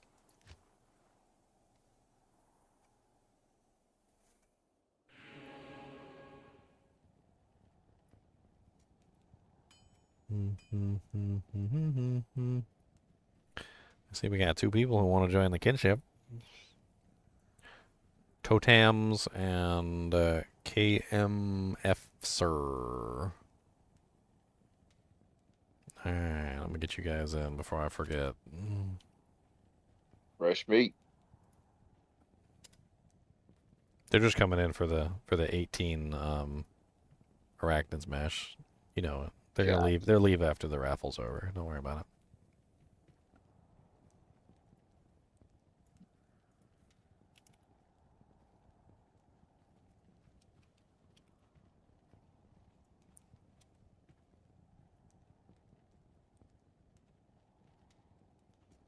Alright, welcome to the kinship, turds.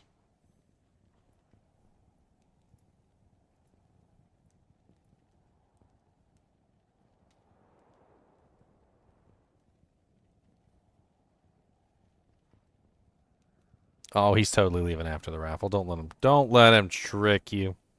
He said in there, he said he's not going to leave after the raffle's over. That's what he said. Keep on using that reverse psychology, Ginger. We got 8 people entered into the raffle for the arachnid smashes. So 10 more people. We need 10 more people who need arachnid smashes. Come on. I'm trying to give them out to everybody in the kinship. Everybody gets a nice black belt for their tum tum.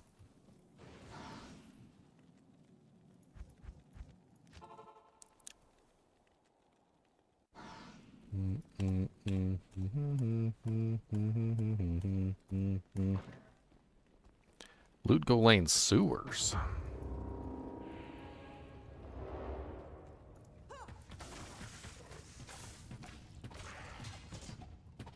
I need faster attack speed. I definitely need some 320-20s.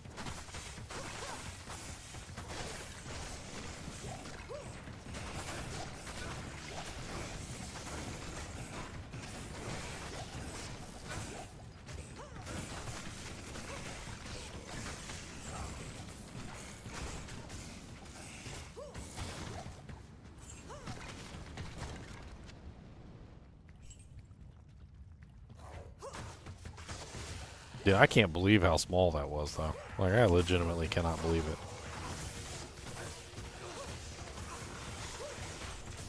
I don't think I've ever seen a smaller game in my entire life.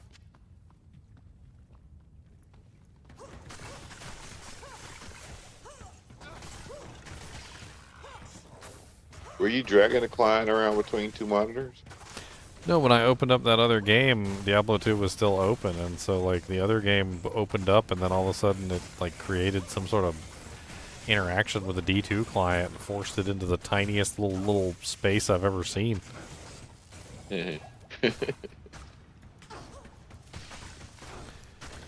What's up, Toadapole? How do traps and assassins work with equipment? I've read conflicting comments say that they do and don't work with such things as Crescent Moon. They used to not work with Crescent Moon. They work with Crescent Moon now due to a patch that was recent. It was a recent patch. And they do work now in Diablo 2 Resurrected. If you're still playing D2 LOD, they don't work.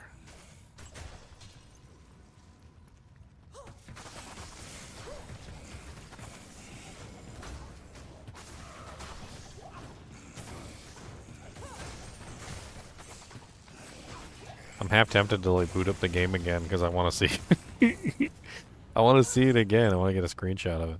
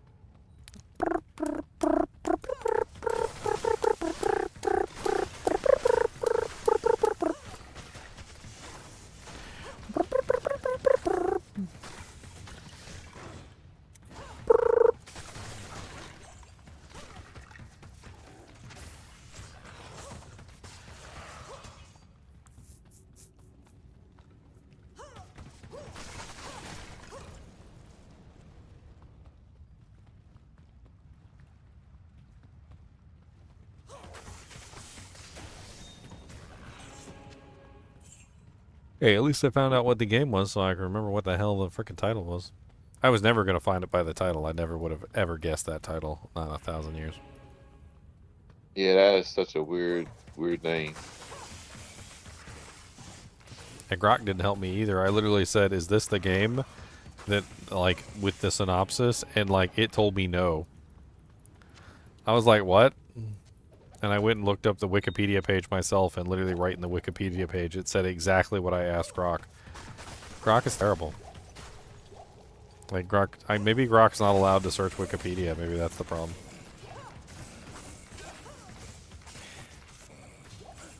Shackled AI. Totally useless. That jank did deep search and everything.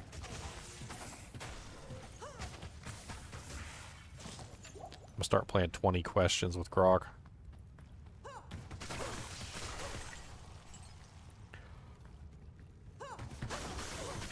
Let's play 20 questions. Is it the size of a microwave? Or bigger? No.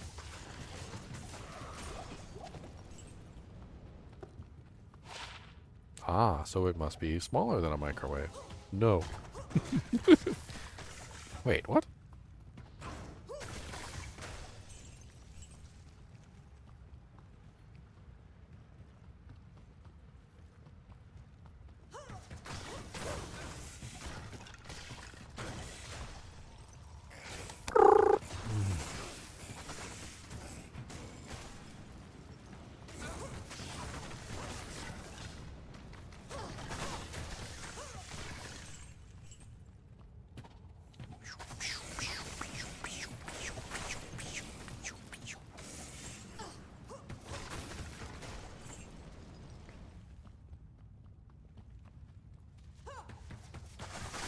As good as Magic Arrow is,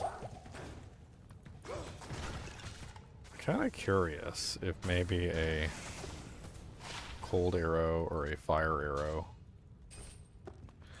might not necessarily be the best in, like, a better setup. Although Magic Arrow, you know, like, it's good. Although Magic Arrow is really good, and it, you know, it can, obviously monsters have 0% resistance against it most of the time. If I were to set up a character that had, like, I don't know, like an ice bow, for instance, or something, or like negative res, like a pretty large amount of negative res, I'm not sure which one you would be able to get the most of. I mean, theoretically, if you had like a lower res merc, I don't know, like Conviction or Infinity or something, you tacked on enough negative resistance. I mean, wouldn't technically a fire or a cold arrow outpace the magic arrow once you start getting into the negative resistances? If you could get into the negative resistances. Of course, that's the question, though. Can you actually get into the negative resistances? I suppose the fire one would probably be the one to do, because then you could do Flickering Flame. Probably end up with Hand of Justice for your main bow. I mean, that brings you, what, negative 15 from Flickering, and what is Hand of Justice, like 20? It's just not enough, I don't think.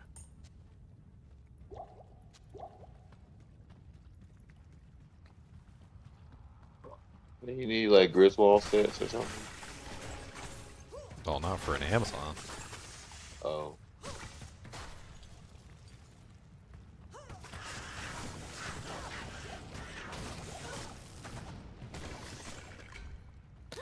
A ward bow. A ward bow over the poopies. I pretty much just always assume they're poopies before I start. I like, oh, let's take a look at this garbage, Bo. That way I'm like pleasantly surprised when it's not garbage. I'm like, oh, okay, not garbage. Didn't expect that, but it's not really that garbagey.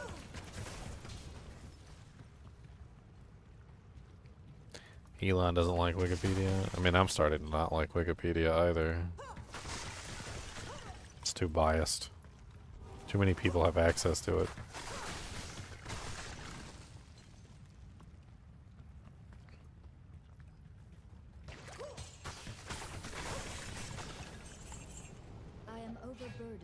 I mean, imagine, if you will, you have like a record of like what happened in the United States or something in the year, I don't know, like 1953 or something. And like you go through historical records and you find out the information and you put in exactly what happened, and then somebody goes in and just changes it to whatever they want. And granted, like, anybody can change anything, so anybody can also change it back to the historical records. But if you have enough people changing it to the wrong record over top of the number of people that are changing it to the correct record, eventually the sheer number of people editing it and forcing it into the wrong record win.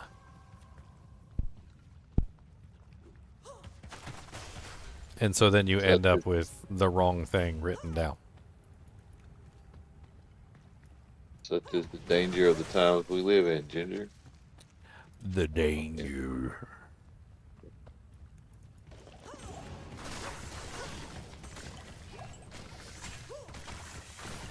I was flipping through somewhere at some point, and like there was a post by this this person. She said I had a friend who was from China, and he saw me watching the news, and he said I don't know why you're watching the news. He goes, I thought you guys would have figured it out by now. And he said, figured out what? He goes, that the news is just nothing but lies. He goes, they never tell the truth. He goes, they always just tell whatever they want you to believe. He goes, we learned a long time ago not to listen to them. It was like, I thought you guys had figured it out too. The guy from China saying that? Yeah. That's ironic. Well, that's what he's talking about. He's from China. In China, he doesn't know. Nobody in China listens to the mainstream news organizations. They all know it's propaganda. Yeah. That's what he's saying. He's saying, like, in China, we figured it out a long time ago. He goes, surprised you guys haven't figured it out. Yeah. See, I'm not even going up in number anymore. I froze at 69, guys. The ultimate number.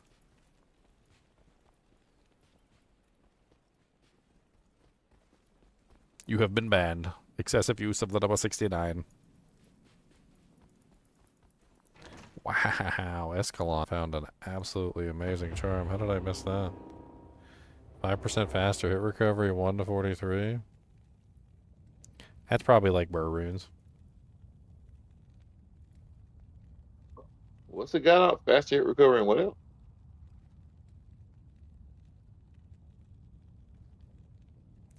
%5 faster hit recovery and 1 to 43 lightning damage. Oh wow, okay. That's pretty much burr rune category or stomping ground there.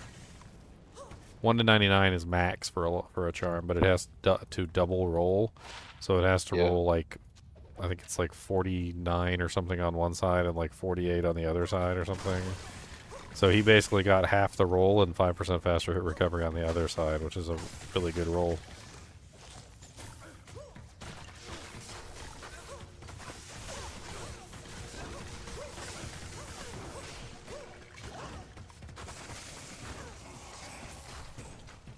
Now for the resist all faster hit recovery charm.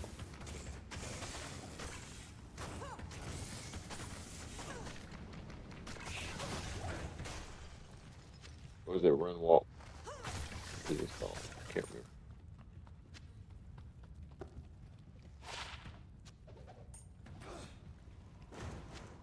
Wikipedia sounds good.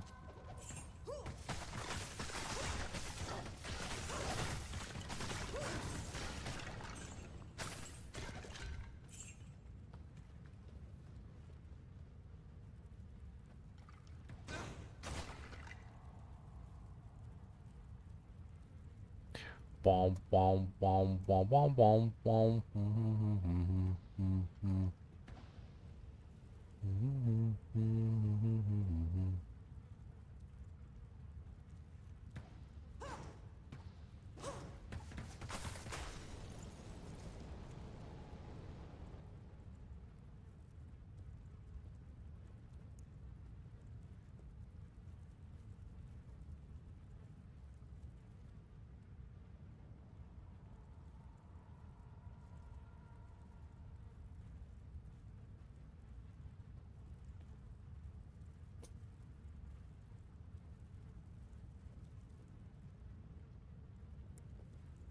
Wikipedia is a good resource, but not a good source. If anything there looks surprising, you have to confirm the info elsewhere because it might be false. Editors will allow a fact so long as there is a citation, but there's no process for checking whether the cited source actually says that fact, not in the case of offline sources. Of course, it's more reliable than social media, but that doesn't make it reliable.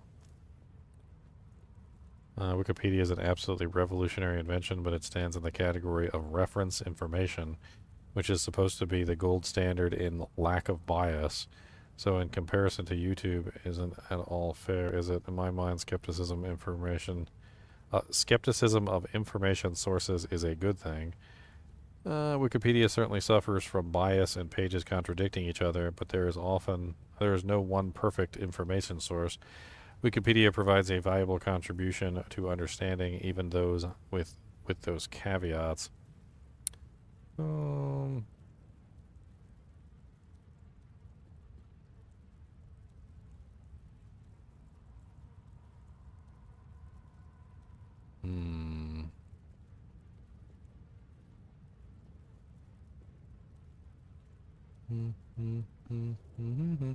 mean, I generally agree that I don't think Wikipedia is a good, source of information. I think you can use it as a reference. I think you can use it as a starting ground to get you to where you're going. But I think at the end of the day, if you're looking for, an actual good, refutable source of information that somebody can fact check you on, I don't think Wikipedia is the right place for it. I mean, granted, whenever you go to Wikipedia and you search for something, there should be citations at the bottom, at which you can go down and you can take a look at the citations of where the source supposedly comes from, and verify whether or not you think that citation is actually accurate or not. But what's his name was saying on that Reddit post, he said that many times the citation is there, but when you go to the actual location, there's no actual information on what supposedly is being quoted. So people are just spreading false information through the use of citations that don't exist.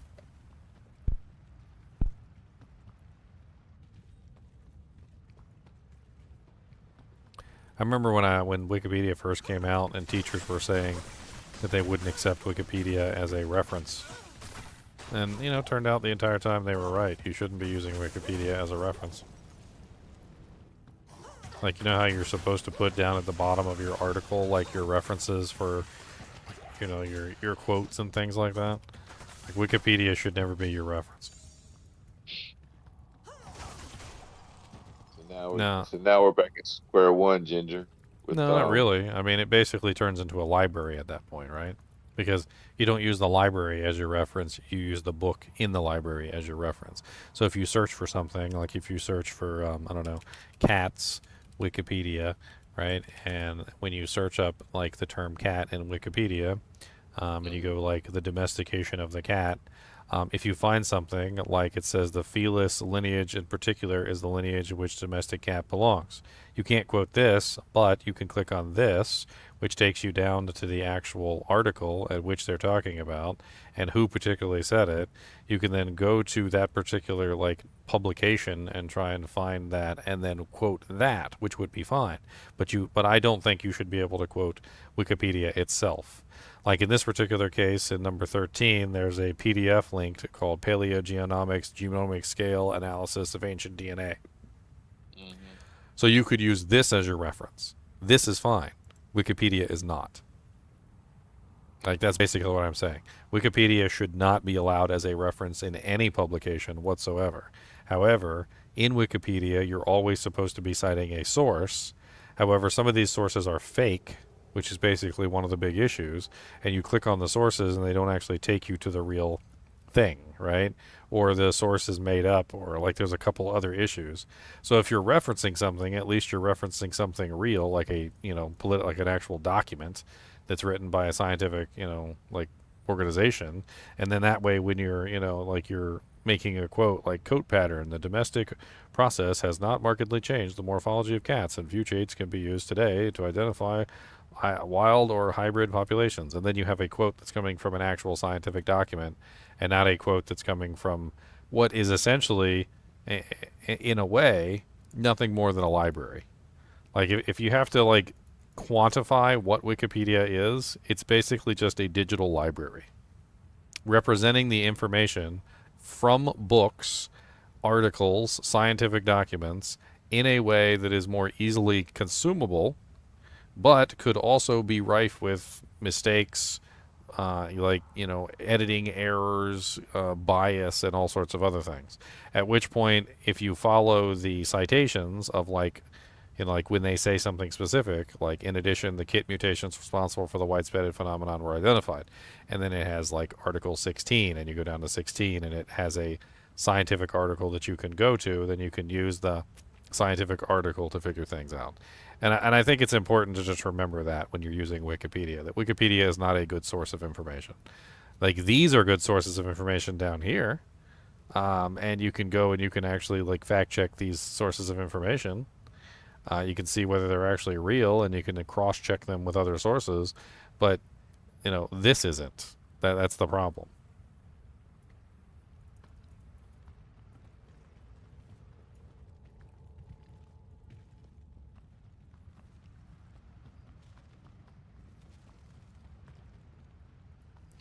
Wikipedia could not be your only reference.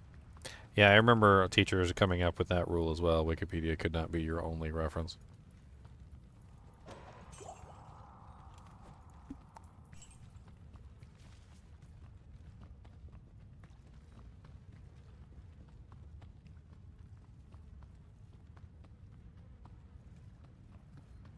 So it's like an encyclopedia? I mean, not really. Because encyclopedias go through the process of actually trying to make sure everything inside of them is correct. Wikipedia is not actually making sure everything inside of it is correct. Wikipedia is just giving you the information from cited sources, which doesn't necessarily mean that the cited sources are actually factually correct. They're just cited sources. You could have cited sources that are in contradiction with each other. You can have cited sources that are two opposing viewpoints. And think about it like... I don't know, I hate to use a religious example, but like the Bible and the Quran, which are kind of like objectively against each other, where Muslims literally seek out to kill Christians. They're two completely different opposing viewpoints that are both probably available in your local library, right? The library houses both books. It doesn't necessarily say that either book is true or real or like gives any kind of sentimentality toward the books. It just simply presents you with both books. If Wikipedia is a library, then it has all books in it and all citations of all information that it can possibly have, and isn't making any real conclusions as to which one is true and which one is fake, if that makes any sense. An encyclopedia or a dictionary is actually making like conclusions of like what something is or whether something is true or not. It goes through the process of telling you factual information on a topic, and it usually needs to be fact-checked by people to make sure that it's giving you correct information.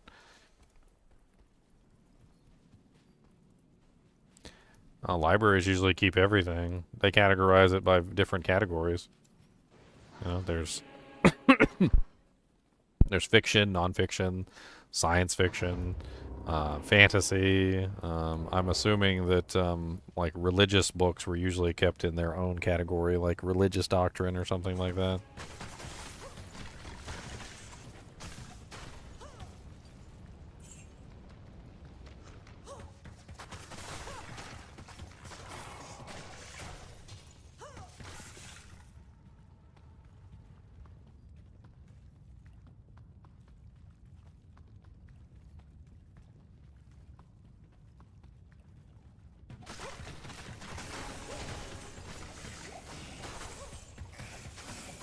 I don't think I've seen some libraries do that before.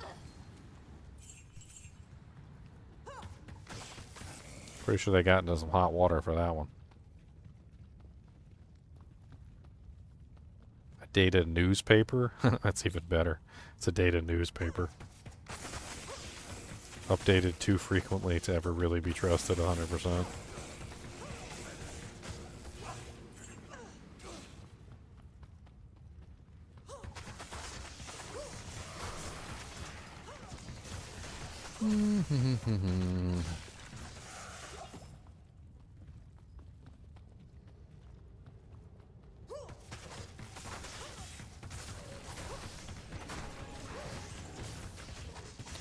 Well, I know for a fact on many occasions I've pulled up Wikipedia and come across results that were dubious at best. I remember reading the results and I'm like, what the hell even is this? Like, who frickin' edited this page? It's like a little kid went in there and edited the page. Or like somebody that just really hated the subject matter.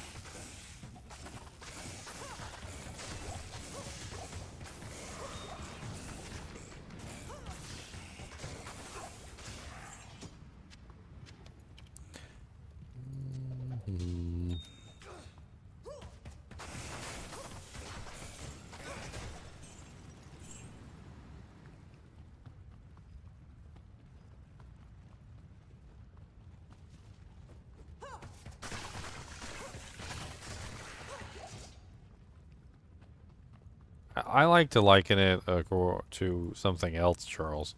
So think about it like this. If you have an expert on a topic, and then you have a layman, and you have somebody who's pretending to be an expert on the topic, okay? So you have one person who doesn't know the topic very well. He's just a layman in that particular topic. Like, let's use Diablo 2 as an example, okay? In Diablo 2, you may have somebody who doesn't necessarily know Diablo 2 very well, right? They're not well versed on the topic. But they're versed enough to know, you know, a little bit. Then you have somebody who's extremely well versed like me, right? So an expert on the topic. Then you have somebody like a newspaper journalist who writes on the topic of Diablo 2. To the layman, it may seem like the newspaper journalist actually knows what he's talking about. To the expert, it's laughable at best, right? So to me, when I read it, I'm like, what the hell is this guy even talking about? None of this makes even any sense. But the layman reads the article and he goes, oh wow, this guy's super smart. I gotta try these super cool slick tricks he's telling me about. The professor was showing you like the problems because he's capable as an expert. He's capable of seeing all the mistakes that most people aren't capable of seeing. And that's honestly the truth of the matter. And I've been in that situation before too, like as a tech expert and as a Diablo 2 expert, and I've played a lot of games over the years, various games that I've able to like really expertly play, and people would make these like grand assumptions and write articles about the games, and I would be like, that has got to be the dumbest load of crap I've ever read in my life. Yeah, I mean the same thing goes for syntax errors and everything else. I mean, I'm not particularly the best when it comes to the, 100% use of the English language. But some of these professors, you know, they went to school, they took, like, English 10 and crap. You know, they went to the process of learning it to the extreme. So, yeah, they're going to be able to, like, pick apart somebody's bad grammar errors. It's the same thing, an expert in one field. Grammar is just another field that you can be an expert in. Of course, you can also be a grammar Nazi, and then nobody likes you. Nobody likes you, everybody hates you. You might as well go eat worms. Because you're a grammar Nazi.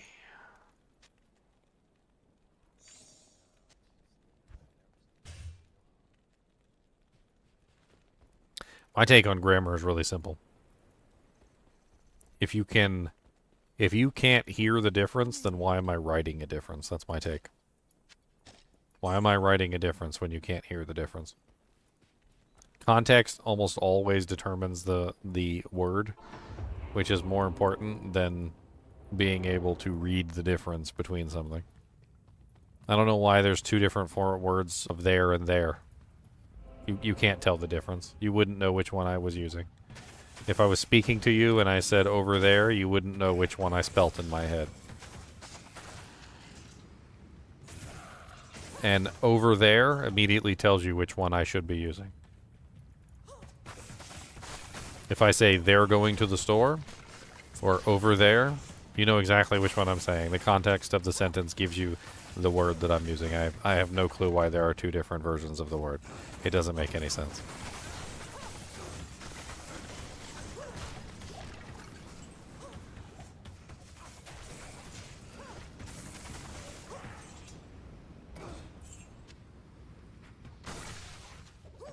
Two, two, and two. Same thing. I don't understand why there's three different spellings of the word. Doesn't make any sense to me. I can give you examples. 1, 2, 3. You automatically know I'm saying two, as in TWO. I'm going to the store. You automatically know I'm saying TO. It doesn't. I don't need to spell it. I'm going to. You automatically know that I'm saying TOO, because two in that particular regard is that particular spelling. Why do we need to spell it three different ways? Why? Why? There's like almost never a situation where you're going to mistake one for the other, contextually in a sentence. There were two of us. You're speaking phonetically, though. I'm not speaking phonetically, I'm speaking contextually. The context of the sentence determines the meaning of the word, not the word determining the meaning of the sentence. If I say 1, 2, 3... What about in writing, though? In writing, it also determines, the context determines the meaning of the word. In other words, how would you know that I even write the wrong word if the context of the sentence didn't tell you the right word to use? There versus they are. There versus there. Yeah. So if I write a sentence and the sentence says, they are over there, then you automatically know which one it's supposed to use. If I write another sentence and I say... But that's the point of a contraction, so you don't have write two words or have two words spoken. You don't need tone and meaning, you only need context, Charles. I can give you 1,000 examples where context determines the meaning of the word, and you don't need anything else other than the context to determine the meaning of the word. That's it.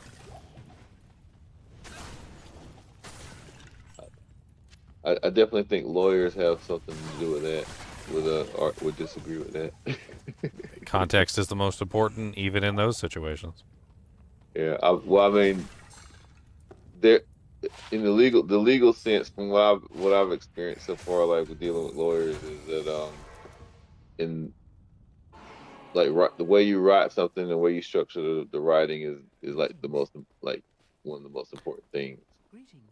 Because that way you can infer whatever you want based on how you wrote it. Ask.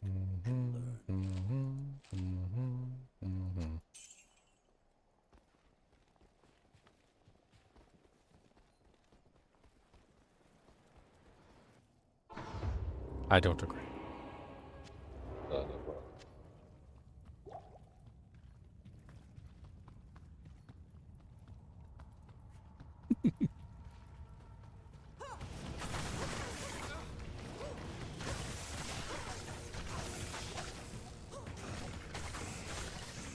I mean, there is a lot to be said that the English language could be trimmed up a bit.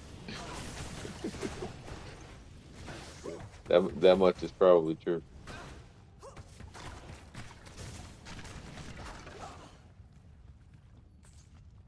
I'm using a mist bow, Matthew.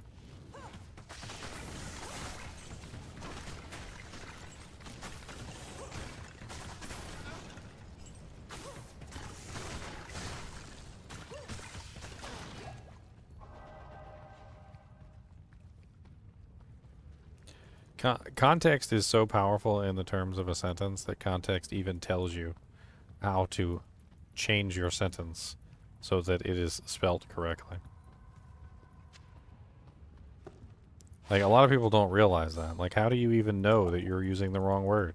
because context tells you that you're using the wrong word. That's literally how it works. Context not only tells you what the meaning of the word is, it also tells you when you are using the wrong word.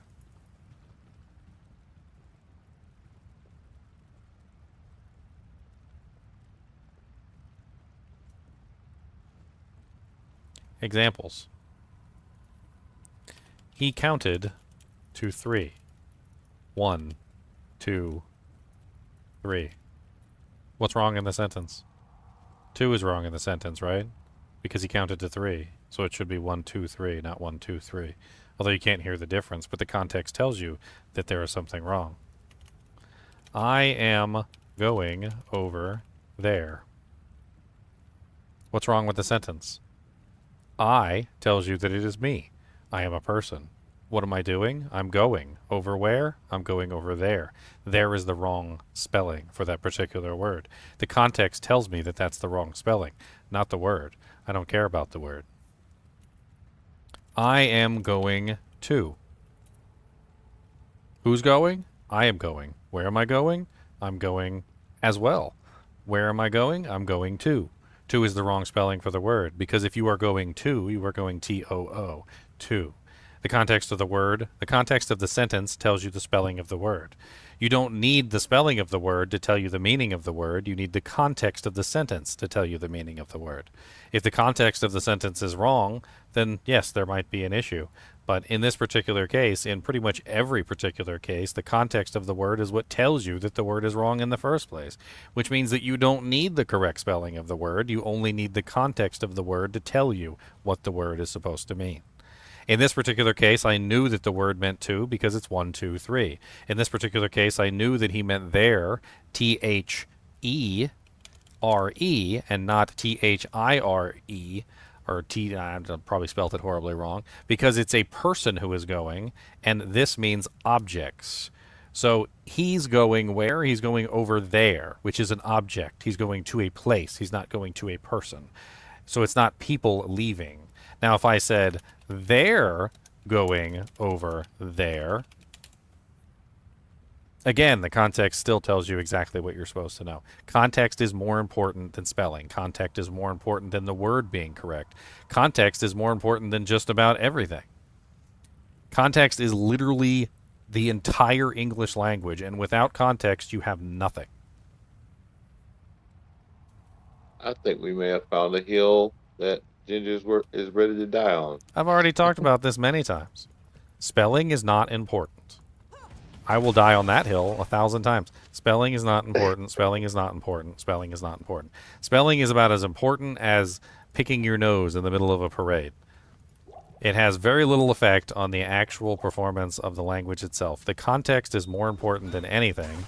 And even if most of the words in the sentence were misspelled, as long as it is readable, you would still be able to confer the context and you would still understand what the sentence says. Now that part is true. That has definitely been tested and proved. Ugh, burial ground's a crypt. Yuck.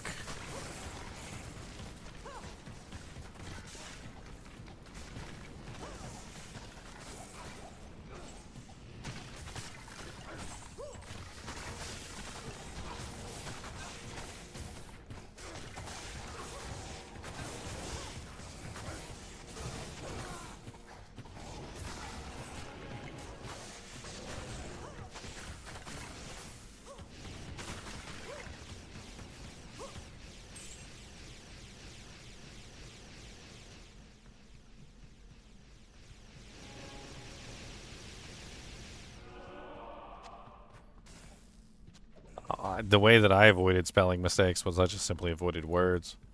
I used to get so upset with the freaking spelling. I can't spell everything correct. I'm not some sort of like super genius. I don't have every word memorized and every spelling of every single word properly done. A 3, 4. Ugh, that's a terrible. It's a terrible lightning facet. I would just avoid the words. If I didn't know how to spell the word, I would just avoid it. I would change the word to something else. I'd go into my thesaurus and I'd pull something else from the book. It's the easiest way to avoid misspelling words. I don't know how to spell it? Okay, use a different word that I do know how to spell.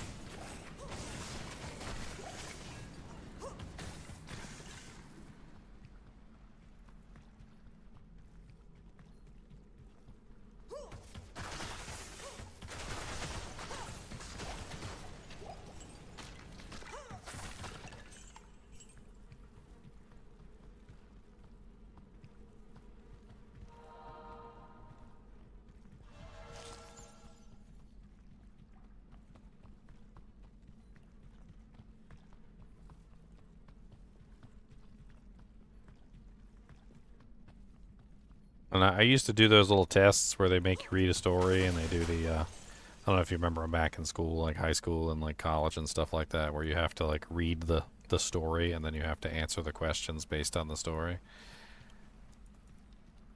Always got perfect score. Always. Is that the reading? You talking about the reading comprehension test?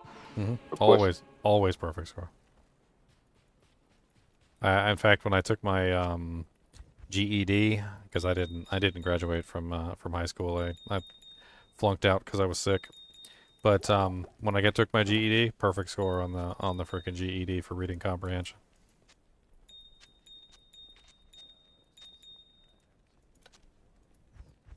Reading comprehension is literally 99% context. That's all it is. Like almost every single thing that you read in reading comprehension is context.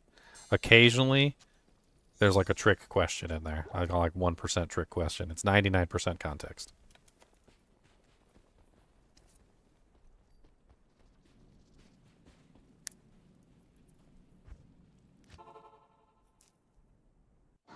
The thing about context, though, is like especially when you're dealing with a story, context is vast. Like when I was giving you examples earlier, I gave you examples where the context was inside the sentence. Context is not always inside the sentence. Sometimes context is inside the paragraph. Sometimes context is in the previous paragraph. Sometimes it's in the previous page. Sometimes the context can be literally the entire story. Like you have to read the entire story to understand the context. Context can become extremely complicated, and it involves like multiple different paragraphs from multiple different pages in the story. And if you haven't been paying attention to the context of what's going on, then you're hopeless. You're not going to have any chance of answering the question because the context becomes extremely convoluted and mixed with a large number of potential like options. And you're missing the fourth puzzle trees, right?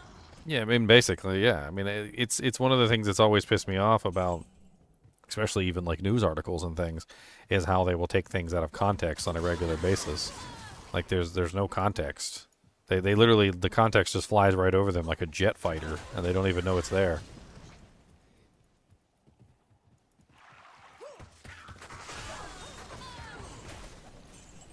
Like I can give you tons of examples where people just completely miss the context. Like there's a bunch of people out there who, you know, hate the Bible. And so they post quotes, and they're like, see, the Bible talks about bashing babies on rocks. He goes, you worship a book that where babies are bashed on rocks? And like, it's like, yeah, babies are bashed on rocks in the Bible. You're 100% correct. But who was the one that was doing it in the story? Well, I don't know. What does it matter? Like, well, it does matter because the context of the story specifically states that it was not God that did it. It was literally the people rising up against a nation that had enslaved them and literally treated them like dirt for decades, and the Jews weren't even involved. It was literally just like the people of Persia that rose up that had nothing to do with him. So like they literally go in there to get revenge against a nation that treated them like crap. And they're going to take the quote, and they're going to quote it out of context and be like, look at this quote. It's horrible. They bashed babies on rocks. And be like, yeah, they did. That's the story. That's what happened. Did you read the story? No. Well, read the story. It explains why the babies were bashed on rocks and who did it. Well, to be fair, not every story in there ends like that. I mean, there's a couple crazy stories, like when God tells him to sacrifice his son, and he goes and does it. And he's like right there about to slice his throat, and God's like, psych! Yeah. I just wanted to see if you do it. I don't actually do it, though. I just wanted to see if you would do it. Like, but I can see you're going to do it. Like, stop, don't do it. Yeah. Then there's the one in Jericho, and was it Deuteronomy? I think it's Deuteronomy. Where the Jews get commanded to kill every man, woman, and child in Jericho. I mean, yeah. Oh wow, 15% IAS, 29 fire res jewel. Ooh, fancy. Some of that stuff is crazy, but when you think about it from a certain perspective, what ended up happening afterward because they didn't kill everybody, it just, you start to understand why he told them to kill everybody. Mm. You ever seen the movie King and I? Oh yeah, 1950s or wait, the old one or the new one? No, it doesn't really matter. They're both the same story. Oh, I haven't seen the new. Yeah, so basically that's the result of them not following the edict to kill everyone. So they basically get this edict to go kill everyone and make sure they don't spare anyone, man, woman, or child. And the person who was commanded decides that he doesn't want to do that, and he ends up sparing I think the king and like somebody else, I can't remember, who ends up growing up, forming a new nation, and then they come and literally conquer the entirety of Israel, like put them into slavery and treat them the worst that you've ever been treated in your life. And that's literally the result of them letting one of them go. So you start to understand that maybe they should have, just like finished the job. God's like, hey, don't let them go. They're going to come back and enslave your entire race. Well, we can just let this one go, right? He's like, no, you can't let that one go. That one, definitely not that one. He's going to make a whole nation and come and enslave you. Well, you're just God. You don't know what you're talking about. Release him anyway. Proceed to get enslaved.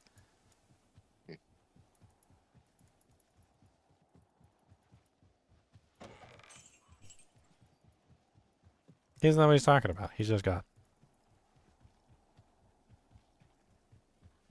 I mean, it's kind of the moral of the story, right? Like, a war starts, people die, people get mad, they want revenge, they start the next war, they kill people who die, who then want revenge, who start the next war, who kill people, and they want revenge, and so forth and so on, until everybody's dead, or finally there's no more people to get revenge on, one or the other. It's just what's that, cyclical? It's a cyclical revenge story. I sense great sorrow. This is why we can't have nice things, Jimmy. Yeah, because people don't know about context. Have some dang context, dang it.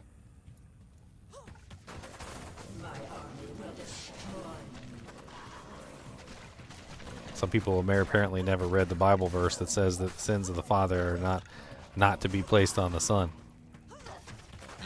Son doesn't have nothing to do with the sins of the father. He didn't do what the father did. But people still put the sins of the father at the feet of the son on a regular basis. Somebody has to be paid. The debt has to be paid. An eye for an eye and all that stuff. An eye for an eye leaves the whole world blind. Well, that was the law.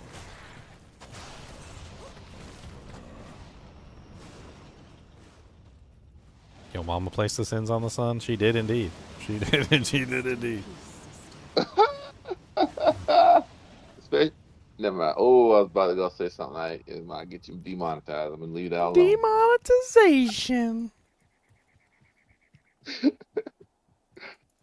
Oh yeah, I was actually here because it's TZ. Why am I doing this, TZ? Because it's the TZ? Because it's the only TZ? Well, I should just go to bed. That's what I should do. Go get some snack on. Go get some eaty the foodie dudes. Yep, foodie dudes. Get some foodie dudes. Oh man, I'm trying to avoid the potato chip. Potatoes. Yeah. I bought 4 bags and 3 are gone. See, that's why I go with things that aren't as fattening as potato chips. Pork rinds are way better. You should switch to pork rinds. I thought about pork rinds. It was like mostly fat though. You kidding me? Pork rinds are way healthier than potato chips. Yeah, because they don't have the carbs. They're just from fat. Ain't nothing wrong with fat. What's wrong with fat?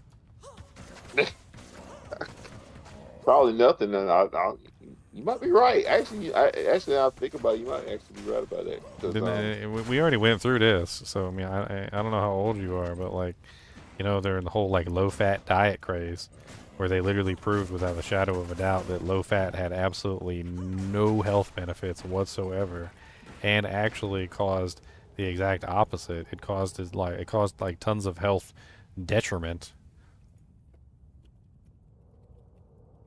Oh yeah, I don't care about fat. That's not the issue. Oh well, let me no.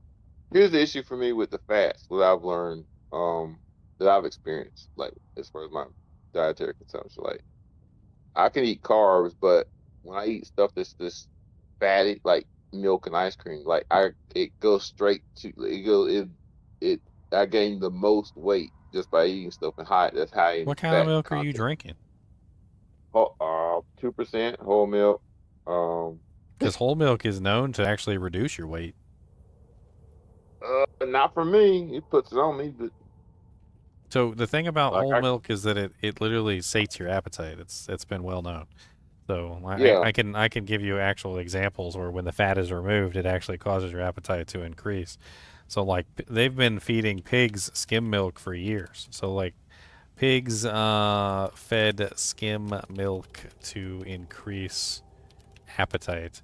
So the lack of fat in the food actually causes the appetite of the pigs to increase ridiculously so. So they figured out even back as far as in the 1930s, because they tried everything. They tried to feed them whole milk. They tried to feed them like buttermilk, 2%, 1%, all sorts of things. And what they found out is that when you fed a pig skim milk, which has no fat in it whatsoever, it encourages the animal to eat more corn, like rice, feed, whatever they manage to put in there, and increases the appetite of the pig, and making it gain weight extremely quickly. When they tried whole milk on the pigs, it was actually the exact opposite. The pigs actually had less of an appetite, and they got skinny pigs when they fed them whole milk. Whole milk in general has a appetite suppression effect. And it works very well. Protein as well. Like if you eat a lot of like hard-boiled eggs, protein, like meats, anything in general that has to do with protein, it generally has a calming effect on your diet because it keeps you full longer, it helps you feel full, and then you peck less. So you eat less potato chips, you eat less corn chips, you eat less sugar, all sorts of other things, because basically it just sates your appetite. It's not necessarily that whole milk is less fattening. It's that whole milk prevents you from eating more food. So when you drink a glass of whole milk, you tend not to like imbibe in a whole bunch of other junk food in the process. It's not the skim milk or the whole milk that makes them fat or skinny. It's the fat. It's the effect on their diet of their appetite that causes the problem. So the skim milk is deliberately increasing the appetite of pigs. It also increases the appetite of humans too. And the whole milk doesn't increase their appetite. It actually decreases their appetite. And that's how you end up with skinny pigs, is you give them whole milk and then they end up with skinny pigs. But they figured that out, and that's why they give them skim milk instead of whole milk, because skim milk makes big fat pigs. now I agree that I've noticed that too. Like if I balance my food out with protein and fat, like I'm less hungry. Exactly. And then you eat less. Yeah, It's not yeah, necessarily that protein and fat is less fattening. It's that it curbs your diet so you don't graze like a cow all day long. If you find yourself eating all day long, you're constantly shoving chips in your mouth, you're constantly going into the kitchen and you're eating stuff, you constantly seem to shove things in your face all day long, that's essentially evidence that you're just constantly craving food. You're just craving. Diet drinks do the same thing from what I've read. Like when you drink a lot of diet sodas, they tend to cause you to have more cravings, and you go into the kitchen and you eat more food because you literally just are starving for sugars and other things. yeah. I think I just need to. I think I just need to have more proteins, like ready-made proteins available. I mean, I recommend like a hard-boiled egg in the morning, or like eggs, because hard-boiled eggs and like butter is fine too. Milk like usually keeps me full for most of the day. Like I usually grab hard-boiled eggs. I'm actually out of them right now, but like you'll see me scarf down a hard-boiled egg while I'm streaming. It keeps me full for quite some time, so I'm not here just crunching the whole time. I need to get some more. That's why I was over here eating cookies. Oh God, $8. So I was eating cookies. Oh, I'm so glad I don't have any Girl Scout cookies around, man. That's oh man. If I had Samoas or those peanut butter things, I'd be like ridiculous. I have some poundage added to me tonight. So I try not to just have it in around. So here's like, see, the butter and milk can help curb appetites due to their high fat and protein content, which promotes satiety and slow digestion, leading to a feeling of fullness for longer periods. So basically, it just helps you feel full longer, and so you're not constantly just like crunching all day long. Fats take longer to digest compared to carbohydrates, which can contribute to feeling fullness and reducing the urge to eat frequently. Milk is a good source of protein, which is also known to satiate hunger and help control appetite. It also has fat in it as well. Butter as well also is very good.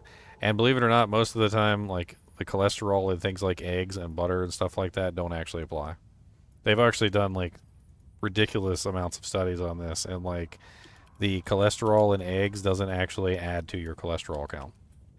Yeah, your body breaks it down pretty well anyway. So yeah, I remember those. Um, but yeah, I'm gonna give the pork rinds. I'm gonna see if I can find some low salt pork rinds. That's my only thing about the issue with those is a lot of them have so much salt in them. I mean, you But need salt. Salt's good for your body. yeah, I get plenty of salt from the other stuff I eat. So I'm not worried about that. So your body I don't have uses the most of the thyroid salt to anymore. create stomach acid. That's what you need lots of salt for. Stomach acid is one of the primary uses for the salt in your body, and you need stomach acid to digest food. And honestly, most of the studies out there that prove that salt is bad for you, like, don't actually prove that salt is bad for you. I've been researching that for like forever.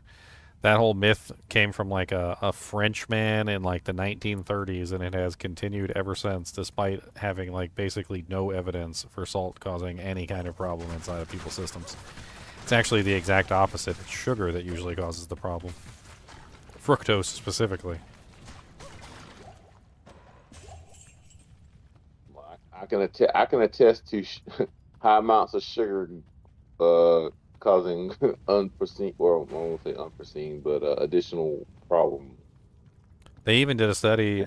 It's one of the ones that I talk about all the time. They did a study that had to do with salt intake and mortality with heart conditions. And they basically had three big groups. One of them was a low salt group, one of them was a high salt group, and one of them was a medium salt group. And all of them had pre-existing heart conditions. And the high salt group lived the longest. The medium salt group lived the second longest. And the one that had the highest mortality rate, where literally the most people died, was the low salt group. The people who restricted their salt intake were the quickest to die in any kind of scenario where they had any kind of heart condition. It's almost as if the process by which restricting salt in your body actually has a negative overall effect, not a positive effect. Yeah, I mean your body needs sodium. Was it sodium ions to contract the muscles? So I mean, there's I mean that tons of makes things. sense. There's tons of things that you need salt for. You can't just take it completely out of your diet. You still need it. And I understand that some people want to restrict it, but like that's like removing oxygen from your body. You're like, you know, oxygen's bad for me. I'm just going to remove all oxygen from my body. Proceeds to die. And you know what? Oxygen is bad for you. If you get like a big oxygen bubble in your body, it can cause all sorts of issues. You can have like blood clots form in your heart and all sorts of other crazy things. And so while yes, maybe salt is bad for you in extremely large doses, 100%. Everything is bad for you in extremely large doses, but it's also necessary for you to live. Yep. In all things, moderation, sir, moderation, and knowing when, or is it what is moderate for you? I guess that's what I'm trying to get at. I mean, your body exudes salt when you sweat. It's a normal thing. Your body uses salt to make your stomach acid. Your hydrochloric acid is literally composed of salt.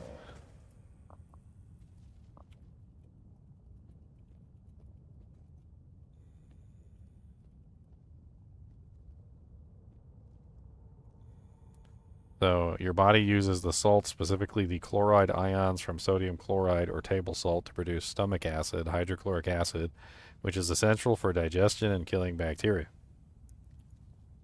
which is HCl. In other words, without salt, you don't even have stomach acid, and without stomach acid, you aren't breaking down food properly. And if you're not breaking down food properly, you're not getting nutrients. And if you're not getting nutrients, then I don't know what you're doing. You're dying.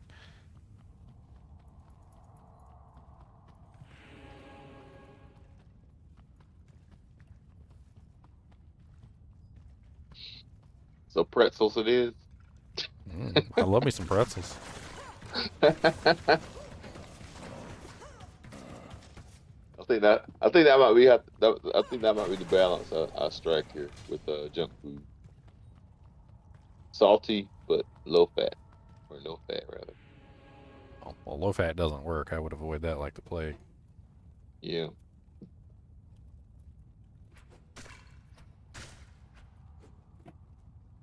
Low fat diets are considered a failed experiment. Like, there's literally years and years of studies that have shown that low fat diets are literally just failed. It's just failed, a failed idea. It's a theory that somebody had at one point that they tried to put into practice that literally just had no absolute merit whatsoever. Like, decades and decades of people applying low-fat diets to themselves proved that not only does it not work, but it's actually harmful to your body in general. Avoiding certain fats is very important. Like trans fats, avoid those like the plague. But trans fats aren't, that's not something that exists within nature. Trans fats are man-made, so yeah, avoid the man-made fats. Hopefully at this point in history, I would hope so, freaking trans fats have pretty much gone the way of the dinosaur. That would be my hope. Trans fats used to be present in tons of foods, as well as margarine. So for any person who was trying to be healthy for like basically the past 5 or 6 decades before they finally took trans fats out of margarine and you were eating margarine instead of butter, you were literally eating the worst kind of fat known to man that is known explicitly to cause heart attacks on a regular basis. Yeah, that was ironic. Like, while there is, you know, certainly like a debate within the scientific community of like saturated and unsaturated and polysaturated fats and things like that as to their role within our diets and what they potentially cause within human beings, nobody had any kind of debate on trans fats. It was literally, trans fats are evil. They literally cause heart attacks and will kill you. And for decades, trans fats were primarily present in margarine. And if you were eating margarine, like before they removed it, you literally just got, that was literally the reason why you probably died from heart disease. So like, if anybody died from heart disease back in the old days and they were chowing down on margarine every single day, that's probably why. Yeah, the irony of that is I grew up in an area where people got margarine because they were told that was a healthier butter if they wanted butter. And it ain't even healthier. It ain't even healthier today. Even with the trans fats removed, it's still not healthier. But it was never healthier before. Like, before, with the trans fats in it, it was like the worst option you could ever choose, and it tasted like crap.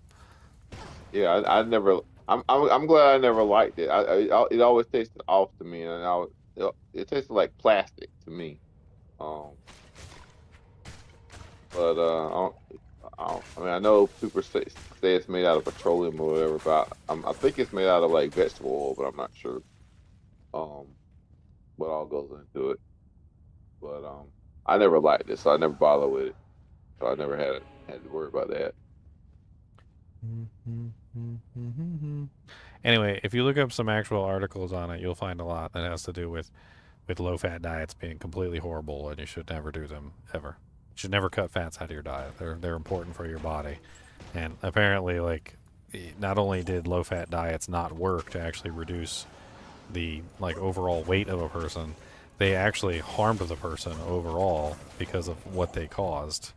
And like, what you should think, instead of thinking remove fats from my diet, you shouldn't be thinking about that. You should be thinking, what are the good fats that I can add to my diet? That's what you should be doing. And not only that, but there are certain foods and vitamins and things and minerals that can only be absorbed in a fat-soluble environment. Like, a lot of people don't realize that when they cut fat completely out of their diet, they were also cutting out the vitamins and minerals that require fat to be absorbed into the body. They're called fat-soluble vitamins. So fat-soluble vitamins, and I'll pull up a list of them for you here. So fat-soluble... So that's why all these vegan people were like having problems like getting nutrients. Yes. So vitamins A, vitamin D, vitamin E, and vitamin K are all fat-soluble vitamins. And if you don't have a source of fat, you can't absorb them into your body. That's right there. So instead of worrying about like trying to cut fat out of your diet, you should be worried more about like trying to get the good fats in your diet. There are good fats. There are good fats and there's bad fats, and there's really bad fats like trans fat. Trans fat is super duper duper bad. But in general, like, you have to have some. Like, a lot of people don't realize they eat vegetables, right? Like, say you're eating vegetables and you eat them like raw and wriggling, right?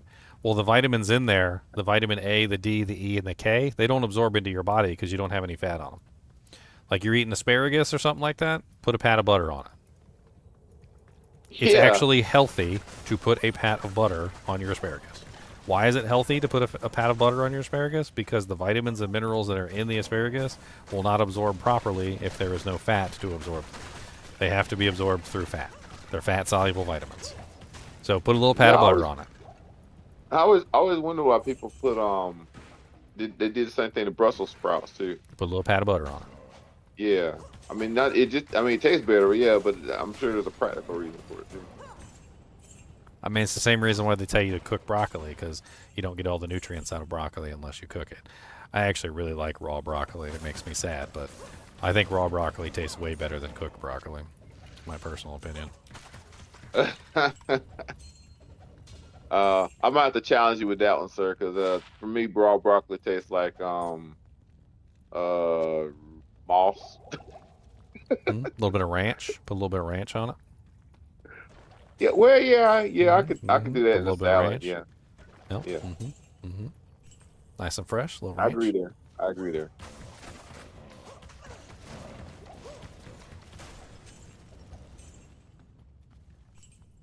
I don't know. We got a lot of stuff in society that's just completely wrong. I don't really even know how to even start. I can't do nothing about it. All I can do is like try to help people when I hear people talking about stuff that's just leading them down the wrong pathway. Like, I mean, a low fat one is easy. Like, you can look that up. There's been decades of research on low fat and proves that low fat doesn't work. Hopefully, I don't need to like go through everything to show you. You should be able to find a lot of data on your own and pull that up. It's a really common thing for people to search for these days. Every time there's a fad diet, like the fad diets they're just one of those things that they pop up and nobody really knows that they're true. You want to try them out, and like low fat was a fad diet for a long time. It was one of those diets where people like thought it was real. Keto works. Like, I'm actually surprised at how well keto works. I've seen it. I've watched people use keto. I actually I try to do a little bit of keto myself. Keto is basically where you cut the carbs out and you eat the fats. Basically, fat's better for you than carbs anyway. Carb is just sugar. Fats are like actually more than that. I like to focus on the good fats though, not the bad fats. Like pumpkin seeds. Pumpkin seeds are really good. They're full of the good kind of fats. Sesame seeds, or sunflower seeds. Those are full of the good kind of fats. I like to eat those. You look stuff up like that, and you start to get like, if you pull up like pumpkin seeds.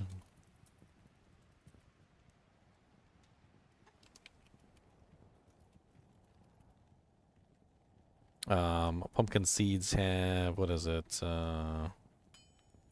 Yeah, here you go. So pumpkin seeds are considered high in fat, but the fat is primarily unsaturated fat, including polyunsaturated and monounsaturated fats.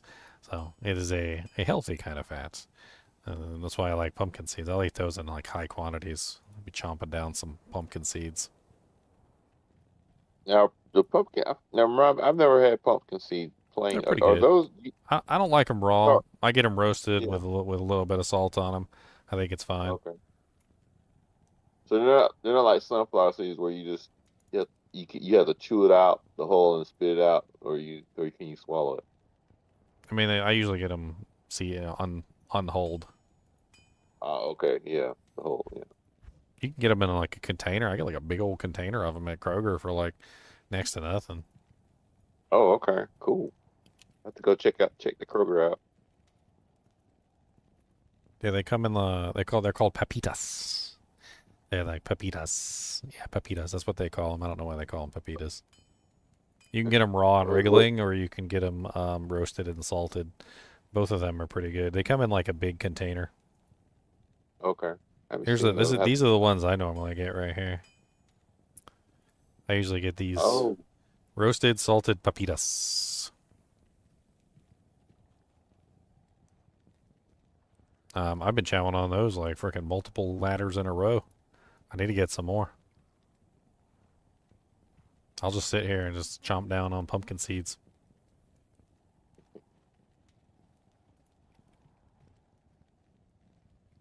Cyanide seeds, yeah. I mean, there's cyanide in just about everything.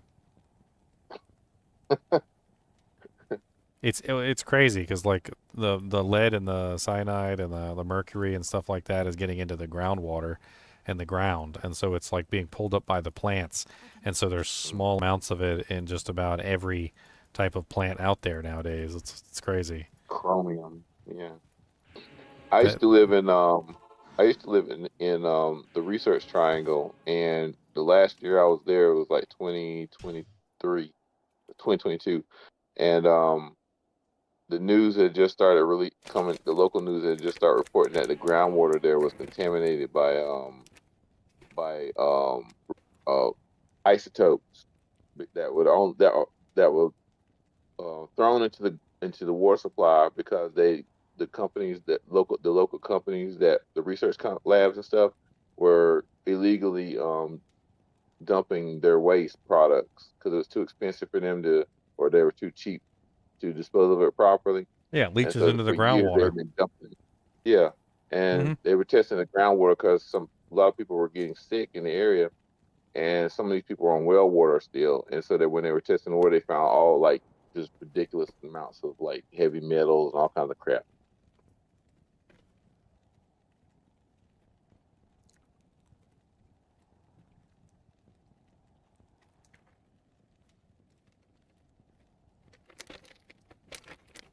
You ever heard about the lady, Charles, that she sucked a seed down her throat and like it started growing a plant in there? Oh, dang.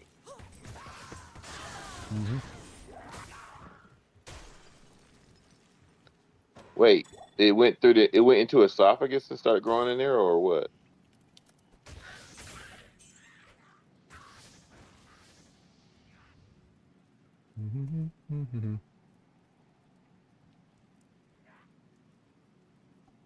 Wow. In a rare, unusual medical case, a man from Massachusetts, Ron Svedin, discovered that a pea plant had sprouted in his lung after he inhaled a pea, which then grew to about a half an inch. Oh God. Boy had a pea plant growing in his lung. Oh man. He'd been sick for months, and the reason was a pea plant growing inside of his chest. There's a freaking news article about it and everything. Yeah, don't suck the seeds down your lung, down your esophagus, or you might end up with a pea plant growing inside your lung.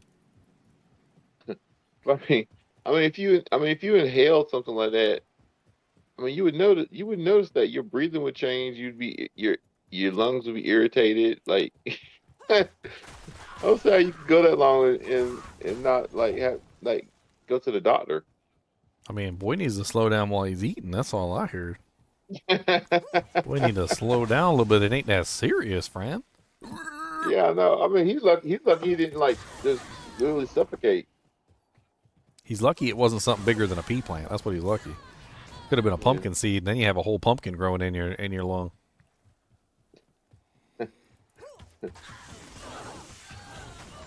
That must have been a fun job to pull that out. I mean, the roots probably like grew around everything, latching on to stuff. Hmm. You know how plants are; they wedge into things. Yeah.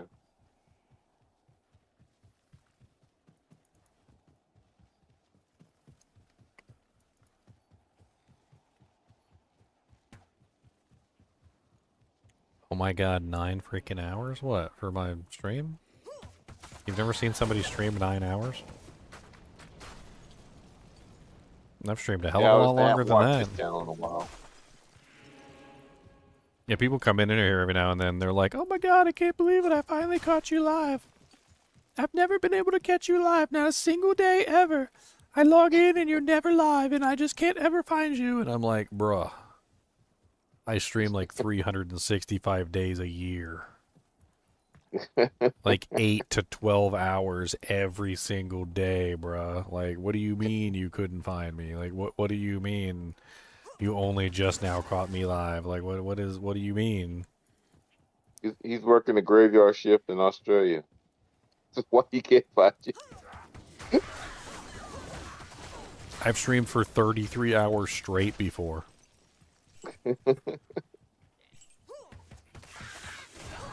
Cody, don't be vomiting and stuff. That's gross. Ooh. Go hack a lung over there or something, away from the computer, please. He said, that's not very nice. I don't care. Go hack a lung over there or something. Come back over here when you finish hacking your lung up, and then I'll give you a treat or something as an apology. I don't want you hacking your lung over here. Maybe you shouldn't eat weird things. Last time he was doing that, he ate the squeaker out of his toy.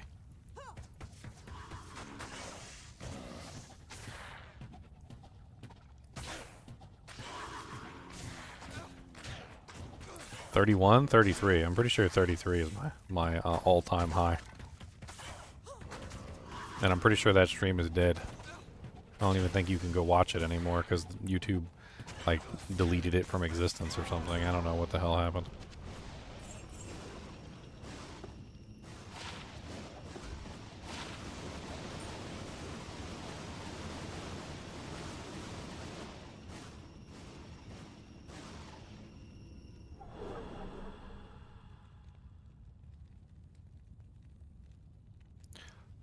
Let's see here.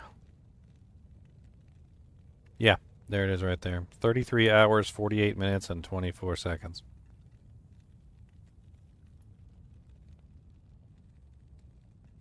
It doesn't work. The video doesn't work. Live or stream recording is not available. It's because YouTube doesn't like to maintain, like, videos past a certain time period. It literally says GGM broke YouTube.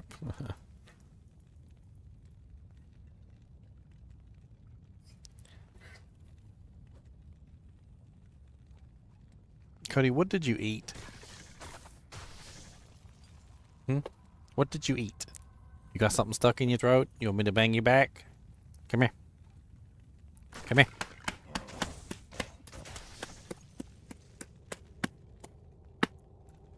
That help? Did you get it? Come on. Get it out. Get it out. Come on. Get it out. Come on. Come on. Come over here and I'm gonna good. I'm gonna get you. Come on. There you go. Come on. Get it. Get it. Get it. Get it. Get it.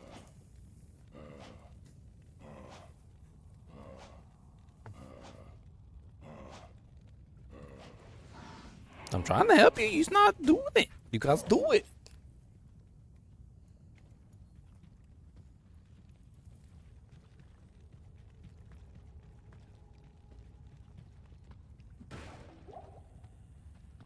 Keto works great at causing heart attacks. I mean, yeah, when all you eat is like cheesecake. That was like in the first freaking like couple weeks that keto became popular. One guy was like, huh, so all I gotta do is avoid carbs and eat only fats. Okay. Dude proceeded to eat cheesecake for like 30 days and then had a heart attack. Okay, don't eat cheesecake for 30 days. Yeah, technically it's keto, but you know that doesn't really help you very much. The Darwin Award. I mean, don't get me wrong, I love me some cheesecake, but you ain't gonna see me eat it for maybe like once or twice a year. I know cheesecake. It's delicious and it's way too good to ever be healthy.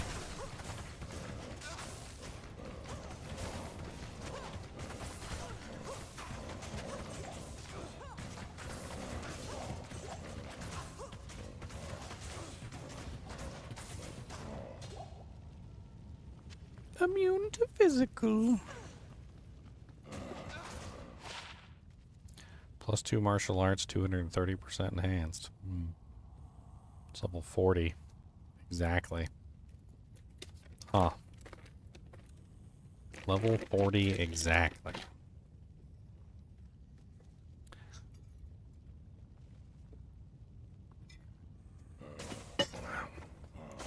Cheese whiz cake? What? That doesn't sound very healthy.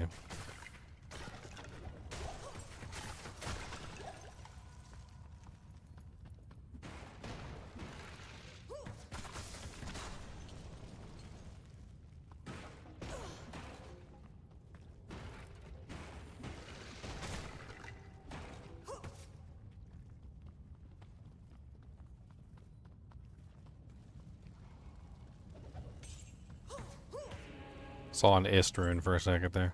Got my eyes checked. That was not an ist rune. That was an ith rune.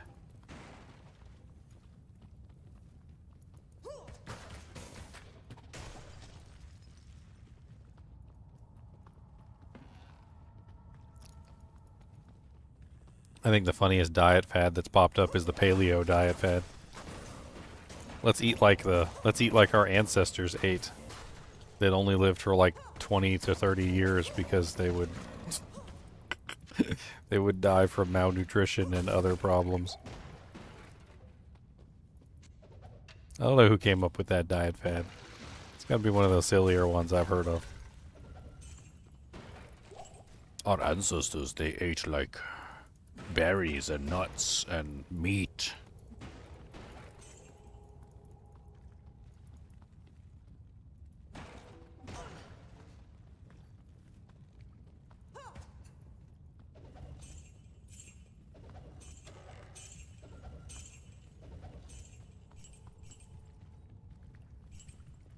I don't really think our ancestors ate better. I do think that there's something to the theory in that I think maybe there's a proliferation of like modern day foods that might not necessarily be the best. I think adding grain into our food, specifically gluten, so like the gluten from like most grain, which is the wheat-based protein. I think that in particular has been a very negative thing toward the human culture. I think a lot of people are allergic to gluten in one way or another, either minorly or majorly, one or the other. I think even people who don't know they have a gluten intolerance are intolerant to gluten. I think we just eat it because it's readily available and it's cheap and it's easy, but like somewhere along the line, I think our bodies were telling us that like we're not really compatible with it, and they should have they should have listened. I mean, there's a couple like changes that was in modern society. Like we didn't eat a lot of gluten until was it like the 1800s? It's locked. It's locked. No, lock chest and I don't have a key.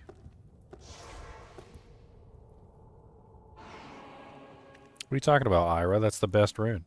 That is the best rune. You take that back.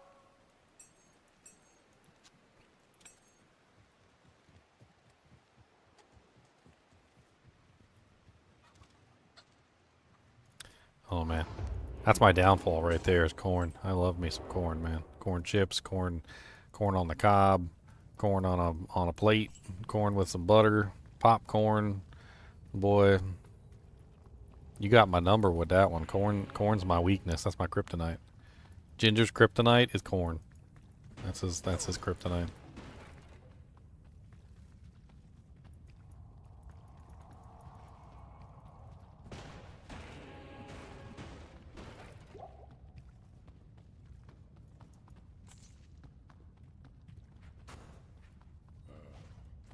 You ain't gotta tell me, I already know. It's still my kryptonite. That's my kryptonite. That's my kryptonite. Need to become a corn farmer.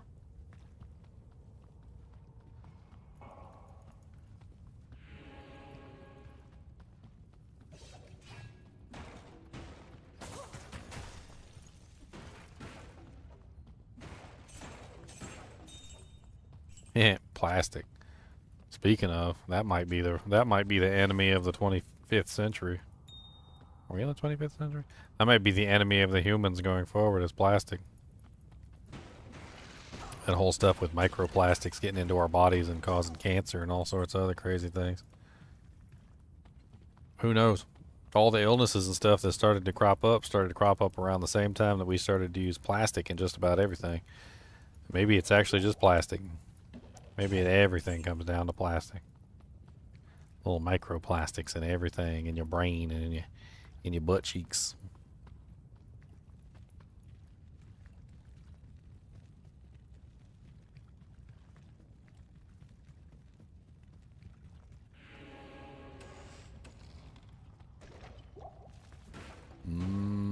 Plastic.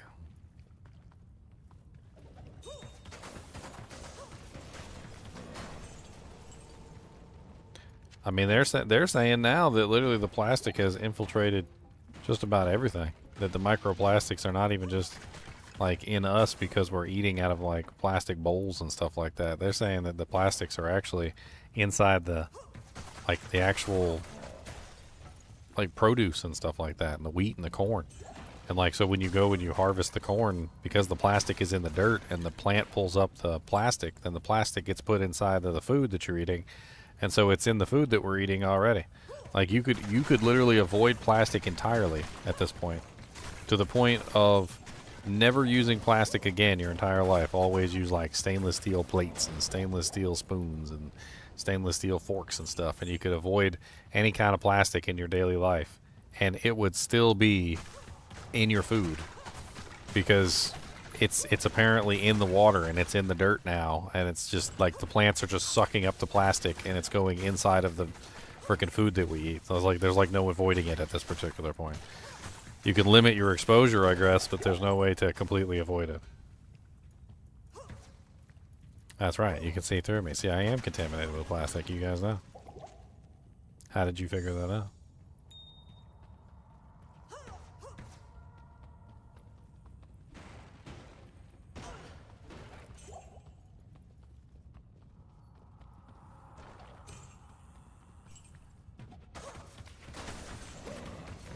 Stainless steel dishes, 440.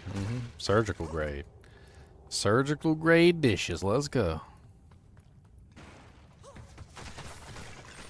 You buy gallons of distilled water and that's all you drink? Me too, Cooley. Me too, my friends. Me too. Vapor distilled, my friends. Of course, it's in a plastic bottle, but you know, like.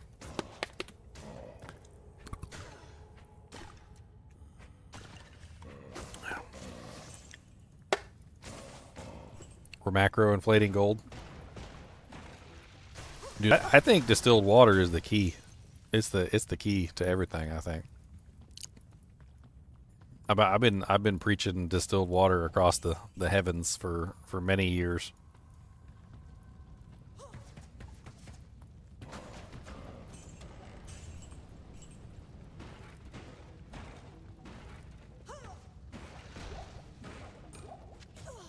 I mean, it's such a simple theory, and I think it's a good theory in my opinion. Basically, that when you drink distilled water, it pulls out the all the bad stuff that you've been drinking. Like for instance, if you have anything that's water soluble that likes to bond with water, it'll bond with the distilled water when you drink it, and then it leaves your body. Like fluorides and all sorts of other things. I I think it's 100% good. 100% good. I've researched the topic significantly, Chuck.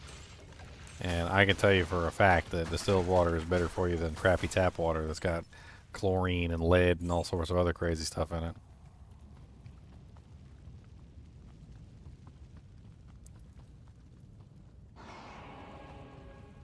Tomac bonds with water? Well, good. That's another good reason to drink distilled water. That is another solid reason to drink distilled water. No, that's not correct, Chuck.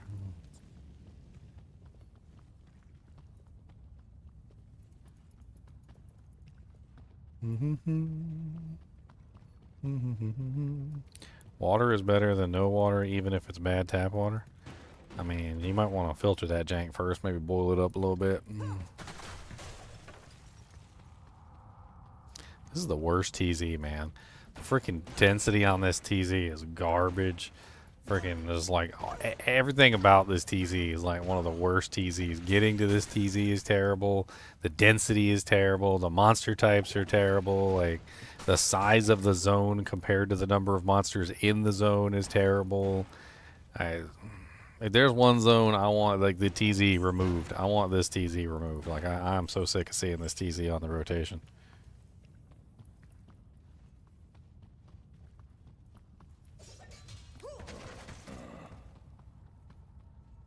I am so sick of it.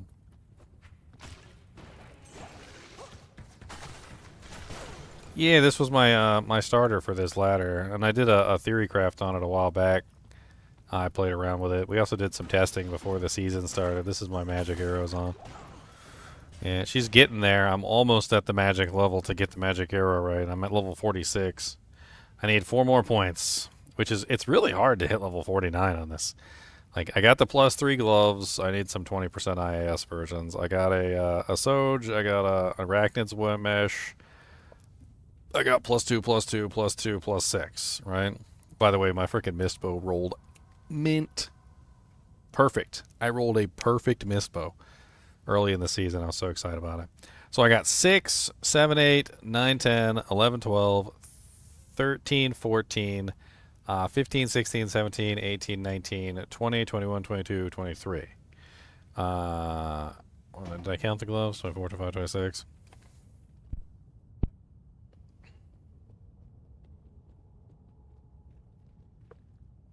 Unfortunately, the problem with the bow shoots magic arrows thing is that it doesn't work. Like, you can't hit level 49 with it. It has to be, you have to actually be firing the magic arrow. That's the problem.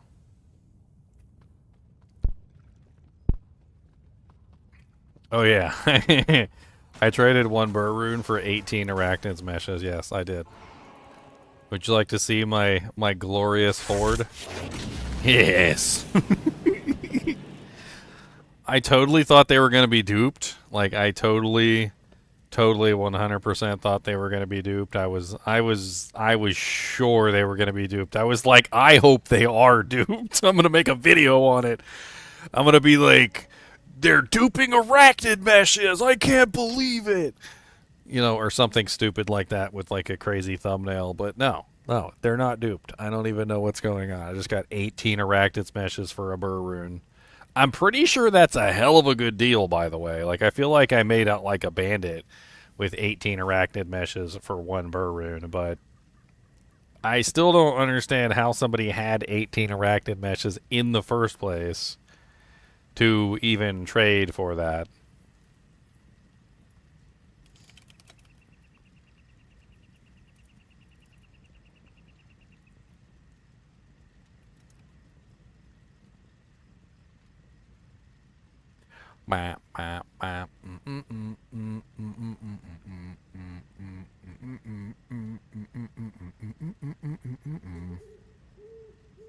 So, look. I'm going to preach it. I'm going to go preach it from the mountain. Go preach it from the mountain. So, distilled water has been boiled and condensed, removing impurities and minerals. And while there are some potential health benefits of distilled water, it's important to note that these benefits are not universally agreed upon. It reduces waterborne illnesses, of course, because the water is always clean. Improves hydration. Distilled water is pure and does not contain minerals that interfere with hydration.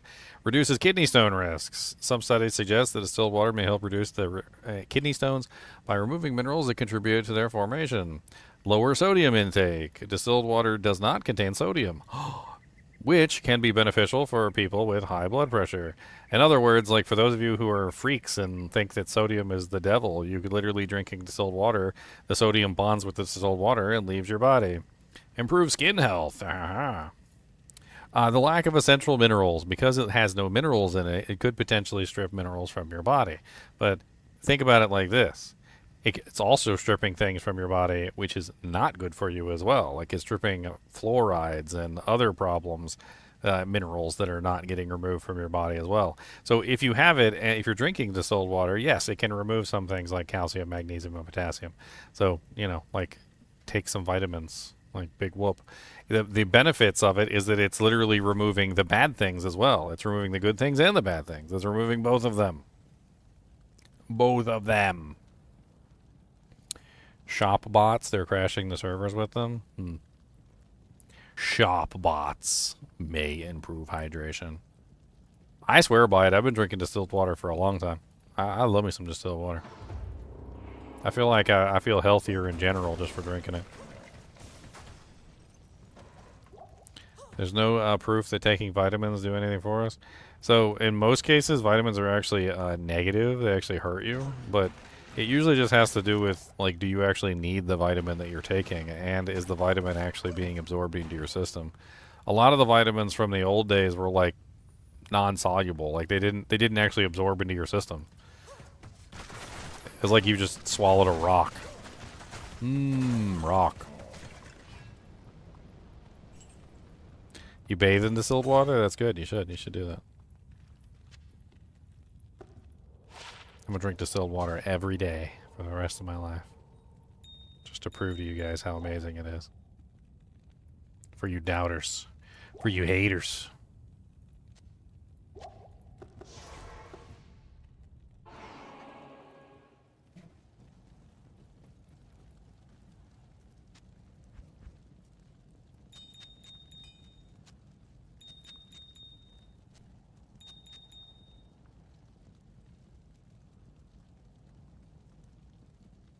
What source is what and something, what and source and what? I mean, look it up for yourself. I've already looked it up plenty. I even showed you guys a source. Look it up. Google search it. Use Googalis.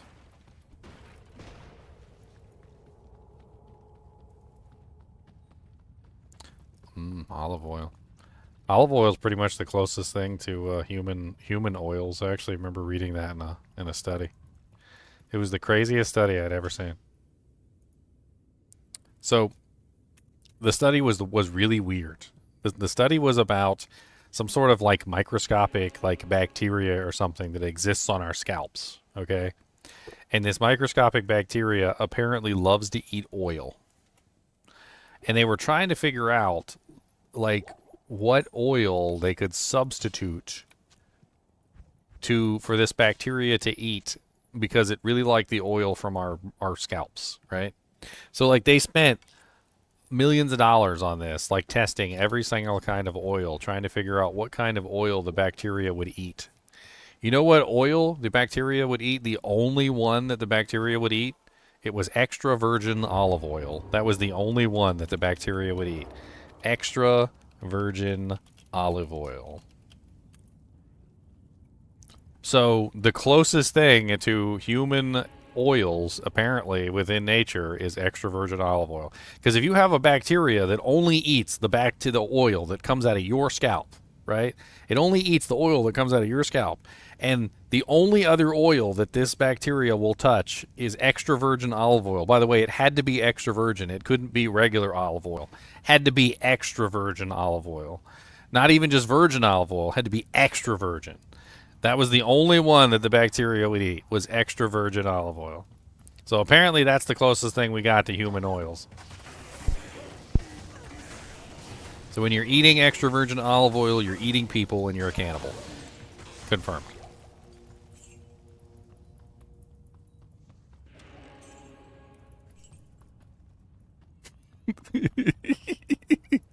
Didn't expect that one, did you? Aha! See?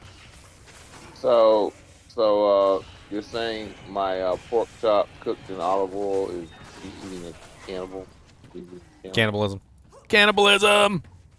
Because aren't pigs like the close like the pig skin, pig meat like closest to human meat? Not Oh. human. I mean that's why they like using pig parts for transplants, aren't they? I mean, they use baboon parts for transplants too. Mm. My best friend when I was a kid, Joshua, he had a little brother. His name was Andrew, and Andrew had a defective heart when he was born. And I remember when I was a kid, I saw like a big giant scar on his chest, and I remember asking, I was like, where did you get that big giant scar? And he's like, when I was a kid, he goes, my heart didn't work, and they had to give me a baboon heart, and like he said he had a baboon heart, like until he was like, I think it was like 10 years old. He had a baboon heart until he was 10 years old, until they found him like a human replacement. So I don't know. There's a bunch of animals apparently that have compatible parts. Baboons, pigs. I guess it depends on the part. Mm-hmm. I've never heard of them using a baboon though. But You want a baboon heart? We'll get you a baboon heart. I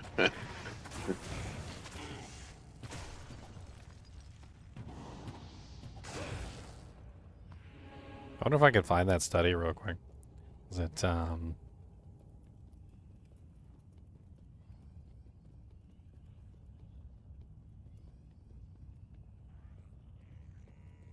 bow bow bow.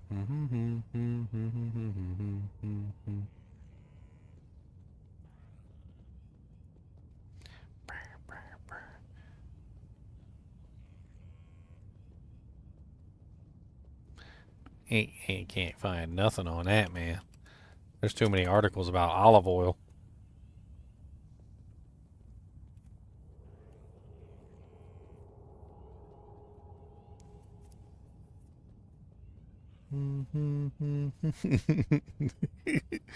Put olive oil in your hair. Put olive oil on your skin. Speaking of olive oil, did you know that the Romans used to scrape instead of take baths? I can't remember the exact term for it. I think it was called scraping. Sounds absolutely disgusting, but I'm going to explain it to you guys anyway, because I know you guys like disgusting stuff. So instead of taking a bath in like water and soap and stuff like that, the ancient Romans used to rub themselves down in oil, at which point they would use a scraping device, which was specifically designed for the purpose of scraping skin, at which point they would scrape the oil and the dead skin off their body using the scraping device. I'm sure I can find a picture of the scraping device if you would like to see it. In fact, let me go ahead and do a Google search so you guys can get a good scraping device picture in your mind, so you can imagine what kind of scraping device that they would utilize. Let's see, Roman skin scraper. Yes, often known as a striggle. So the Roman striggle. It is a striggle, by the way. There are many variations of the striggle. This is one of the variations of a striggle. The striggle was known for... Hang on. Let's see here. The striggle, or stenglis, probably a loan word from the previous Bible, as a tool for cleansing the body by scraping off dirt, perspiration, and oil that was applied before bathing in ancient Greece and Roman cultures. In these cultures, the striggle was primarily used by men, specifically male athletes. However, in Etruscan culture, there's evidence of striggles being used by both sexes. The standard design is a curved blade with a handle, all of which is made of metal. Yes. And so basically you would just rub yourself down in oils. You get the olive oil all over you. And then you would take this device known as a striggle. I'm going to use a straw. And you would just be like, you would just scrape it. Scrape it off. You're just like...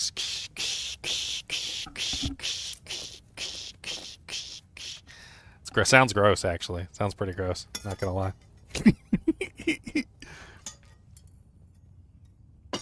Yes. Read. That's right. Oiling them janks up. Oiling it up. Gotta oil it up. And then gotta use my striggle. Well, apparently that was kind of the idea, was that soaps are made of oils, and that even though they hadn't invented soap yet, apparently oil sort of represents soap in a way, like a roundabout way. Is kind of, they were like using the fats in the oil to absorb the dirt and then scrape the oil off or something. Like, it's like the idea of soap without soap is basically what they were trying to achieve. They hadn't actually invented soap yet, but they had figured out that using the fats in the oils would somehow help clean them, which I guess made sense. But, I mean, that's a far cry from soap, which requires, what, like lye and, I can't remember all the different things you gotta put in soap before it becomes soap. Like, it's usually animal fat, lye, what was the other thing?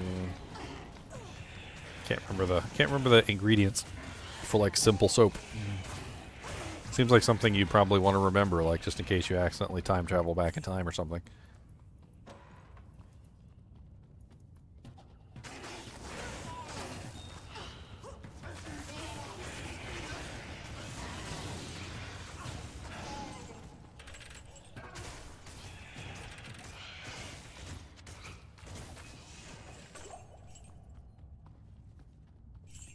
Did I cut out parfums and fragrance from my products? I haven't really gone that far.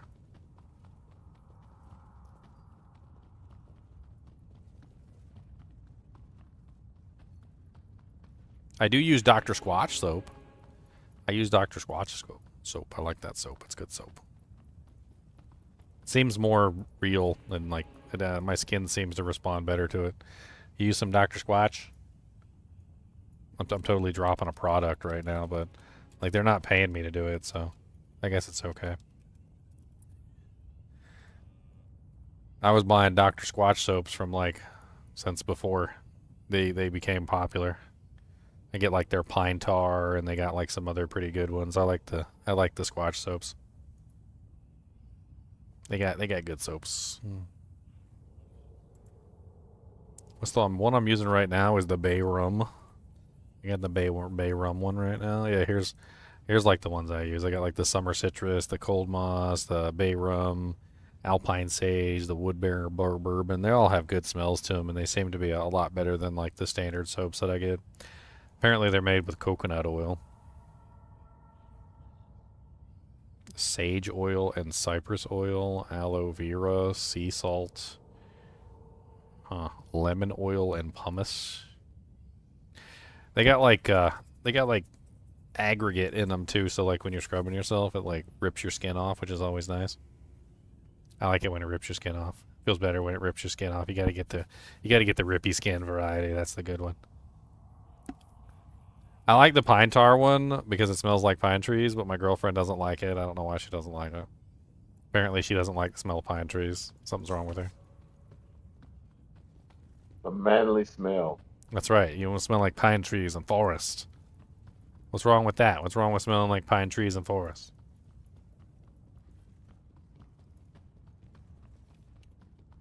Gotta be a manly man.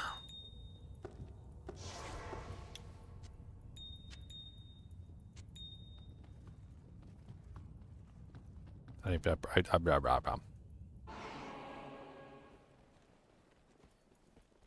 Good evening.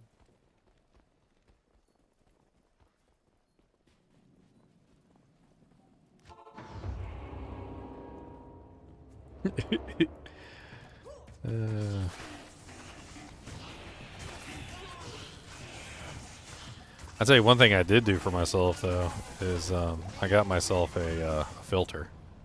You got yourself a filter yet, Cooley? Because I was always washing myself with the tap water. I think most people wash themselves with the tap water. I decided eventually, I was like, you know what, this tap water sucks. And it's not like you can just, get yourself new water. You got to deal with whatever it is you have. But I bought this I bought this filter. Let me pull it up real quick. Here it is. I got the Aqua Bliss. Aqua Bliss high power output revitalizing shower filter. Reduces dryness, itchy skin, dandruff, eczema, blah, blah, blah, blah. It's basically just a filter for your shower. So you just put it on the shower head and it filters out the water.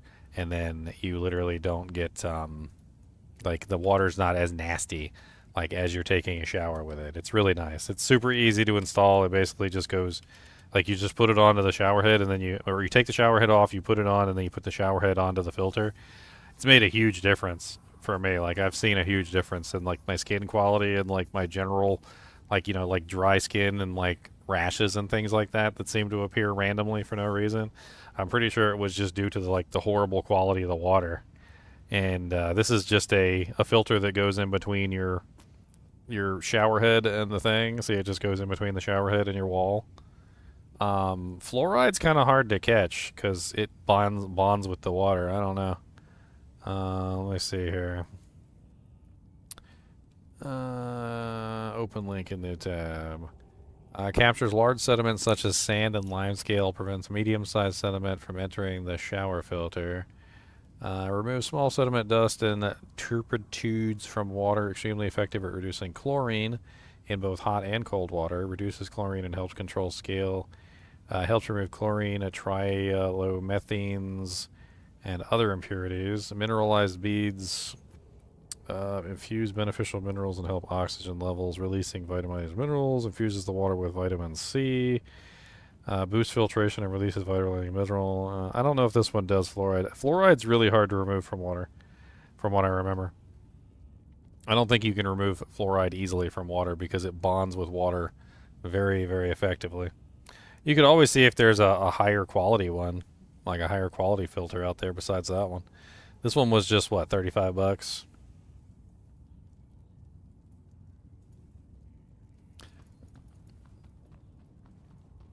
Did you see that the CDC, or not, was it the CDC or the FDA, classified fluoride as a neurotoxin? That article was really interesting to me.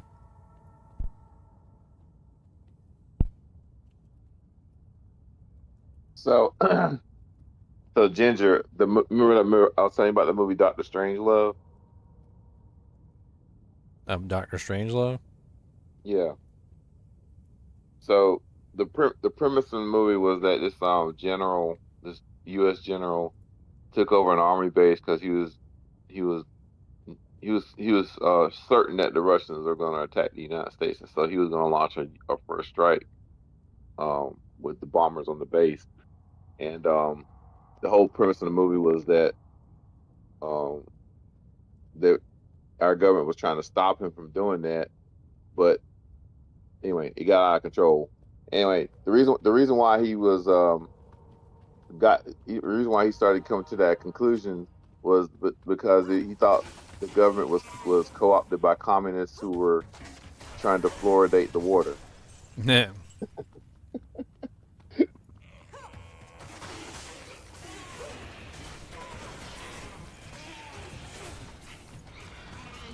I mean, honestly, distilled water is the best for fluoride removal, but it's not like you can take a shower in distilled water. Or maybe you can.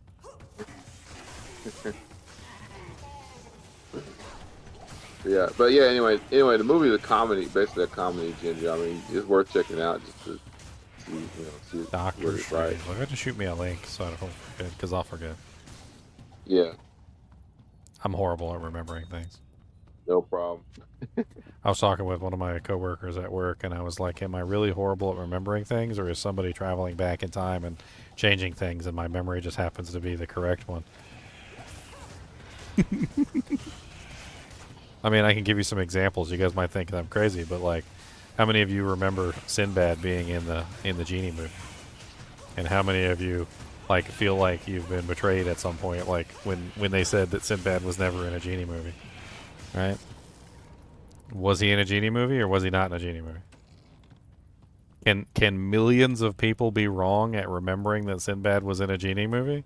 Or is it more likely that somebody went back in time and actually changed the course of events and made it so that the Genie movie never existed, yet the people remember the correct timeline. Like in the movie, or in the TV show Umbrella Academy. Remember in Umbrella Academy where they were literally pulling artifacts out that existed from the previous timelines that people remembered, but everyone else in the timeline didn't remember the old sequence of events. They only remembered the new sequence of events. I don't even think it's the Mandela effect. Like I'm saying it's something else entirely. Like you guys are saying Mandela effect. I'm saying it's time travel. That's what I'm saying. By the way,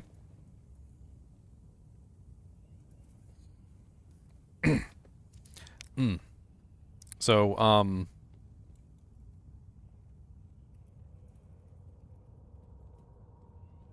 I don't know if I can actually show the Sinbad Shazam on here, but there is actually a video of Sinbad Shazam.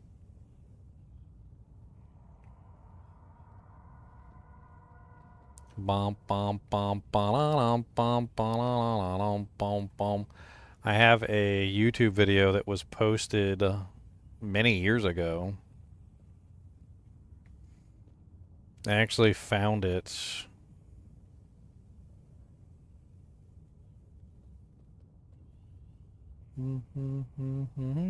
It was like 2017 or something like that.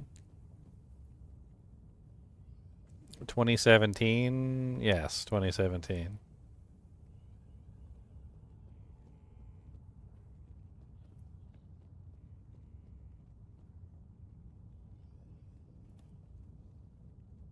Here you go, boys. Have fun with that one. Just for fun. Here you go. I'm not going to play it on TV. I don't know if it's copyrighted. I'm going to get too many freaking copyright hits like crazy. Go watch it, though. Go have fun with it. Otherwise, I would totally play it on TV and make you guys, make your brains break.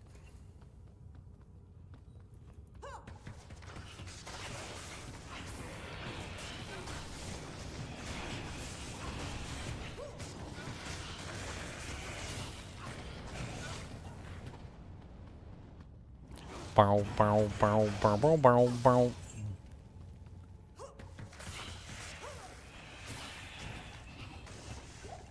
No,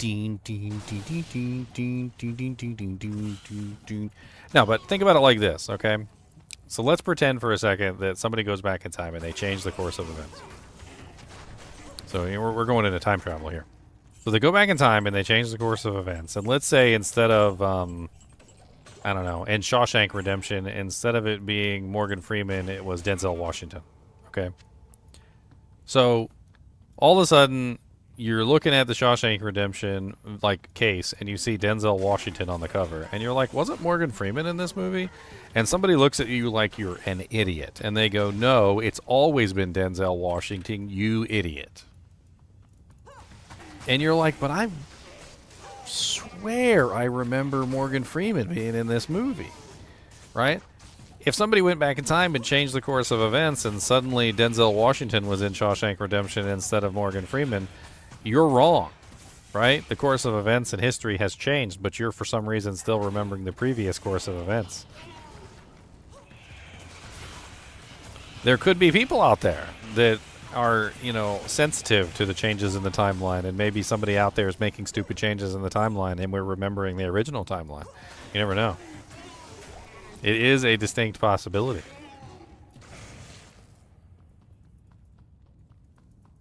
Sensitive to extra dimensional beings. I mean, the premise comes from a TV show that I watched recently. If you guys have never seen Umbrella Academy, I highly recommend it. But in Umbrella Academy, basically, they keep changing the timeline. And every single time they change the timeline, like, everything changes as a result. Like, they change one little thing, and the whole butterfly effect things happen, and everything starts to change as a result. And they start collecting artifacts from previous timelines. And these artifacts from previous timelines contradict the current timeline. And rightly so. because they're not the sequence of events as they happened in the current timeline. But the people in the timeline are remembering the previous timeline, and they're like, we know for a fact that Sinbad played as, a genie in this particular movie, and they all remember it, and then they start looking for artifacts, and they find them. In the Umbrella Academy, I could probably pull up the Umbrella Academy artifacts.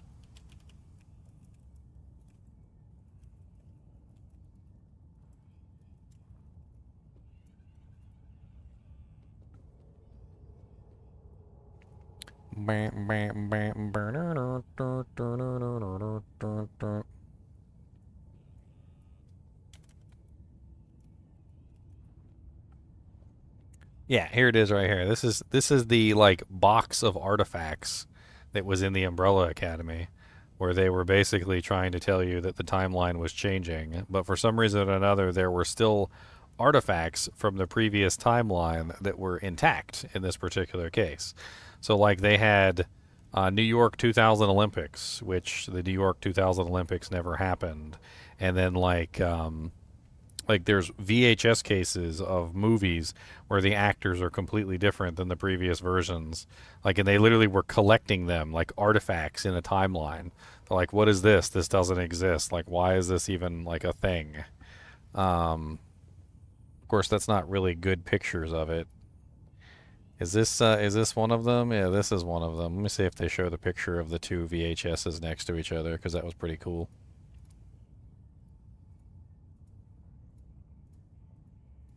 No, show the two VHSs. Ah, here it is.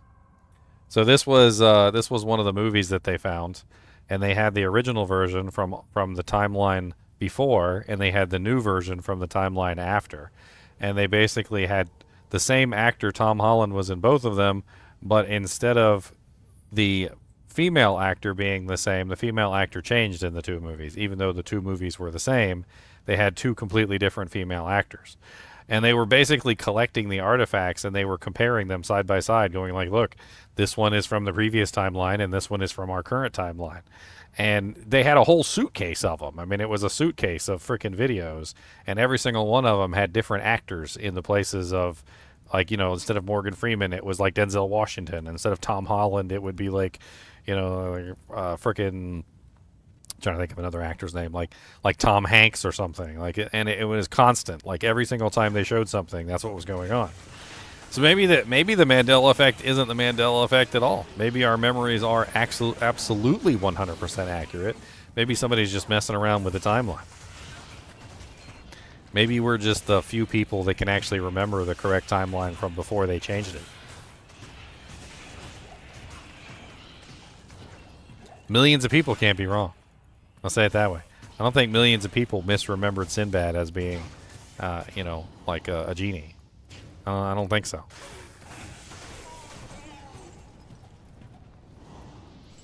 The Sinbad movie was called Shazam. The Shaquille O'Neal movie was called Kazam. I remember distinctly, and I even remember both movies. I remember watching Kazam with Shaquille O'Neal, and I remember watching Shazam with Sinbad. But for some reason or another, the Sinbad movie doesn't exist anymore. It's just gone. Wait, what, huh? Sinbad the comedian? Yeah, Sinbad. He was in a movie? Sinbad's been in a ton of movies. You kidding me? Okay. I don't remember any of those. You don't remember any of Sinbad's movies? Nope. Sinbad was definitely in movies.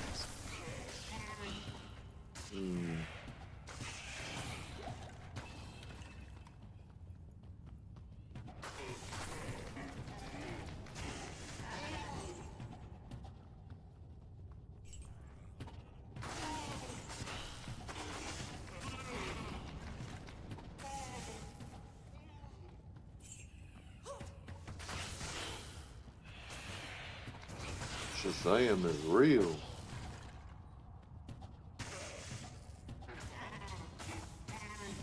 Oh. well, Ginger, there's a video that says, we found Sinbad Shazam's genie movie. So I guess you're not the only one who was looking for it at one point. Well, some people have made fakes of it at this point. Like the meme has gone so far that people are like manufacturing fakes. Although the funny thing is that the fake literally looks exactly like I remember it, which is hilarious. Nah, the Mandela effect thing, I totally think the Mandela effect thing is absolutely 100% false. I think our memories are 100% intact. I think people are just taking it to an extreme. Like there was a Mandela effect that the Fruit of the Loom never had the basket or something like that, and freaking didn't take very long before like 30 people showed up with shirts that had the freaking basket on there, and they're like, "Oh no, but that's not the real Fruit of the Loom logo." And they're like, "Who cares? I have a shirt that literally has the basket on it from like 1999. This is literally the same shirt," and like 17 other people show up with the same exact shirt. Millions of people aren't wrong. Mandela effect is a bullcrap thing that doesn't exist. We remember it correctly. The problem is that sometimes the examples of what we remember are vague and not always 100% accurate. Like in the case of Fruit of the Loom having the basket, how it turns out is that apparently there was a bunch of companies that were making bootleg products at that particular time period. Apparently making bootleg Fruit of the Loom clothes was like the bee's knees at the time. And some of the bootleg companies were using a logo that had the basket. Did Fruit of the Loom specifically have a basket themselves? No. But millions of clothing that were produced at that particular time period did in fact have the basket.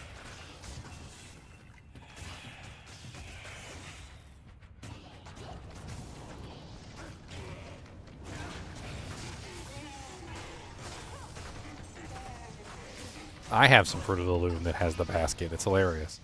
Like I reached into my closet and I'm like, Fruit of the Loom totally has the basket.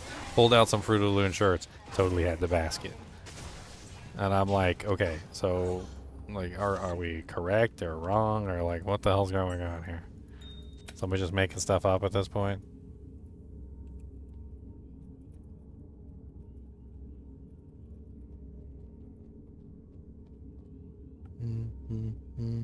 It's called a cornucopia. The company's logo has never officially included a cornucopia, according to the actual company.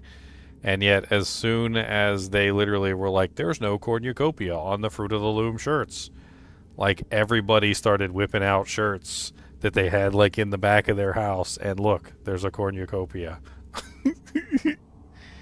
It didn't take very long before people started whipping out clothing from any number of doojanks that had the cornucopia on them, like all over the entire country. They're like, nah fam, it ain't a Mandela effect. We remembered correctly and you just being stupid.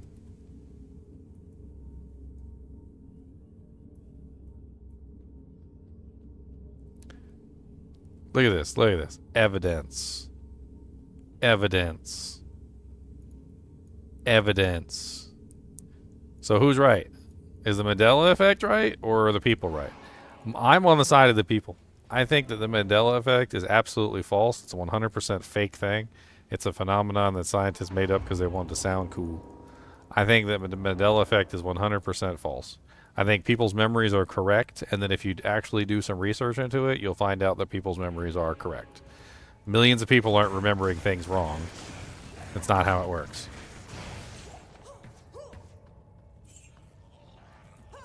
Holy speedballs, Batman. You see how fast them ghosts popped up on me?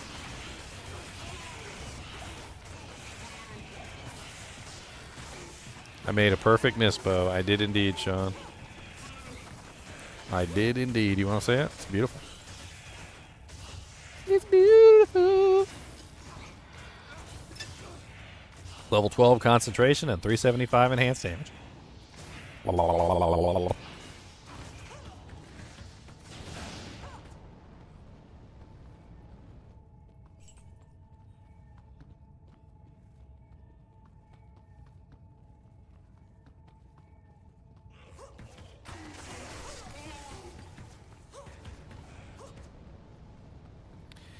Well, the Mandela effect, I think, is specifically trying to state that we're remembering the events incorrectly.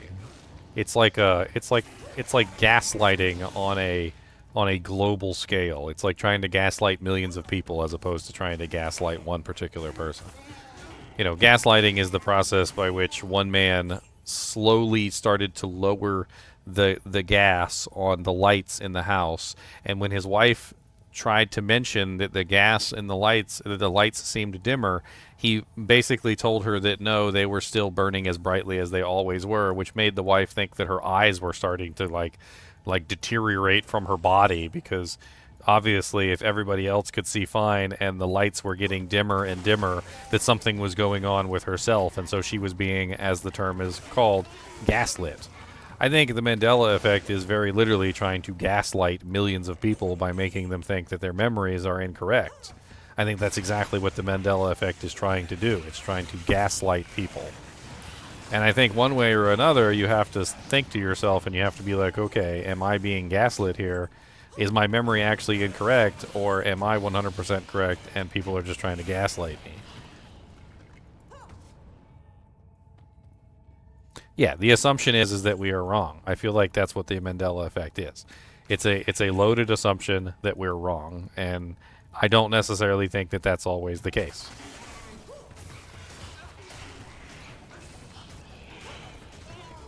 Precisely.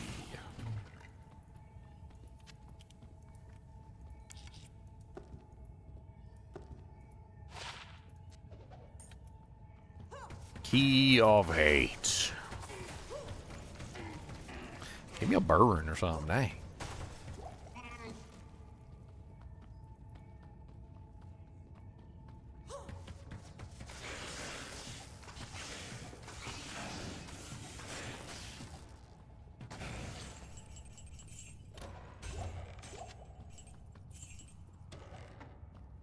I mean, even Sinbad says he was never in a genie movie. If you ask him, he says he's never been in a genie movie.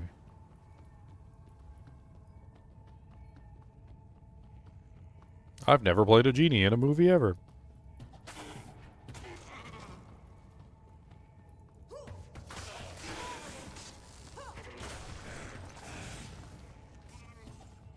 Yeah, I see Cooley in frickin' like DaVinci Pro like all the time. I'm sure Disney doesn't want anybody to know they made a movie called Star Voyager either.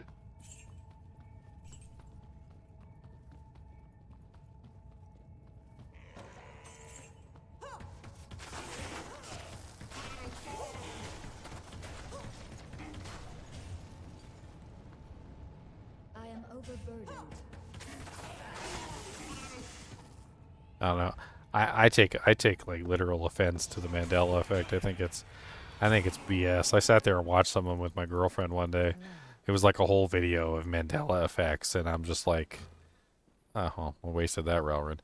I was like, this is bullcrap. I was like, these are bullcrap. They're 100% bullcrap. Like, I can pretty much prove like every single one of these, or they're not even a Mandela effect. Like half the time they weren't even remotely a Mandela effect. I'm like, how is this a Mandela effect? Like, people remember a lyric wrong. Are they remembering it wrong, or was that how it was sung? And then I look it up, and sure enough, there was like a Disney special or something, and like during the Disney special, they sung it that particular way, and that's what everyone remembers, because that's the version of the song that everybody is remembering. And that while, yes, the version of the song that is actually the legitimate version that was released on, like CD or whatever, is different than the one that was playing on the radio at that particular, or the like Disney Channel at that particular time period. The one that everybody heard, the one that everybody listened to, was the one that was on the Disney Channel. Like it gets really silly like that, where they try to be really nitpicky about it. They're like, that was never the lyric for this song, and this was the actual lyric, and then you pull up like the radio edit or something, or like a specific version of the song, and turns out that was exactly how it was. Like one of the things that people tried to say was a Mandela effect was Your Heart Will Go On the Titanic. So have you guys ever heard the Celine Dion song? I'm not gonna sing it. I'm not Celine Dion. But anyway, so you listen to the song, right? And then one day you hear it on the radio. And what you hear on the radio is completely different from your memory. And you're like, am I just remembering the song wrong? Or like, is this a Mandela effect or something? And turns out it's not a Mandela effect. So the movie version of the song is completely different from the radio version of the song, because what happened is Celine Dion was auditioning for the role for that particular song. She sent an audition tape which was not produced. So produced is when you add like music to the background, you add like extra backup singers, and you use auto tune, and you change the tone of the song, or you speed it up and you slow it down, like all that other crap, right? And so it turns out that Celine Dion sent an unproduced tape of her singing the song to the director. The director used the unedited, unproduced version of the song in the movie. However, when the soundtrack released later, Celine Dion took offense and said that she didn't want the unedited version to be released, and instead demanded that the produced version be put in its place. So whenever you listen to that song on the radio or in the purchased version, you never get the version that was actually in the movie, and it doesn't match your memory. And it sounds completely different than the one that's in the movie. And so you just think, oh, am I remembering this wrong? No, you're not remembering it wrong. The version that you heard was a completely different version than the one that you're hearing now. In fact, you can actually pull up the two, and you can hear the difference between the two. If you turn Titanic song, let's see here, released versus movie song. Let's see here. My Heart Will Go On. Hold on a second. Why does My Heart Will Go On sound so much better in the movie?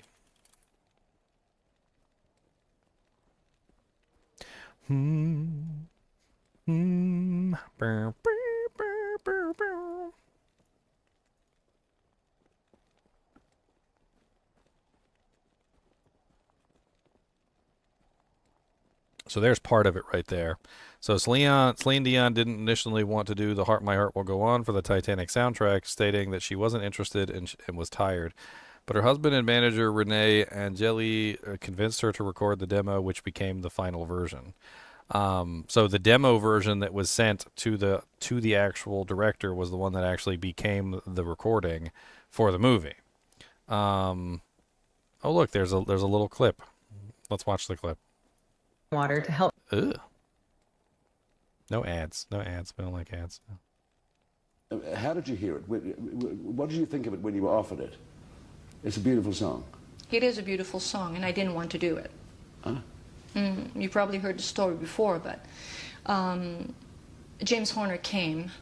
Actually, he came in Las Vegas, and we were staying at Caesar's Palace in a suite where there was a piano there. He wanted me to sing a song for a movie called Titanic. I didn't want to sing another song for a movie. I did not want to. I've sung a few ones before, and I don't know why we kind of felt that it was going to be a little too much. Celine Dion singing another song for a movie again. And then he started to play, and James Horner is such a great guy. So nice and charming and talented. But for singing, he's not that great. And he was trying to play the song and sing here. And I was looking at Renee, and his back was turned to mine, thank God. And I was like I was trying to talk to my husband and say, I don't want to do that song. So Renee was like trying to listen to James and was trying to look at me, and he said, stop. He said, listen, right now you're not helping your song. He wanted to be very honest. And we're friends, we know each other, there's no, like, oh, you're so sweet, good luck, No, you're not, stop right now. He said, we'll do something. Do a demo, we'll go to Los Angeles, and to New York, actually. I think it was New York, I hope I'm not mistaken. Am I getting old now? I think it was in New York. And he said, do a demo, and we'll fly there, and Celine will put her voice on the demo and see how it sounds like. So that day, I don't know, it was a few weeks later, I flew to New York, and I was half warmed up, It was just a demo. It was not a real year? actual recording. So I went there and I started to sing. He started to explain to me the movie a little bit. And I had tears in my eyes and I said, stop talking to me about the movie. I won't be able to sing. Oh, okay, let's go. And then every night in my dreams. Oh no, don't sing the song. No way, gonna get copyrighted now. The song. And I've drank the black coffee before singing the song. So my vibrato was like, it was a little faster. It was like, oh my God, how terrible. But then. That's great. I love it. Everybody started to cry, and I got caught by So, the emotion as you know well, that song, by the Thug story Humping? of the movie and the whole thing. And the demo is actually the actual recording. Oh, really? So they built the orchestra around. I never re-sang the song after. So she never re-sung the song after, and then they built the song. They built like the whole other song out of it. So you see what she says it right here. Orchestra around. I never re-sang the song after. You never re-sang it? I never re-sang it. Well, I've been singing it since then every night. Sure. But I mean, on the that's the demo is the actual record. So basically, like if you remember the song, like "My Heart Will Go On" from the Titanic, and you remember it a specific way, and you're like, hey, this produced version, this overly produced version, doesn't seem right. Like you're not wrong. Like you're not remembering something wrong. It's not a Mandela effect. Like the song actually is different in the movie than it is in like the produced versions. They started adding everything. Like they added the orchestra, and they did like the auto tuning, and they did everything else to it. And so the version that got released is like overly produced. And the one that's in the movie isn't produced at all. It's way better, way better. It's funny because Celine Dion has a habit of overproducing her music and adding in like way too much crap, and it's one of the things that's wrong with her music. She has a beautiful voice, and it stands on its own. She doesn't need all that other crap like in the background, like messing up the song. And it literally showed through with the Titanic. Like there was not all that crap in the music messing it up, and so like that's why people liked it so much.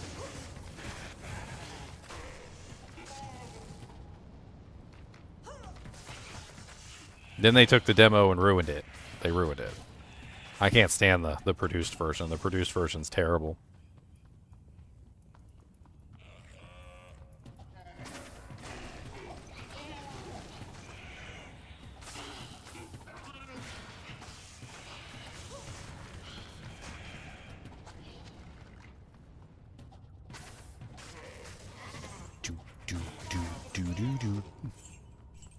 I think TV is one of the things that really kind of like messed everything up. I think that's one of the problems with a lot of people's memory is television, because television is non-permanent, and there's a lot of things from television that are just lost, like Saturday morning specials and things that like probably will never exist again unless somebody has them recorded somewhere. Like, I mean, like that really weird Sinbad movie that people think could potentially be why they think Sinbad played a genie as the Aliens for Breakfast. There was some sort of really weird made-for-TV movie. Have you ever seen Aliens for Breakfast? It's weird. It's super weird. Basically, Sinbad plays an alien who has like supernatural powers that can like move things around with his mind and like project his voice, and it's very genie-like. A lot of people are saying that maybe that's like where we're getting the memory of Sinbad being a genie, but he's also pink with antennas, and I'm not really sure about that. I've still got NBC Night at the Movies recorded. Night at the Movies? Yeah, you never saw those?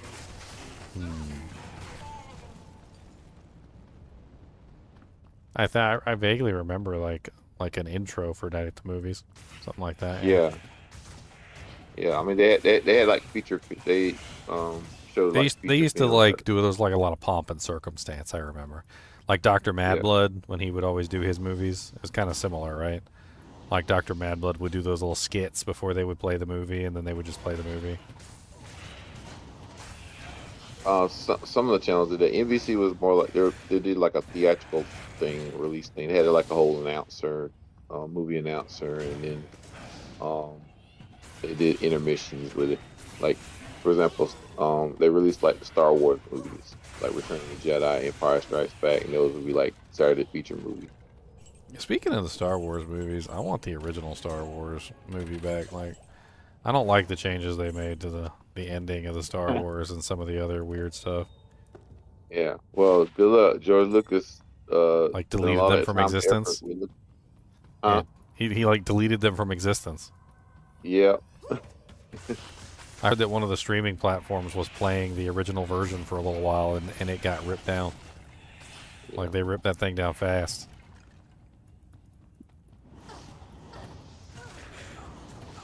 I mean, Yeah, that's their, because I remember the original movie having I remember watching the original movie on Night at the Movies, and it had like some scenes I think with the sand at the on the Tatooine with Luke, and since this was in the 80s, but like when it was shown on TV in like the 90s and the after they had those things deleted. And so I was like, I know I saw this scene here before, but it was Lucas had I didn't know Lucas had removed it. Had had removed it, and then later on I saw the unedited version of the movie again. I was like, oh, I know I wasn't crazy. No, they're messing with our memories, man. They're messing with our memories. It's time travel, man. It's time travel. I need a tinfoil hat. Somebody make me a really nice tinfoil hat. I need a really nice tinfoil hat for my tinfoil hat theories.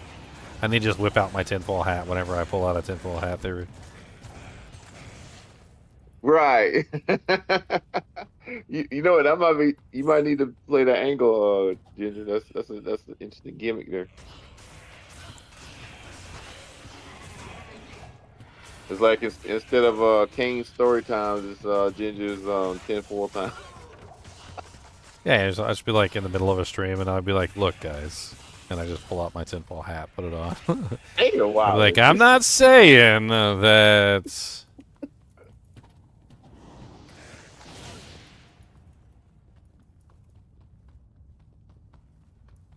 You know, a lot of the conspiracy theories are starting to prove to be true, which is really like not helping the anti-conspiracy theory, like chapter of America where they're like, oh, these guys are just conspiracy theorists, and then it turns out they're right the whole time. Dang it! They weren't supposed to be right. Like, you know, the whole thing where the conspiracy theorists were always saying that there was a second shooter for JFK. And then, like, they released the documents, and it, like, 100% proves there was a second shooter. I haven't seen that. I haven't gone through that stuff yet, but I have to. There's only, like, 8,000 pages. Come on. Read fast. Oh, yeah? Is all shoddy handwriting, too? Of course. Oh, okay. And blurry images. Honestly, kind of seems like the CIA killed JFK. That's what it kind of seems like. Like going over like precursory information and looking at things. Apparently, there was some kind of beef between the CIA and JFK, and that was before he became president. And then apparently, after he became president, there's actually a quote of JFK basically saying something along the lines of like, the next time you decide to do business with the mafia, you're going to have to let me know first. Where essentially JFK seems to be going after the CIA and their clandestine efforts, including apparently their business dealings with the mafia. Yeah, that part is true. When during World War II, the U.S. government joined the mob to they got the mob involved in trying to root out access at German spies and stuff. Dude, the CIA had their hands in everything around that time period. They were messing with governments. They were destabilizing Fidel Castro. They were freaking. They were dealing with the mafia. I don't even understand. Like, what the hell is the CIA? It was like the shadow government beneath the government doing everything in the world that they shouldn't be doing. Good. I mean, And then we look at what's going on today. Like you look at what's going on today. You know Ukraine is literally like the entire thing going on with Ukraine is the CIA's fault. Yet again, the CIA had their hands in something that they probably shouldn't have been dealing with, destabilized the Ukrainian government. Oh look, similar to when they destabilized the Cuban government. And just messing around with crap that they ain't have no business messing around with and causing all sorts of freaking mayhem. Like, you know that commercial? What's that auto insurance commercial where he's like, protect you from mayhem like me. Like they should do one. Yeah, they should do an Allstate commercial with the CIA.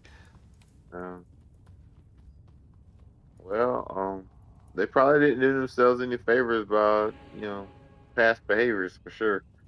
But don't rule out the possibility of good old J. Edgar Hoover being involved. I mean, I have no clue. J. Edgar Hoover was well known for fact of he wasn't even hiding the fact of some of the stuff he did. He went out and told people like, look, you do what I'll tell you to do or else. Because he had dirt on everybody. Dirt on your mama, dirt on your daddy, dirt on your greasy granny. Even though he was cross-dressing the whole time in the office. That's crazy. Like you what's funny to me is if you watch some of the old movies, like maybe he just likes silk panties. Okay, maybe he just wanted some silk panties. I mean, them things are soft. They soft. Okay, you ever had silk underdraws? Them things is nice. Maybe he couldn't get silk underdraws in his size. Maybe he had to just go with the regular style. Yeah, I don't know, man.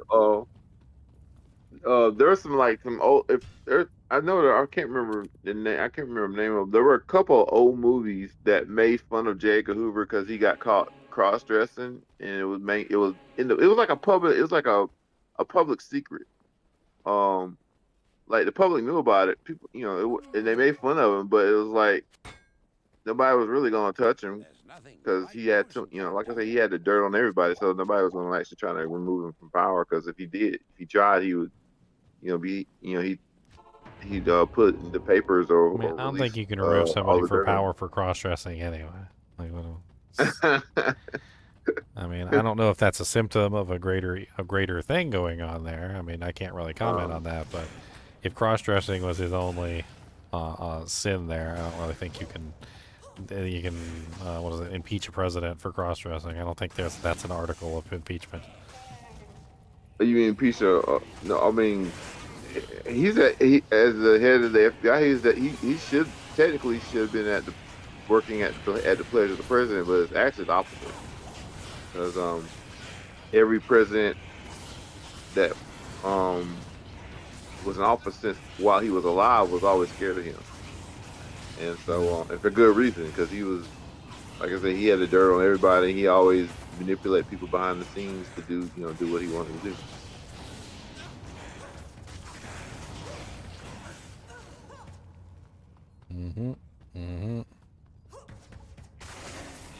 So I wouldn't be surprised at all if he was in collusion, or set it up for JFK to get killed.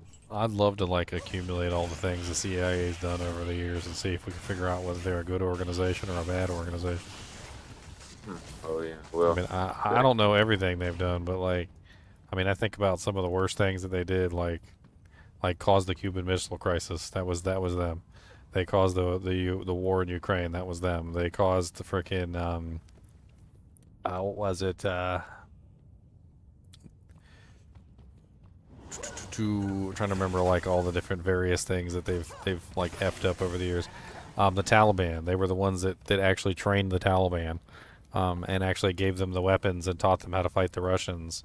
Which obviously ended up coming and biting us in the butt very shortly thereafter. Didn't take very long. Well, to be fair about that, Ginger, Reagan was the one that sent them to do that, though. I mean, I'm not really sure you can blame any president for like the CIA's actions over decades. They're only presidents for 4 to 8 years. I mean, they have decades of like issues going on with the CIA. And like you said, some of the standing presidents were afraid of Hoover. So, I mean, I don't know.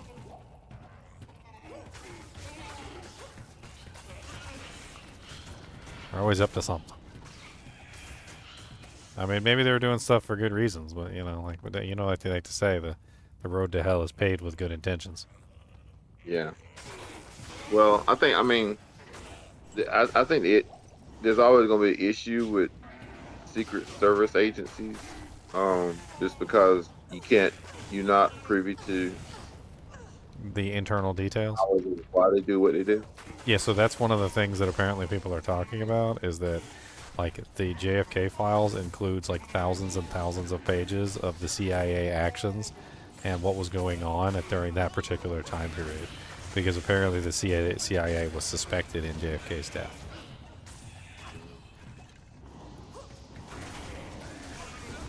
Well, I know he was not pleased with the Bay of Pigs incident, and the CIA was the one organizing that. Yeah, so apparently there is thousands of pages of literally just like the actions going on from like the 1960s of the CIA and like what they did and how they were involved, and it's kind of crazy actually. I was because a lot of people were criticizing the document release because they said there's very little in there about the actual JFK assassination, and there's more in there about CIA actions during that particular time period. And I'm like, so they basically shifted their investigation to the CIA. So at some point or another, they decided that it might not necessarily have been Harry Lee Oswald. It might have actually been the CIA that orchestrated it, and they started investigating the CIA. Mm-hmm. Uh-oh. Or the CIA set up or sent Lee Harvey Oswald to do, that. Well, the Lee Harvey Oswald thing is weird. Oswald's, handler. So Lee Harvey Oswald was apparently a KGB agent, and apparently they knew he was a KGB agent before he was ever assassinated JFK. He was under investigation by the CIA in advance of the assassination. And that's the crazy thing is, like, literally the CIA had their eyes on him and were watching him, and somehow he still managed to kill the president, which is probably why the CIA ended up coming under investigation, because they had every opportunity to stop it and did not. Well, yeah, I mean that's the same thing as what's the phrase? I can't remember the phrase, but you know something's going to happen, but you fail to stop it, so you're complicit in allowing it to happen. Well, either that or they let it happen on purpose. It was no secret that JFK and the CIA were apparently butting heads. Yeah, I mean, for all we know, they could have been the ones acting as the handler, what he thought Oswald thought were his Russian handlers over here, and they were the ones actually directing him to do stuff. I mean, who knows? It's all crazy when you start looking into it. I'm just saying, like, there's just really weird. Like, you start looking at the behaviorisms of like the CIA and the results of their actions, and it starts to get really strange. That most of their actions seem to result in horrible ends. It's like, okay.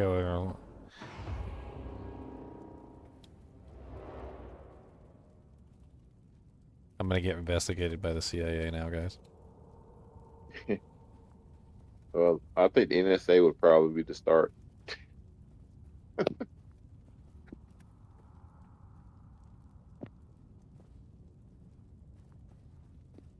There's articles on here. Has the CIA done more harm than good?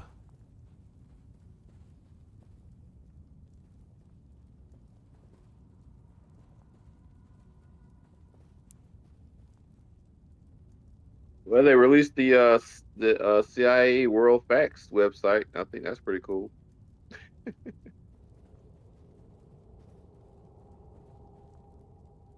I guess that's in the good camp. At least one thing.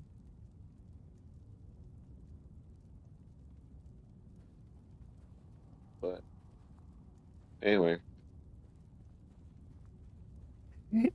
3 o'clock. Why is it 3 o'clock? well, Why I'm is it about to so roll late? out. I gotta get up in the morning. I've been streaming for almost 11 hours. I need to go to bed too. I Sounds need good to to me. go to Have a good bed. night, sir. I Or want to morning. go to sleep. I need to go to bed and lay down my early head.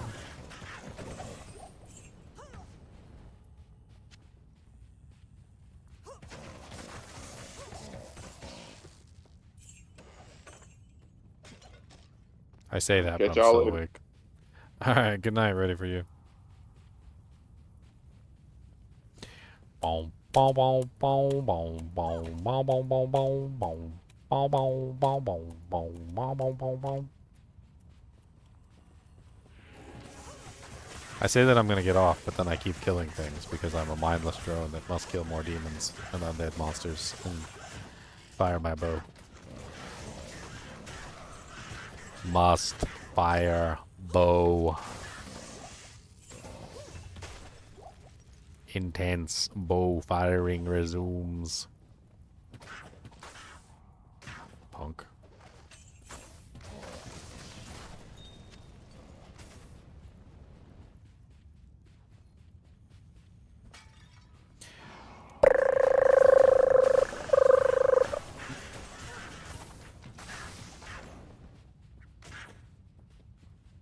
Oh, congrats on your Vex rune, DEI hire.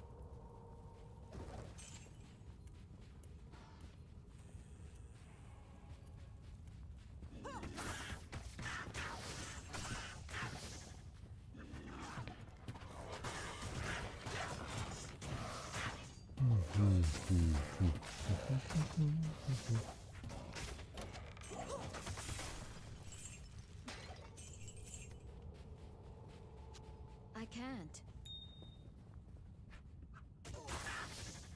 Oh no, I don't have my book.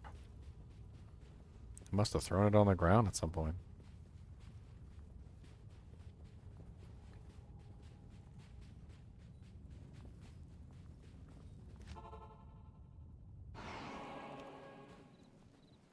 Gems. Oh, lovely gems.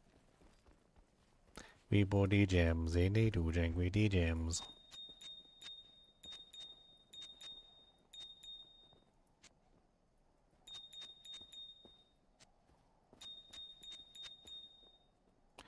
Skull.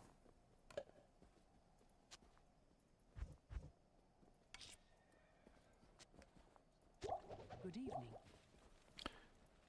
Alright, man catcher. Squeeze in here somewhere.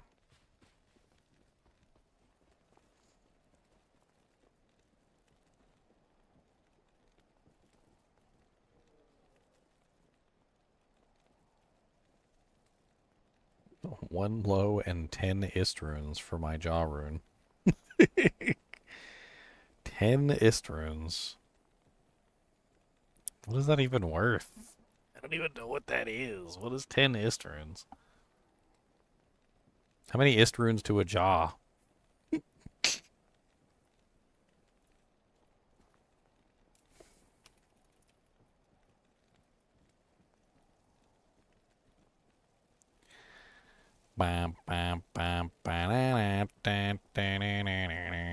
A jaw rune generally trades for around 23 to 25 Istrunes. Okay. So he's offering me 10 Istrunes.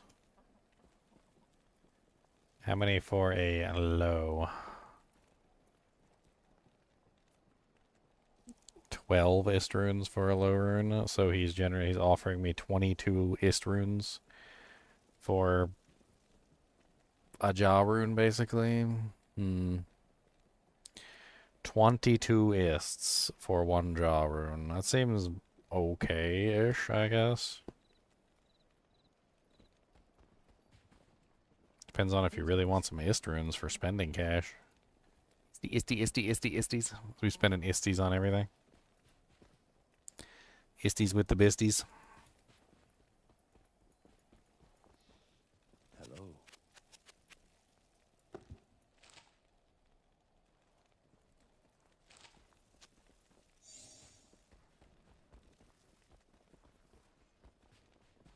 Alright, y'all. I gotta go to bed. It's 3 a.m. in the morning. I'm going to sleep. Cody's already asleep. Cody, you ready to go downstairs and you ready to go night-night? Cody, you ready to go night-night? Alright, come here, Cody. Everybody wants to see you before we go to bed. I'm gonna give you a Rice Krispie. You gotta come up here and you gotta get it though, with your big old head. Come on up here and get a Rice Krispie for your big old monster dog. Oh no, get the monster dog's trying to get me. Okay, you want this? This is what you want? I can't even see anything. Your big fat head's in the way. Okay, you ready? Ready? Yes. That's a good Rice Krispie. What do you think of that? That's got good flavors in there. That's a good flavors. Oh no, he's dropped a piece on me. He's dropped the Rice Krispie piece on there. Down there, he's dropped it. It's right there. Ooh, slobberums everywhere. Ooh. Ooh, slobberums. Slobbum boy.